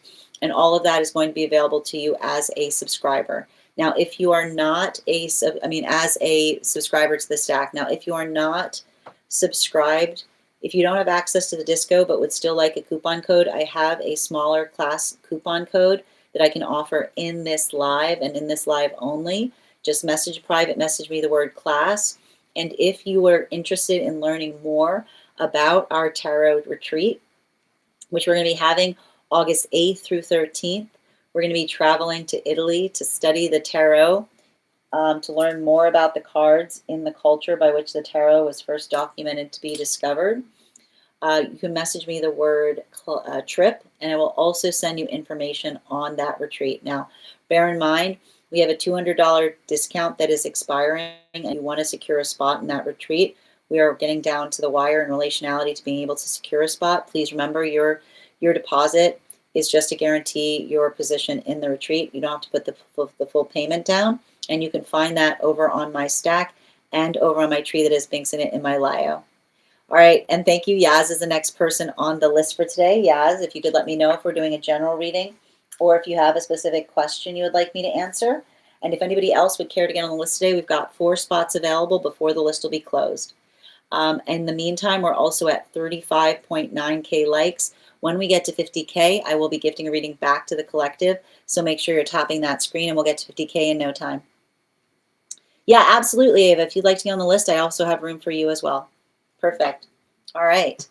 And while we wait for Yaz's question, we're going to warm up those intuition muscles with an intuition check. I've got the animal spirit guide cards here. We're going to count back from 10. When we get to 1, I will reveal the card.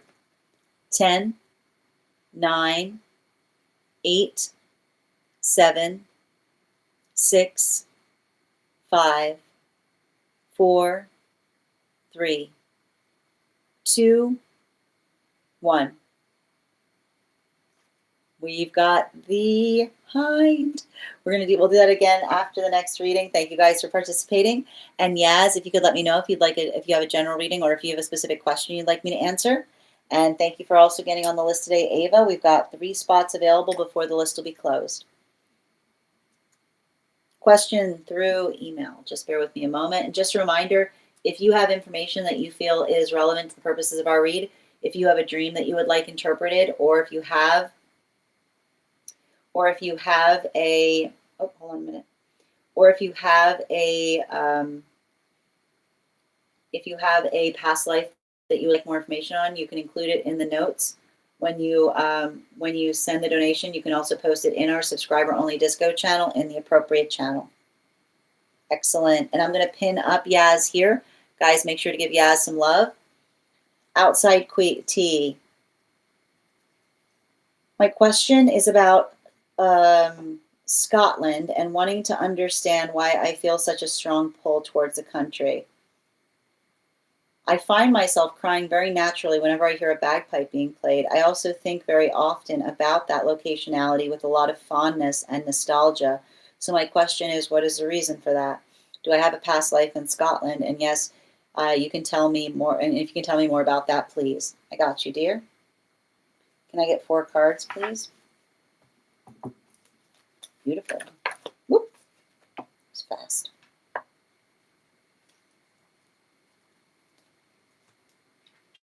Two more. One more.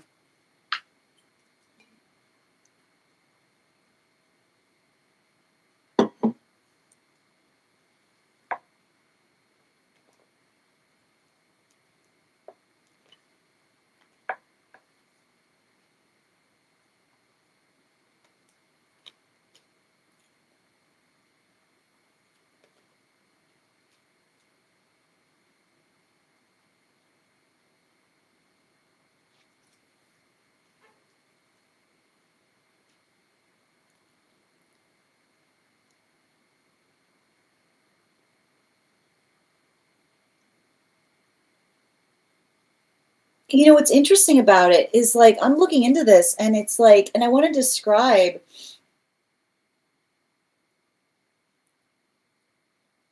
it's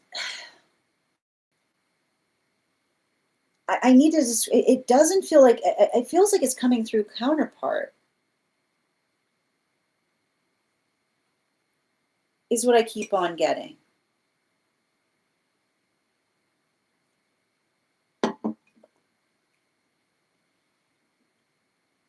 It feels strongly energetically connected to counterpart.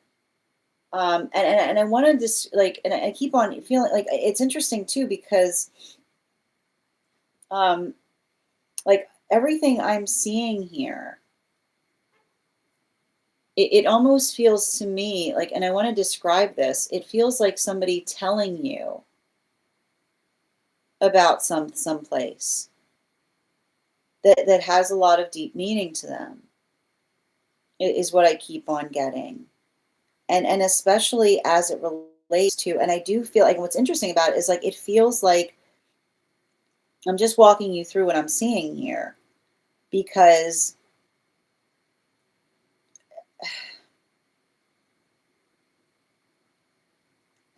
I want to like these cards are like really okay. So I'm seeing a situation by which somebody was like telling you stories of the place. You know, like somebody who was effectively, I keep on hearing like somebody who was perpetually always articulating to you upon the fact that they wanted to take you back somewhere is what I keep on getting. Right? I just keep on seeing it's interesting because I've got this kind of energy here and I just want to show you, right? Like the cards that I'm pulling here,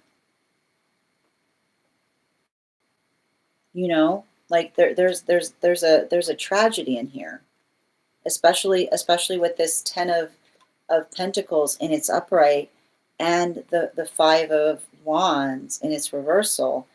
And I'm getting here, like, I want to describe that what I'm effectively seeing in these cards is it feels like somebody who was like torn away from somewhere, right? It feels like somebody who had to effectively go away from what they would consider the place that they aspired to be. And I see some kind of situation by which another person kept articulating to you the fact that they wanted to bring you back somewhere is what I keep on hearing. And I keep on getting this energy. I keep on hearing someone say, when all of this is over, when all of this is over, right? Somebody telling you or regaling to you right? The stories of what they wanted to energetically show you in terms of where they themselves came from. And I'm getting here, like, especially, like, there's something, and I want to describe, if you have these, like, your confirmation is if the feeling that you have when you hear or you feel connected to a space is not one of I keep on hearing, it's the emotionality that comes from working through, I keep on getting, like, working through a lot of emotions is what I keep on hearing, because the emotions feel like, I keep on getting, the emotions feel very much like a deference point or a deferral, because I keep on getting the fact that you ended up going back somewhere, but not the way, like, not the way that another person, like, articulated to you that they hoped that you would go with them. I do keep on getting the fact that you energetically brought someone back there, but not the way, that you and them anticipated or energetically expected is what I keep on seeing. There's a lot of, and I keep on hearing, like, I've got some kind of welcoming arms energy around it in relationality to a past life, which is the modality by which we went there, right? Like, I almost see the space by which you weren't originally from there, but when you energetically went there, like, someone effectively welcomed you as if, I keep wondering, they welcomed you as if you were their own because you brought them home, is all I keep on hearing. They welcomed you as if you were their own because you brought them home, which is the modality by which I keep on seeing that something about that energetic counterpart connection was such that I keep on getting, it's the observation, and I want to, like, describe this, right? The like, it feels a lot like there was potentially a past life connection by which you, like, I keep on hearing, like, the reason I keep on hearing, it's a double fortified home for you from a past life. And I like to point out that when we talk about a double fortified home from a past life, is a place by which we might not have initially come from, but the feeling of home that we find there is so strong because it's the energy that chooses, right? That chooses us and says, this is your home now, is what I keep on getting. And I've got a lot of emotionality here in relationality to a past life I'm seeing, in relationality to you potentially feeling energetically connected to a place via a counterpart that was always their intention of bringing you back. And I just keep on hearing the same space. They did not bring you back. You brought them back. And in the modality by which you brought them back, I keep on seeing there was like, I keep on hearing there was a massive amount of emotionality at that time. And somebody articulated to you in the moment and said, this is your home now, is all I keep on hearing. I want to give you some bottom of the deck on this. Yeah, it feels like this is further amplification of something that feels very, I keep on hearing it's very, very deeply karmic in nature. But I keep on hearing what's interesting about it is I keep, like the space by which, right? I keep on seeing it's the space by which another person gave you their home, which is the modality of potentially having an energetic connection to a place that felt even more welcoming because another person articulated to you how much it meant to them. I keep wondering something about honoring another person's wishes, right? Something about the space by which you worked tirelessly to honor another person's wishes, and the depth or meaning that another person had in relationality to the love. I keep wondering the love that you gave someone in honoring their wishes even beyond the fact that you had to, right? I keep on seeing like it was energy. Like I just keep on seeing somebody articulating and saying to you in some way, "You're family now," right? It's the observation of them saying like, "This is your home now," specifically because it was connected to a counterpart, and you effectively honoring the wishes of counterpart in some kind of tragic circumstances in the past that further amplified and solidified that energetic connection. Thank you so much for having that reading with me. And if this message connected to you as well, it's very common for those who need these messages to be here to experience them. We are doing personal readings right now. If you would like to get on the list, I've got 3 spots available before the list will be closed. 3 cards for a donation of $29 or more. 4 cards for a donation of $23 or more for my subscribers, links in my bio. Please keep in mind there are 2 things I don't read for across these apps: pregnancy and medical. Happy to give insight on anything in private readings, and you can book private readings on my site. I'm going to take a moment to read over some of the comments that came through as I was reading. I can see why it's like it's saying to me, and I want to say like if there's something about it that makes you weep, like that's what I meant in terms of the fact that there's a lot of karma around it, because I keep on seeing it's like it's saying like what I'm seeing in that past life was something that felt very, very energetically tragic. Okay. And thank you for sharing the live, Ella. Always appreciate when you guys share the live. Yes. Excellent. It's beautiful music. Yeah. It's some very intense energy. Yeah, I've been there twice, and more specifically, Edinburgh. And every time I go, I feel like I feel home. Thank you for confirming. And Joey, thank you for the follow.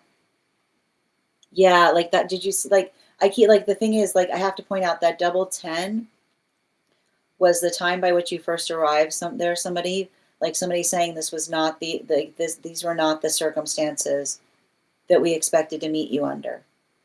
Is all I keep on hearing. I just kept on seeing somebody say these were not the circumstances that we expected to meet you under.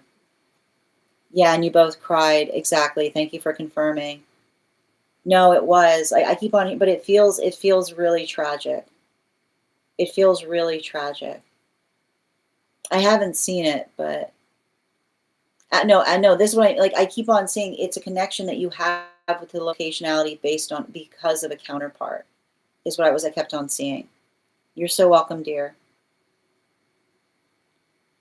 I was getting the space. What I was seeing somebody regaling you with stories of a place that they hope to take you, and instead of them taking you there, you return them home.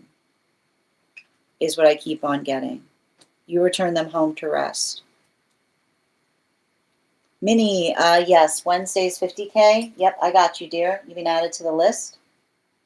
And we've got 2 more. We've got 2 more spots available before the list will be closed. And the next person on the list for today is Ava. Ava, if you're here, can you let me know if we're doing a general or if you have it? Oh, thank you for letting me know where it is. You're so welcome, Yaz. And while we wait, before we get started on this question, let's warm up those intuition muscles with an intuition check. I've got the animal spirit guide cards here. We're going to count back from 10. And when we get to 1, I will reveal the card. 10, 9, 8, 7, 6, 5, 4, 3, 2, 1. Got the fire dragon. Thank you for participating. We'll do it again after the next reading. And I'm going to take a moment. All right. And just a reminder, if you have information that you feel is relevant for the purposes of our reading, you can post it in the notes when you send the donation, or you can post it in our subscriber-only disco channel in the appropriate channels. Okay.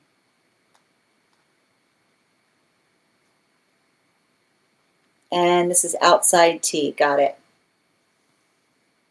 All right. In previous readings, we discussed that I had a past life connection with this energy. I'm not sure if I remember correctly because it was months ago, but I think you said we are in connection, but not necessarily by choice. I've decided to move on from our connection a few months ago, and won't change my mind, at least for for this lifetime. However, I am trying to connect more with different past life selves to better understand myself and the karmic connection around me. Can we read on that past life? I don't think it was the same. Got it. I understand. Yep. Okay. One moment, please.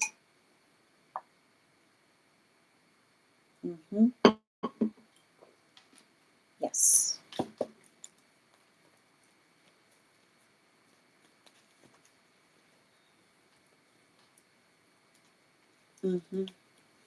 Thank you. Yep.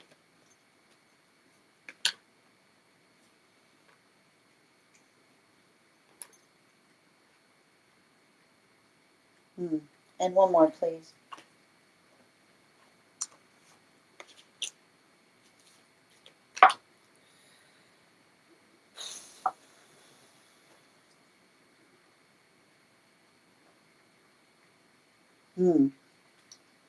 Wow, those are some interesting cards. Okay. So,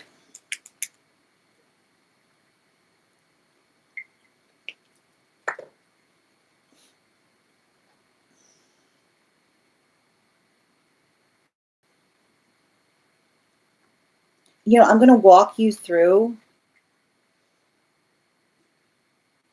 Let me just look at this.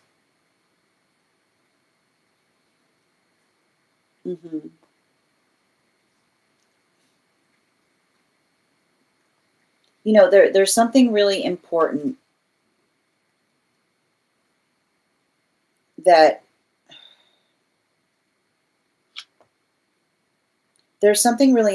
that I see that you yourself have been working through as it relates to, I want to describe this as finding a healthy balance. Okay.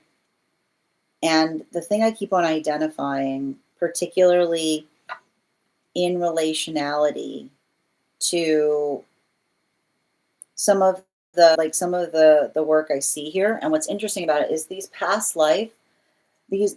lives I'm seeing, or the energy surrounding them, seem very, very extreme. It's just, it is very, very, very extreme. And the reason I identify the extremity is, and I wanted just like the one thing I need to articulate about this is working into, right?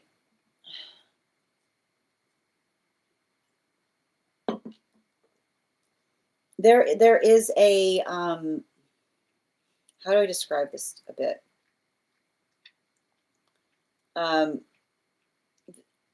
There is there is an Aries energy that is connected to these that feels very how do I describe this in a way that makes the most sense? It feels very drastic is the best way I describe it. And the best way I can also, the best way I can try to explain it is, have you ever hit something really hard that's on a string and you see how much it swings? And the hard part about it, and this is what we understand, is like when we take drastic measures to things, right? They often like it often creates a space by which we ourselves are knocked down by our own energetic limitations. And that's why we often, I like to describe, like, that's often why we talk about working intentionally, because the understanding of intention is understanding that when we do things, They have profound impacts in ways that we ourselves can't energetically see, is what I keep on getting. And I feel like that is a lot of the work that I see that you yourself have been working through karmically with another. And this is often, and I need to point this out, and it all comes from the space, right? Like, and I feel like the space by which you and another person are working on healing is working into the space by which, when we're in a healthy space, we don't see each other as requiring to be saved, is what I keep on getting. Nobody needs to be saved from anything. And when we start to move away from the context of feeling like we need to do things to save each other, we allow each other the space to get energetically better, right? It's the observation of being able to be energetically respective and respectful in terms of what it is that we're working through. And that's why I feel like even in the space by which I'm reading for you, I feel like you've had a real breakthrough, because I feel like this is a lot of the work that you're doing in relationality to healing the context of the self. And I feel like it's work that you're doing internally and also externally, right? You're recognizing and you're honoring that everything within you is energetically sacred, right? So long as you're being energetically intentional with how you effectively articulate and communicate things. And I feel like everything I'm seeing in your own path work, it's taken a lot of work to do that. And you've potentially had to go through experiences, right? I already see at least like three, right? At least three in this lifetime, which is often the modality of having to move away from something toxic in the context by which another person says, why won't you let me help you? And having to say to them, because I don't desire to be helped in that fashion, right? It's having to work through the energetic pain that often energy that cares about us isn't caring about us properly if they don't effectively listen to what we articulate that we need, right?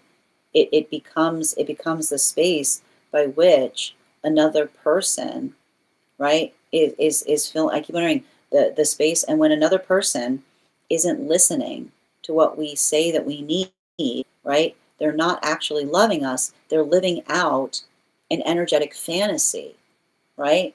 Like they're living out an energetic salvation fantasy. And I feel like there's a lot of this work that I see that you've been working to resolve and heal, both in you effectively recognizing, right? I keep wondering, like, finding the energetic responsibility in being able to articulate and feel, like, I keep wondering, like, taking holistic approaches to navigating your own emotions while simultaneously, right? Like having to effectively put distance away from incredibly confusing, complicated relationships by which another person refused to articulate that something was happening, but recognizing that a lot was happening because the modality by which you tried to walk away from it, they then effectively came into this space of getting really energetically upset, right? Like it's saying to me, you've had to deal with, like, I like to describe these phantom relationships, right? That's a phantom relationship. That's a relationship by which another person articulates and keeps on insisting that nothing is happening until the modality by which you walk away from it, and then they start energetically flipping out because the phantom relationship that they claimed was not happening is reaching a closure point. And so I feel like a lot of that work, like that's some of the hardest stuff to effectively let go of, because it's often the space by which, right? It's often the space by which another person says, like, as long as you're willing to stay in this relationship and not call it anything, right? And not try to expect anything from it, it's there perpetually. And so I feel like what's interesting about this, potentially as it relates to the past life, is, and I know it's really hard because I know I know it seems like you're very, very invested in understanding the past life beyond the most immediate one. and it's hard for me, and I need to point this out, it's even hard for me as a reader to get a lot of clarity on that one, because often the space by which we're able to work through things is articulated or amplified in relationality to how far we've come in resolving like that work. And so, you know, one of the things, and I know it might feel frustrating for me to say, but as one works through, like as one energetically resolves upon what that work is, like understanding the nature of the self that I keep on seeing, like that has been like pulling you. I keep wondering, like pulling you towards the unhealed relationship that's built more on longing than giving. I feel like there's another past life beyond that that's energetically going to effectively flourish or open up for you, because it's helping you basically understand, right? Like it's you effectively coming back towards the preciousness of your energy. And the one thing I keep on seeing in relationality to that was some context by which somebody, like, I keep on seeing, like, I almost see, like, I feel like what's interesting about that is the energy beyond that was more in a warrior mentality, right? I keep on getting, and it's hard for me to see fully, but it's saying to me, it's almost working into the space of someone saying, this is why we're energetically precious. Like, this is why we protect precious energy, because, like, I keep on hearing, you know, like, I keep on hearing, there are those that potentially, I keep on hearing, there are those there are those that, um, like take advantage of others' longing in ways that is not energetically supportive. And I keep on hearing, when we're in a healthy space, we navigate each other's longing with responsibility, which is not the space by which we articulate upon the fact that it's there. But I keep on hearing, we recognize and identify what we can effectively help, versus having to, like, what we say to another, like, I can't help you with that. And it's interesting too, because I just keep on seeing that there was something in relationality to that, to you kind of trying to articulate that to another, right? In terms of like working through an energetic responsibility point, that I feel like it's interesting, because I almost feel like you're returning back to that energy now. And the more you know yourself, I keep wondering, like, the more you understand yourself, like the more you're going to kind of recognize and understand the perception of what that person, like what that past life was going through in relationality to articulating to another some type of restriction, is what I keep on seeing, right? Like it's giving me a lot of this, but like in the best way possible, because it's like I feel like you are in the space by which you are helping. Like, I keep on hearing, like, it feels very much like you've been a healer, but you're healing others in a way by which you would articulate to them what you could heal versus what you couldn't heal, is what I keep on getting. Thank you so much for having that reading with me, and if this message connected to you as well, it's very common for those who need these messages to be here to experience them. We are doing personal readings right now. If you'd like to get on the list, we've got one more spot available today before the list will be closed. 3 cards for a donation of $29 or more, 4 cards for a donation of $23 or more for my subscribers. Links in my bio. Please keep in mind, there are 2 things I do not read for across these apps: pregnancy and medical. Happy to give insight on anything in private readings, and you can book private readings on my site. I'm going to take a moment to read over the comments that came through as I was reading. Yes, how are you doing, Dream? Yes, you can get back on the list today. You'll be the final person we read for today. Let me just add you to it. Okay. And the list is now closed, but if you'd like to get on the list for the next time we're live, you will be the first person read for. You'll also have an additional card in your reading. You'll also have first priority to be read for before we get started on the Daily Collective. and just reading over some of the comments that came through as I was reading. And Joey, thank you for the follow. Okay.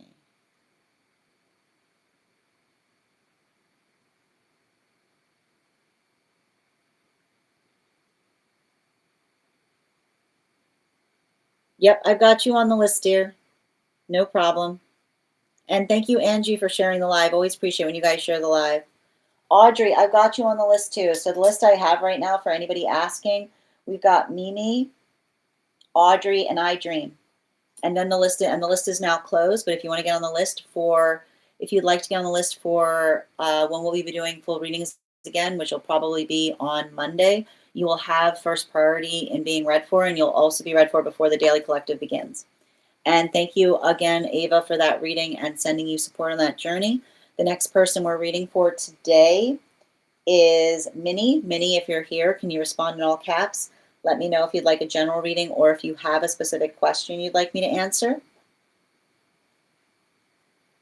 And we are at 36.9K likes. When we get to 50K, I will be gifting a reading back to the collective, so make sure you're tapping that screen, and we will get to 50K in no time. Hi, dear. Good to see you. Oh, beautiful. Beautifully stated. Excellent. All right, I'm going to pin you up here. Before we get started, though, let's warm up those intuition muscles with an intuition check. I've got the animal spirit guide card here. We're going to count back from 10, and when we get to 1, I will reveal the card. 10, 9, 8, 7, 6, 5, 4, 3, 2, 1. We got the stag. Thank you. We'll do that again after the next reading. And I'm going to pin up Minnie here. Guys, make sure to give Minnie some love. I'm going to take 4 cards, please.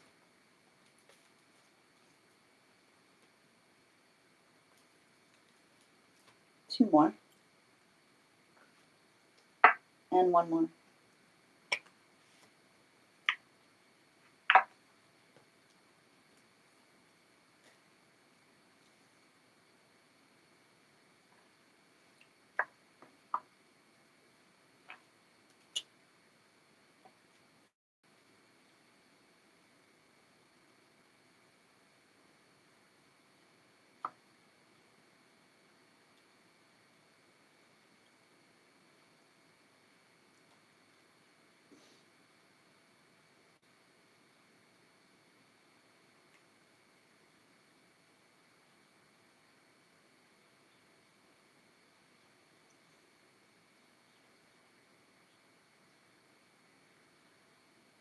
So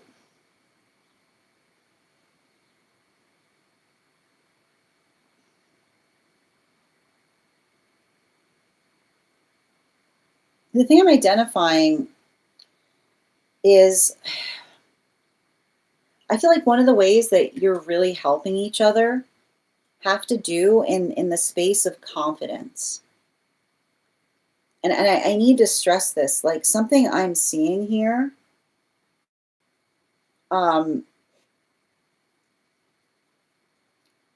like I see a circumstance or situation by which, like, I keep on getting someone who has a tendency of often second guessing themselves is all I keep on seeing. And it's interesting too, because like I see a little bit of this energy of someone who, like, I don't know if they had, like, I don't know what happened to them in past relationship, but like the space by which another person felt like they perpetually had to always keep an eye on someone is what I keep on seeing. You know, like I literally, like I literally see somebody going through the trauma of working through an experience by which, like every time they energetically turned around, right, for a moment, another person wouldn't be where they articulated or they said that they would be, right? Like it's a lot of that type of energy that I'm seeing. And I feel like in a way, like you've had to go through experiences like that too, right? Like that modality, like the space by which we often create a lot of anxiety as a direct result of working through another person not being honest with us, is what I keep on hearing. Like you and another person have got a lot of honesty wounds, but it's not yours, right? Like I see you kind of working through something and saying to another person, like, just like all you have to do is be honest. Um, but like I keep wondering, honesty cannot be found when we're not honest with ourselves, is all I keep on hearing. Honesty cannot be found when we're not honest with ourselves, which is the observation of recognizing and identifying that we can only find honesty when we're being true to ourselves. And so I feel like that's a lot of what I'm identifying here.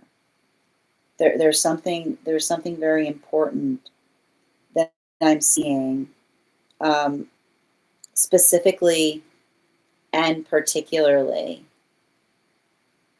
in relationality to saying to another person, right, that that feeling, like working into the context of trust is something that you're doing every day, right? And so I keep on getting every day is putting a building block back up between you and them. And it's going to take, I keep wondering, it's going to take time. But every time, I keep wondering, every time you do so, it gets energetically stronger. And what's interesting about that is, I think that it's actually like it feels to me like it's transforming a conversation between you and them.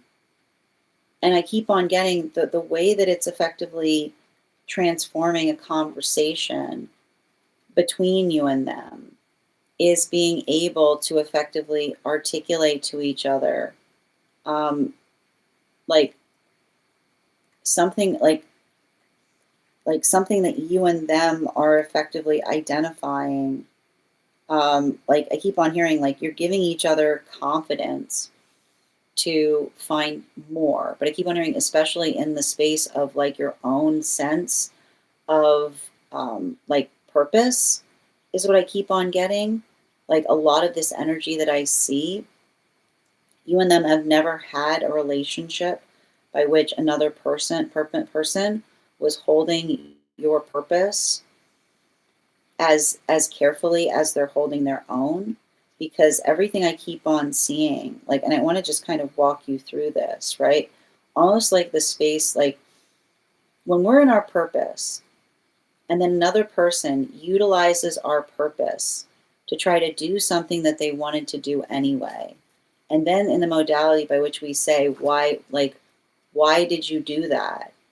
They were literally saying, you weren't here to stop me, right? That is someone who is effectively punishing us with our purpose, right?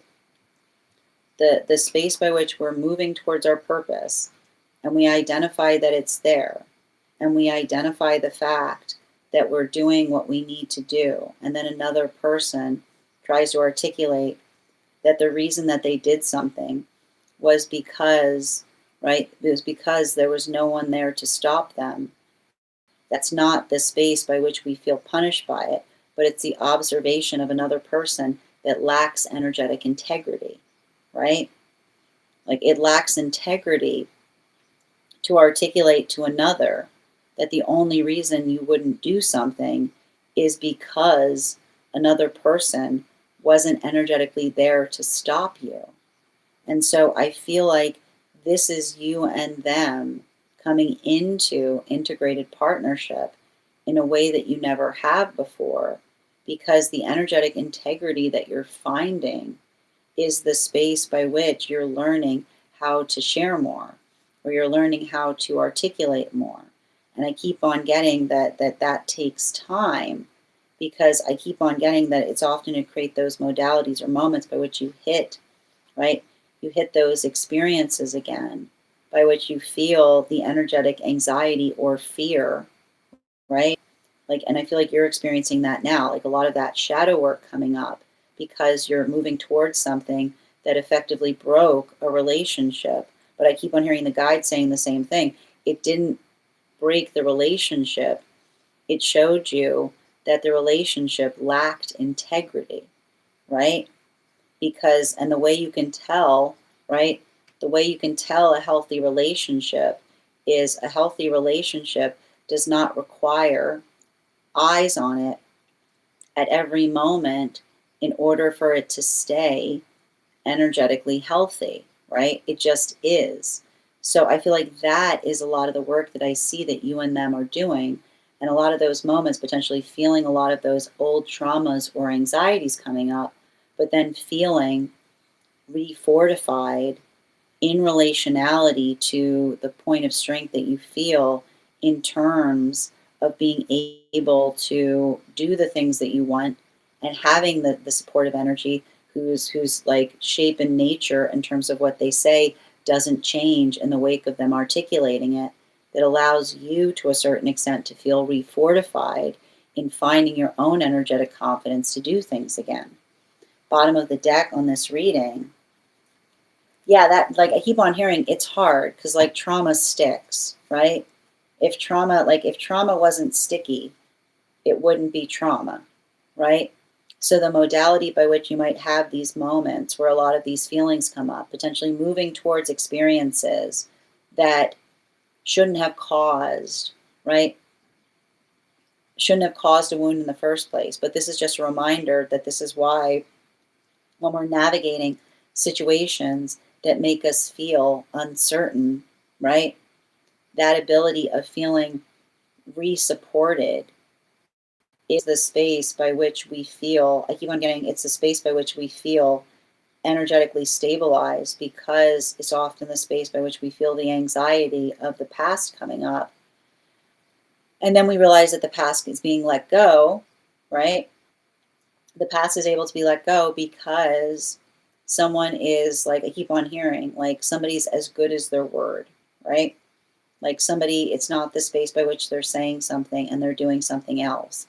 It's the space by which, like, you're able to see. And I keep on hearing the promise that you have between you and another person is being true to your word. And being true to your word is saying, like, when I say yes, it means yes. When I say no, it means no. An energy that made you feel, like, I keep hearing, any energy that made you feel like that was a flux state was a relationship that lacked integrity. So every time that you're able to effectively identify that, the relationship becomes stronger. Thank you so much for having that reading with me. And if this message connected to you as well, it's very common for those who need these messages to be here to experience them. We are doing personal readings right now. If you would like to get on the list is closed for today, but you get on the list for Monday and you'll be the first person read for. You'll also have an additional card in your reading.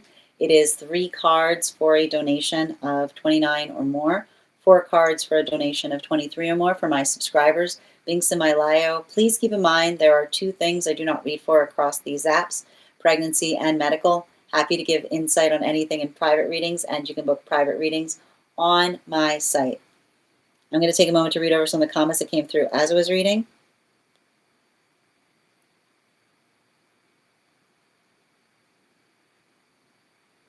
Hi there, Jeannie. Yep, I've got you on the list.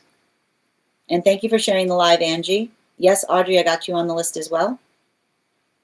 And RS, thank you for becoming the 116th fan. Makes a lot of sense. And thank you, Destiny, for sharing the live. Always appreciate when you guys share the live.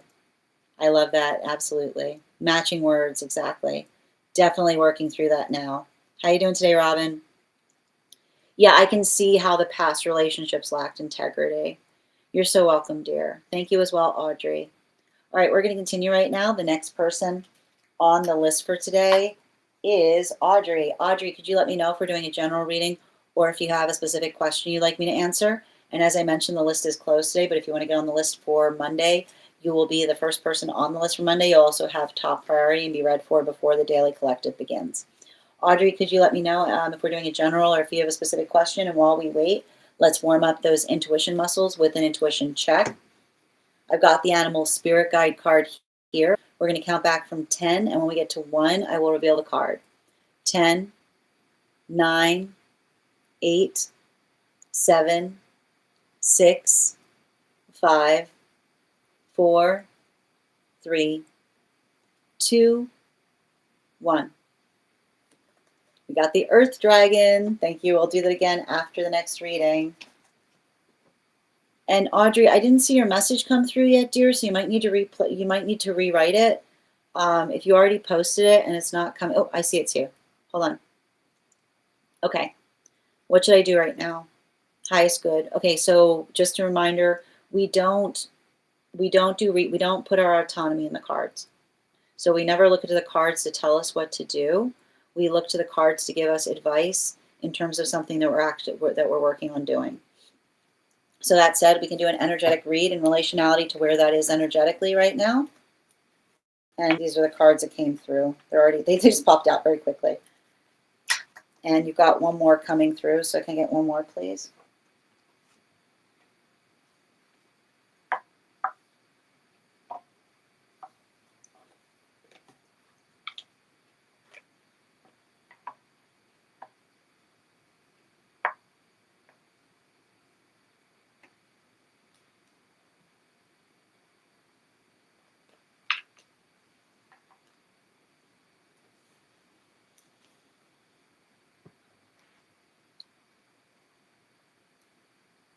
I'm also going to pin you up here. Guys, make sure to give Audrey some love. Hold on a minute.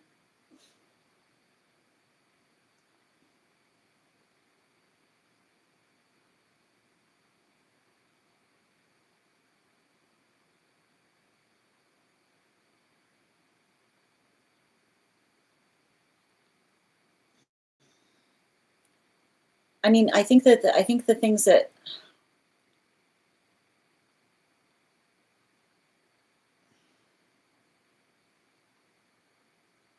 I don't know why, but I'm getting the direct feeling of somebody who's going through some kind of wound in relationality, feeling left out of something. Is all I keep on seeing. I'm not sure. I'm not sure what the context is, but it feels like somebody who, and I want to describe, you know,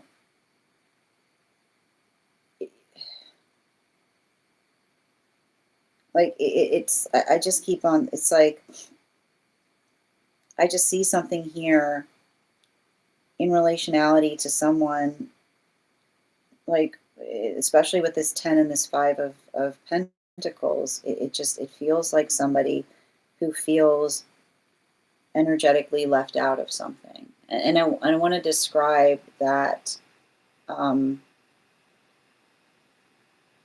know, working into the context of,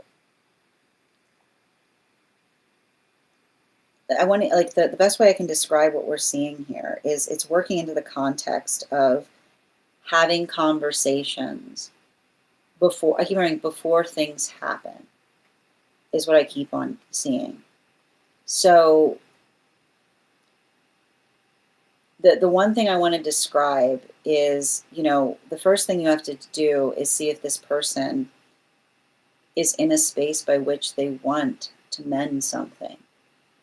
And, you know, in the context of being able to articulate to them that you would like to have the opportunity of doing so, right? I feel like the best thing you can do is tell them, like help them understand and recognize that you have empathy for how they're feeling about something.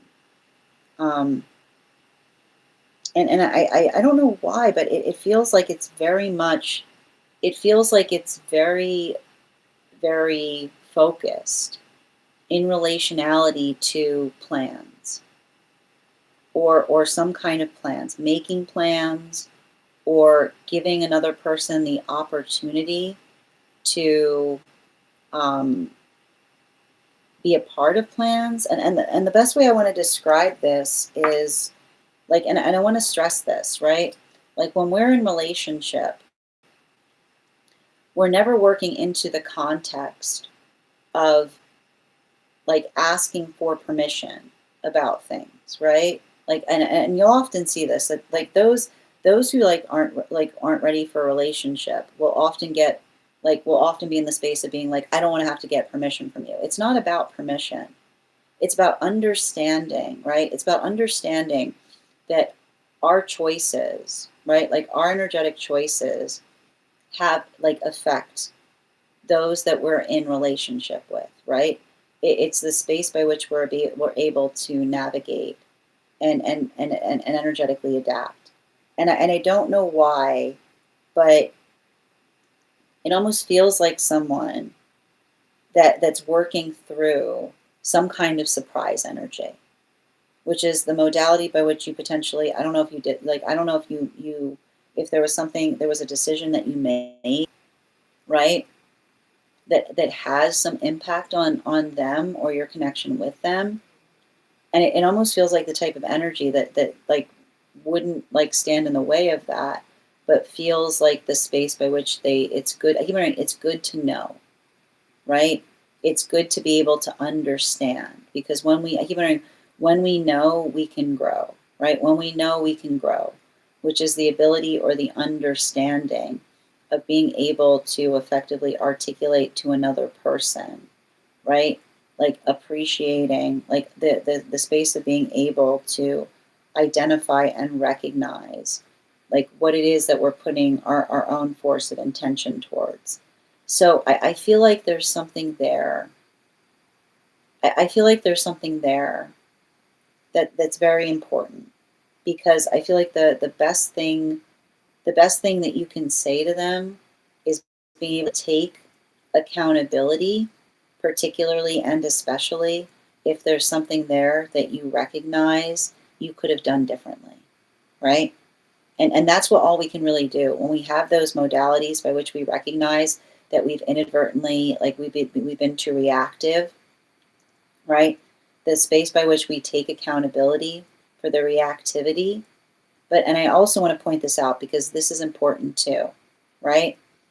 Making sure that you're being energetically proportional in relationality to what you are articulating to them, was like how you responded to something, versus also being able to identify if there was something that they did that energetically triggered you in the first place, right?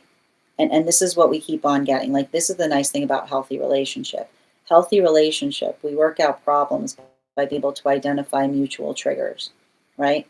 One person says, like, you know what, you said that, and this is how I reacted. I shouldn't have reacted to that because that's how I experienced it. And that allows the space by which another person can say, that's also how I felt, and this is what I should have done. So, especially, and I need to point this out, because I see you and another person, and I've got two very avoidant energies, right? And it's very hard when we carry the same wounds in the same places, because especially when we've got avoidant tendencies, right? The modality by which another person triggers, and then you immediately like just want to move away or get away from something, doesn't allow anything to be healed, right? And often triggers an abandonment wound. So, especially if there was something about, especially if it was about, like, and that's the thing again, like making sure that you're not getting into like that, like abandonment wound cycle by which one person feels energetically abandoned, so they close off further, and then another person feels somebody closing off, and then they feel abandoned, so then they close off further, and then the next thing you know, you're like a million miles apart, even though you're sitting right next to each other, right? It requires, especially when you carry the same tendencies, somebody's got to bridge the divide, right? Somebody's got to do what the other person needs. And often that's the recognition point in terms of saying, I recognize that this is what I need at this moment, right? Embodying the sense of care. So if you're doing that, make sure that you're doing it proportionally, which doesn't mean making sure that you're not over apologizing for another person's actions, but being able to say, like, this is my responsibility. This is my portion of accountability, right?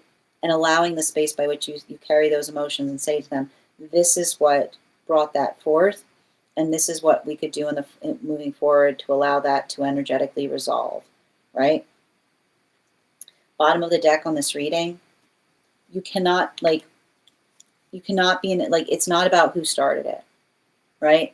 And often, like, I need to point this out. If there is something that's happening here in relationality to another person, refusing, like, I keep on hearing, there's no fault. I need to stress this. There's no fault in healthy relationship. And what we mean by saying there's no fault in healthy relationship is because, right, fault means faulty, right? Fault means faulty, which is the space by which we don't say to another person, right? Like, it's your fault because you're faulty. There's something wrong with you, right? It's the ability by which we help each other do better. So the identification point, right? The only way we can improve is if we're willing to energetically receive another person's experience of something. So make sure somebody is not in that space by which you're articulating that something needs to be done, like something isn't okay, and they refuse to effectively hear you, or they refuse to effectively see you, or the space by which they try to say, no, you have to take full accountability for this, I am faultless. Because often that is what we see in a trauma environment, right? The modality by which another person is always in the space of apologizing, and another person is always saying, there's nothing that you can do to correct this, right? While also staying present. So making sure that you're having those productive conversations and making sure that they're also taking their portion of responsibility as it relates to what to do doing better, because you want to avoid a place by which you're constantly changing and you're constantly improving and you're constantly adapting. Another person continues to try to articulate that the fault lies not in the fact that they're changing, but that you're getting upset in trying to effectively persevere in their refusal to energetically grow, right? Mutual growth allows for mutual change. So make sure that you're having a clear conversation about what those manifestation goals are. Thank you so much for having that reading with me. And if this message connected to you as well, it's very common for those who need these messages to be here to experience them. We are doing personal readings right now. The list is closed, but if you'd like to get on the list for Monday, you'll be the first person read for. 3 cards for a donation of $29 or more. 4 cards for a donation of $23 or more. My subscribers, being Semi-Lio, please keep in mind there are 2 things I do not read for across these apps: pregnancy and medical. Happy to give insight on anything in private readings, and and you can book private readings on my site. And also make sure that you're not getting in the space of telling someone that they're not treating you. I keep remembering, making sure we don't get in arguments with another person about being treated right, right? We should not be in a space by which we have to say to another person, it's not okay for you to treat me like that. It's a space by which another person should know that, right? Make sure that you're not getting overly invested in articulating to another person that they should be treating you better. Say it once, articulate it, and make sure that they're energetically receptive to it, right? Right, and in the space by which you can explain it, don't, especially if something feels, I keep on getting, especially if it feels Like, especially if it feels like someone that is like, I keep on getting this here, like somebody who's trying to articulate like something, some kind of dismissiveness is what I keep on seeing. Like, we're never dismissive of each other. Even when we're going, even when we're never dismissive, in because we're energetically prioritizing. You know? Thank you so much, dear. And again, if it felt like someone was being dismissive, that's something you can energetically talk to them about. Okay. All right, thank you, dear. I'm just reading over the comments. You're welcome, Minnie. And thank you so much, After, for the follow. Yeah, I'm working through some trauma responses. I'm thankful for the lessons. Absolutely. And Movement, thank you for sharing the live. Always appreciate when you guys share the live. Well, and again, it's like I want to describe, like, in relationality to proximity, right? It's where, like, I want to, like, that's why I keep on hearing, like the problem with avoidant energy is like walking away from things never fixes anything. It always makes it worse, right? We don't fix things by saying to another person, if you bring up a problem, like, I'll go away, right? Because that often creates a space of someone saying, like, I'll do anything for you to stay. Like, that is not the condition by which we build a really healthy relationship, right? We don't create this. We don't hold our energy hostage, right? Which is to say, like, again, I don't want to talk about it, but I'll just go away if there's a problem, right? It's a bookmark. It's not a chalkboard erase moment. You pick it back up where it left off, but you don't let it dissipate. Thank you, dear. All right, we're going to continue right now. The final person we're reading for today is I Dream. I Dream, if you're here, can you respond in all caps and let me know if you'd like a general reading or if you have a specific question you'd like me to answer? And as I mentioned, the list is closed, but if you'd like to get on the list, for the next time I'm live, which will be Monday, for full readings, you can send the donation now, and you'll have first priority in being read for prior to the daily collective beginning.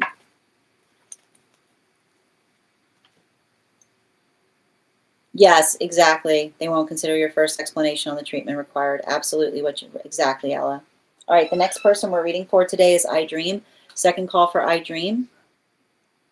And while we wait for I Dream, I just want to remind anybody who became a subscriber today, welcome. I would encourage you to head over to our subscriber-only disco channel and introduce yourself to Collective. You'll also find there a unique coupon code in the perk section that will give you a discount to our tarot class subscription program. Our next class will be held next Wednesday at 6 p.m. PST, 9 p.m. Eastern. We'll be studying the court cards and the sword suite. If you'd like to become a part of that class program and you're not a subscriber, you can send me the word class. You can also register directly if you'd like to. You can also, and I'll send you a coupon code that is only available in this live. Also, if you're interested in learning more about the trip that we have planned for August, you can message me the word trip. Final call right now for anybody who would like a full reading. 3 cards for a donation of $29 or more. 4 cards for a donation of $23 or more for my subscribers, being semi-Lio. I want to thank you guys so much for being here today and sharing in these messages. As I mentioned, we will be back on for full readings on Monday. And if you'd like to get on the list today, I can honor one more reading today if there's anybody else who would like to get on the list today. If not, I will be back on for full readings on Monday. And if you'd like to get on the list for Monday, you will be the first person on the list. You'll also have an additional card in your reading. I want to thank you guys so much for being here today and sharing in these messages. Huge thank you to my followers, old and new. Thank you for being here today and sharing in these messages. Huge thank you to my subscribers.